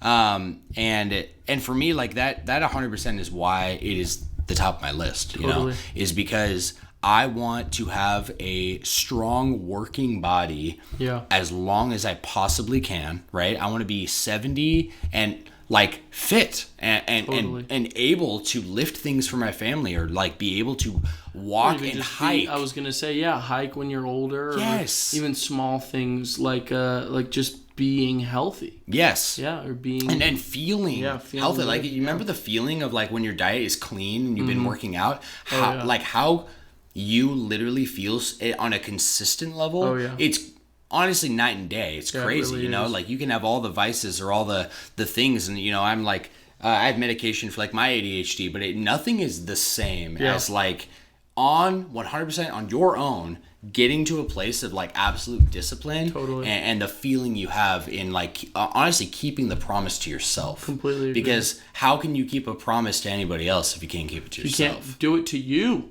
Yes. Yeah. Yes. Absolutely. 100%, brother. I'm with that. Wow. Thank you for diving into that with me, Josh. Of course, we have a lot of like the same stuff. I have. I also have a like 3 big goals for me. Besides this is paying off debt, if not most of it, a substantial portion of it, amount, like thousands. Going to the doctor and going to the dentist. Going to the doctor and the dentist. Yes. Something like things I've put off for years. Yeah, for years. And I just need to get it done. Especially the dentist, which is like probably at the top of the food chain for me of things I do not want to go do and things I dread. Yeah. Is the fucking dentist, bro. And like it's like this like another cycle of like I know I need it. Right. My teeth are not doing hot. I've always had terrible teeth. Right. I have like 9 fillings in. Is that genetic, you think? Yeah. I've just always been, and I think all my siblings, like Jack had braces, but I know I need to go, and like I look in my mouth, and I'm like, there's probably like more fillings there, another filling over there. Yeah. I feel like a crack in one of my. I had there was a filling that was almost like a crown, like there was like half of my molar in the back. Yeah. That fell out last year. I have a half tooth up there. It doesn't hurt. Yeah. But I'm literally terrified of the confrontation with the dentist when they tell me how fucked up my mouth is. It's bad, and I'm going to sit there and be like, I haven't been to the dentist in 6 or 7 years. Yeah, my bad, bro. I've been trying to floss, though. You know what I mean? Yeah. So, Josh, I want to move on to... I love it, though. I love it. Next question here. Yeah. To wrap it up, honestly, because this is exactly what I wanted. Just a casual discussion here. What are some things you're really looking forward to this year that are coming? Well, just a little cool update stuff that I could tell you about. Yeah. I mean, I have plans to move. I had plans, which I think I'm going to kind of put off for a little bit because I've been kind of making about like the Michigan stuff. Originally, that was the plan. Money wise, I can't right now. Right. And so I don't know for how much longer I'm going to take, but I know Trinity really wants to move back down, and really, and her and I've been talking about like being together, like as of like right now. If that makes sense at all. Yo, I just got goosebumps. I know. I haven't really even told you because it's been kind of like we've been kind of her drive up. She's only been there for like 2 weeks. Yeah. And her whole drive up was just kind of like our mindset, which was maybe in another life, is just not really like cutting it. You know? And so, I mean, we're kind of dating right now, and and she wants to move back down. Hold on. You're kind of dating right now? We are dating right now. No, you're not. Yeah, we are. Yo, congrats, But thank you. bro. But I thought I'd say it on the pod, because I feel like even our listeners, they should know what's going on. They've probably got a pretty good idea who the friend Trinity probably is. Probably the friend Trinity. No, absolutely. And so, it's good. It's bro. I really want to actually shoot for that, and her plan is to come down here, and her and I can hopefully like we'll be like actually like dating. Yeah. And we'll possibly move in together at some point, because it felt like we tested out the waters on how good it works, and it just is everything I've ever wanted like in my life, and it's exciting to start that journey in my life, which is like really seriously seeing someone, and so it's exciting to me. And I think for you, from my perspective, wanting to see someone, like, because absolutely, I feel like you've had, like we all do, right? Like a pictured desire of how like the relationship should be, but like, dude, then you're in it, or you're testing the waters, or you're dating someone, and then quickly you find out like how different you are, and then that idealism in your mind, it's not there. It's not there and at all. You almost feel like a piece of shit because you're like, is something wrong with me? Yeah. But I like it really just feels like everything that you've wanted from a relationship, like the potential is like really there. I completely agree. And I really do. That's so exciting, bro. I know, I'm not kidding. Seriously, that's the thing I'm most excited for this year. And it's one of the things where it's like I also have a ticket to see her on the 17th. Do you think you could drive me to the airport? Oh, yeah, absolutely. If you could. Yeah, what day of the week is that? It's pretty early in the morning, but perfect. I'm not sure. Yeah, well, I don't work in coffee anymore, so. Let's go! Yeah, we're but it's in the morning, so it should, if you're down to wake up, of course. Yeah, absolutely. This guy picked me up and dropped me off at the airport, so I pick up everyone. I just picked up Reese, I dropped off Azzy, I picked up Azzy, I picked everyone to the airport. I'm the airport guy. The airport guy. Hopefully in a better ride soon. Yeah, absolutely. Yeah, hopefully. Yeah. So, and even the whole ride idea just gets me excited. There's a lot of things that I want to progress soon. And even with all this external stuff, I'm reflecting internally. And that's why my biggest goal is, obviously, I have all these amazing opportunities with Trin. Yeah. But my biggest goal is being the way that I need to be in order to be able to even make the best decisions, if that makes sense. I don't even know if that's the right way I'm going to say it, but mentally when you're in it and you're just you are mentally better. That's what I want to focus on as of now, right when the year starts. But just some exciting stuff, and that's really exciting. Thank you for sharing all that. Dude, you're welcome. Too, I wanted to tell everyone too, so this is a podcast this kind of exclusive. It kind of is. You are literally exclusive. Finding out when I am. So. It really is. And Josh and I are best friends, so I hope you all feel like best friends too. Joshy, that's so hype, bro. I'm not kidding. Agree. Yeah, and honestly, my answer, besides gaming, and we've talked ever since. Pretty much what everyone has heard so far on the podcast, and starting with episode 2, most anticipated, you know. So I'm really looking forward to Final Fantasy VII Rebirth. Really looking forward to Paper Mario Thousand Year Door. Really looking forward to Persona 3 Reloaded. And really, I'll be honest, if just those 3 games came out next year and I wasn't super interested in another one, I would be totally okay. Especially because I don't always have as much time to really devote to a game, and totally all 3 of these games are kind of time sinks, big ones, because I'm not just gonna play Thousand Year Door. I'm gonna play Thousand Year Door and Persona. Yeah, come on, that's the game itself. What was the other game? The third one? Oh, I said so. It was Final Fantasy VII Rebirth.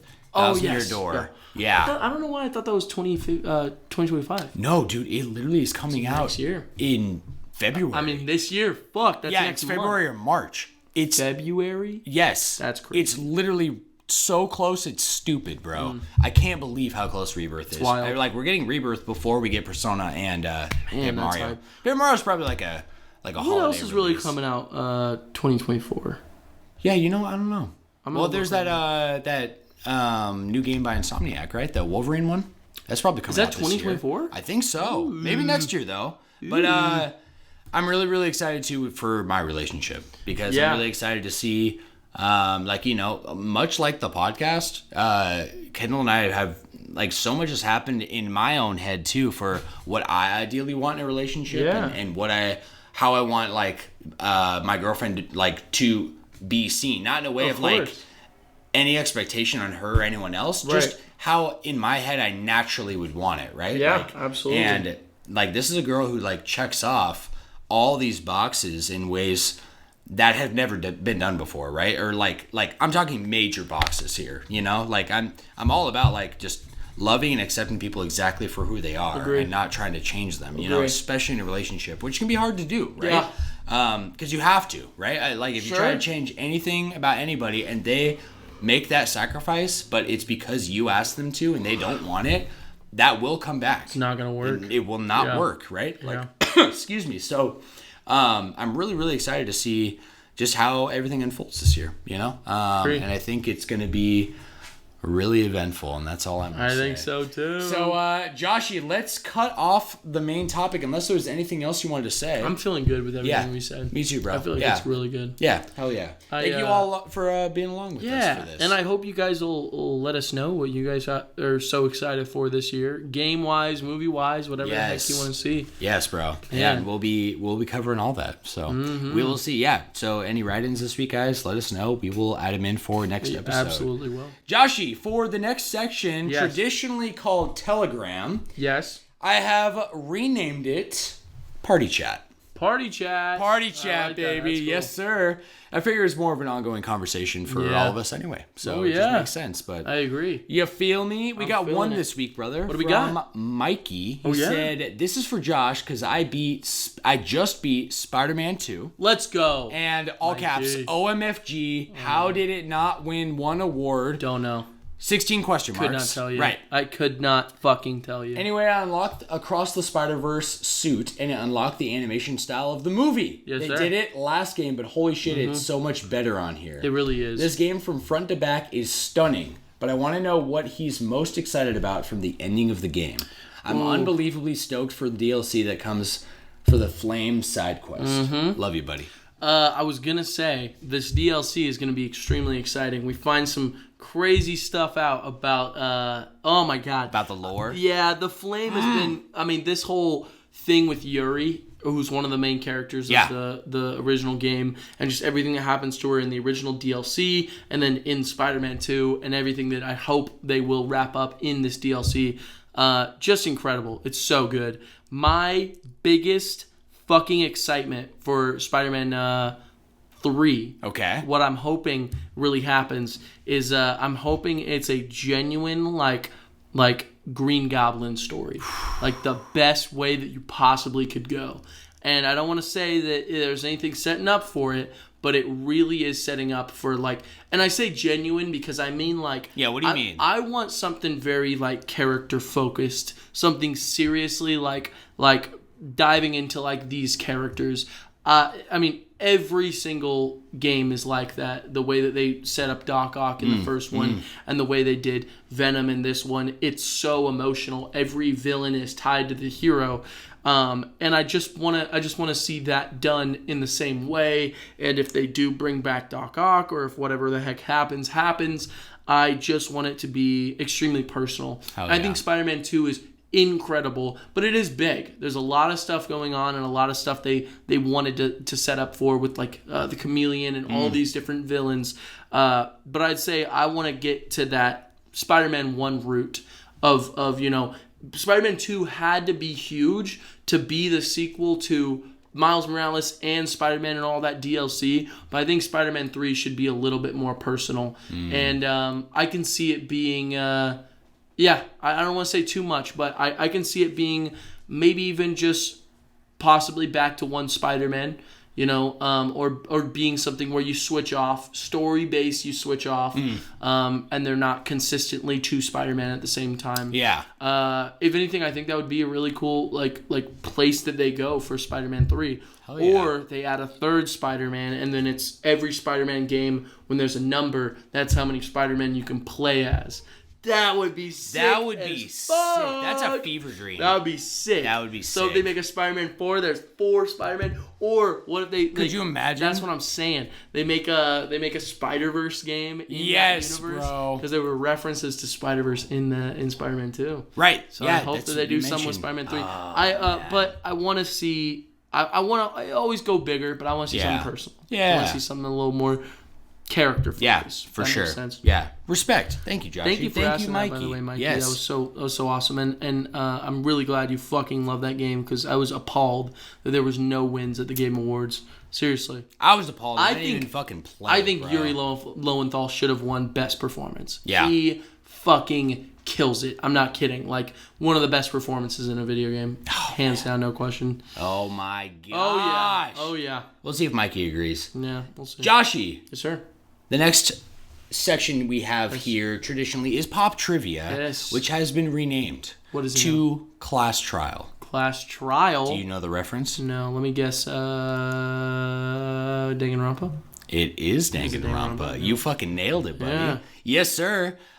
We have no trivia this week. I wanted to keep it just more of a casual episode, like I said. Yeah, and there's going to be trivia. I actually want you to get the trivia for me for AOT next week. Season. Yeah, AOT. Final season, baby, which also I was, when we were first recording AOT, I wasn't sure if the final discussion was going to be a public or a paid episode. Definitely going to make it a public episode. We still got to finish our Xenoblade one anyway. We do. Oh my god. Yeah, that's going to be a focus for us real soon. Shoot. Yeah, we do. That'll be the first paid content for our subscribers. Yeah, we will. Joshy, the last change here, though, for the podcast is our Uncle Iroh section. Oh, yeah. So I actually have removed this section. It's gone? Because I have replaced it with Shonen Sentiments. Ooh, Shonen Sentiments. I like the sound of this. Do you? I do. Yeah, bro. Yeah, I do. It is quotes from any anime, manga, video game, anything that was like impactful. Okay. Which really opens up the floodgates. I was honestly getting, I probably got through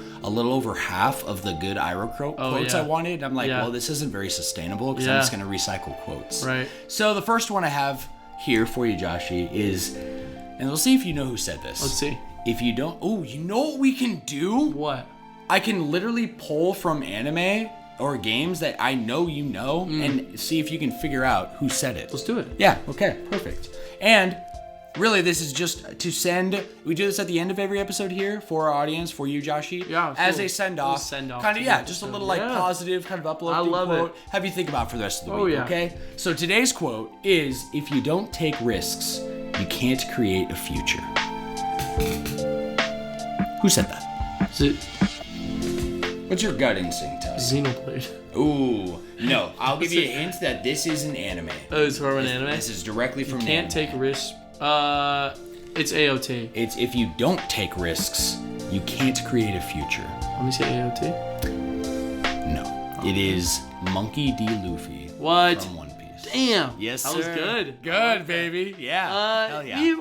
We don't have to do the guessing. Okay. Because that's like an extension on trivia. For sure. You know, we got enough guessing out, I think. Yeah, you're right. You could just say it, and then we could say the quote. Yeah. Then we'll talk about it. Hell yeah. I love that. I'm with that. Yeah, I thought that was... If you're down. That was very down, and I thought this was super fitting for the first one in here. I completely agree. Yeah. And I see a good future. Me too. Me too.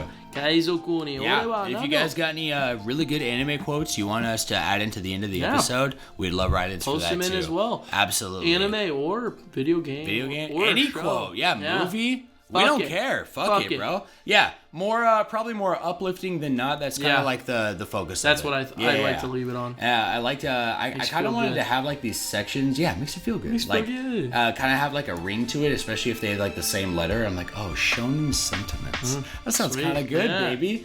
You know what would be better? Oh, Seinen Sentiments. Seinen? How do you spell that? Seinen Sentiments. Well, it doesn't have to be seinen, but it's because that's the adult version of a shonen. You know? Yes, that's where I heard it from. Sentiments. Yeah, you told me that to me like super recently. Yeah. Seinen Sentiments.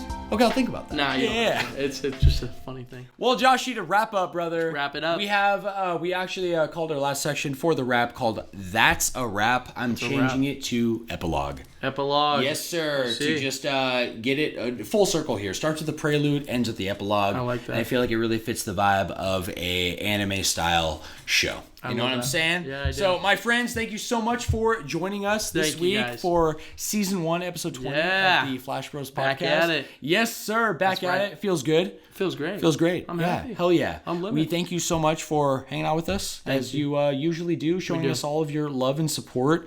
We love you guys. We cannot say that enough. We're going to keep reminding you every single week, okay? We invite you once again to join the community. You can check out our website, patreon.com/flashbrospodcast, or you can write us in at flashbrospodcast@gmail.com. Thank you so much for joining me today, Joshy. Dude, thank you. And thank you guys for everything that you guys have done. I hope you, once again, have an incredible new year, and I hope you guys stick around so we can continue the conversation. Hell yeah, and, baby. If you guys also want any of your friends to join this beautiful family, share the love. Share the love, baby. We have not paid for an ounce of advertising yet. No. So it's really all just word of mouth right now. It's all word of mouth. So if you know people who like podcasts and who just want a small community of fun people, come send them our way. Come cooking. Yeah, cook with us. Come cooking, baby. We love you guys. Have a fantastic rest of your week. Love you.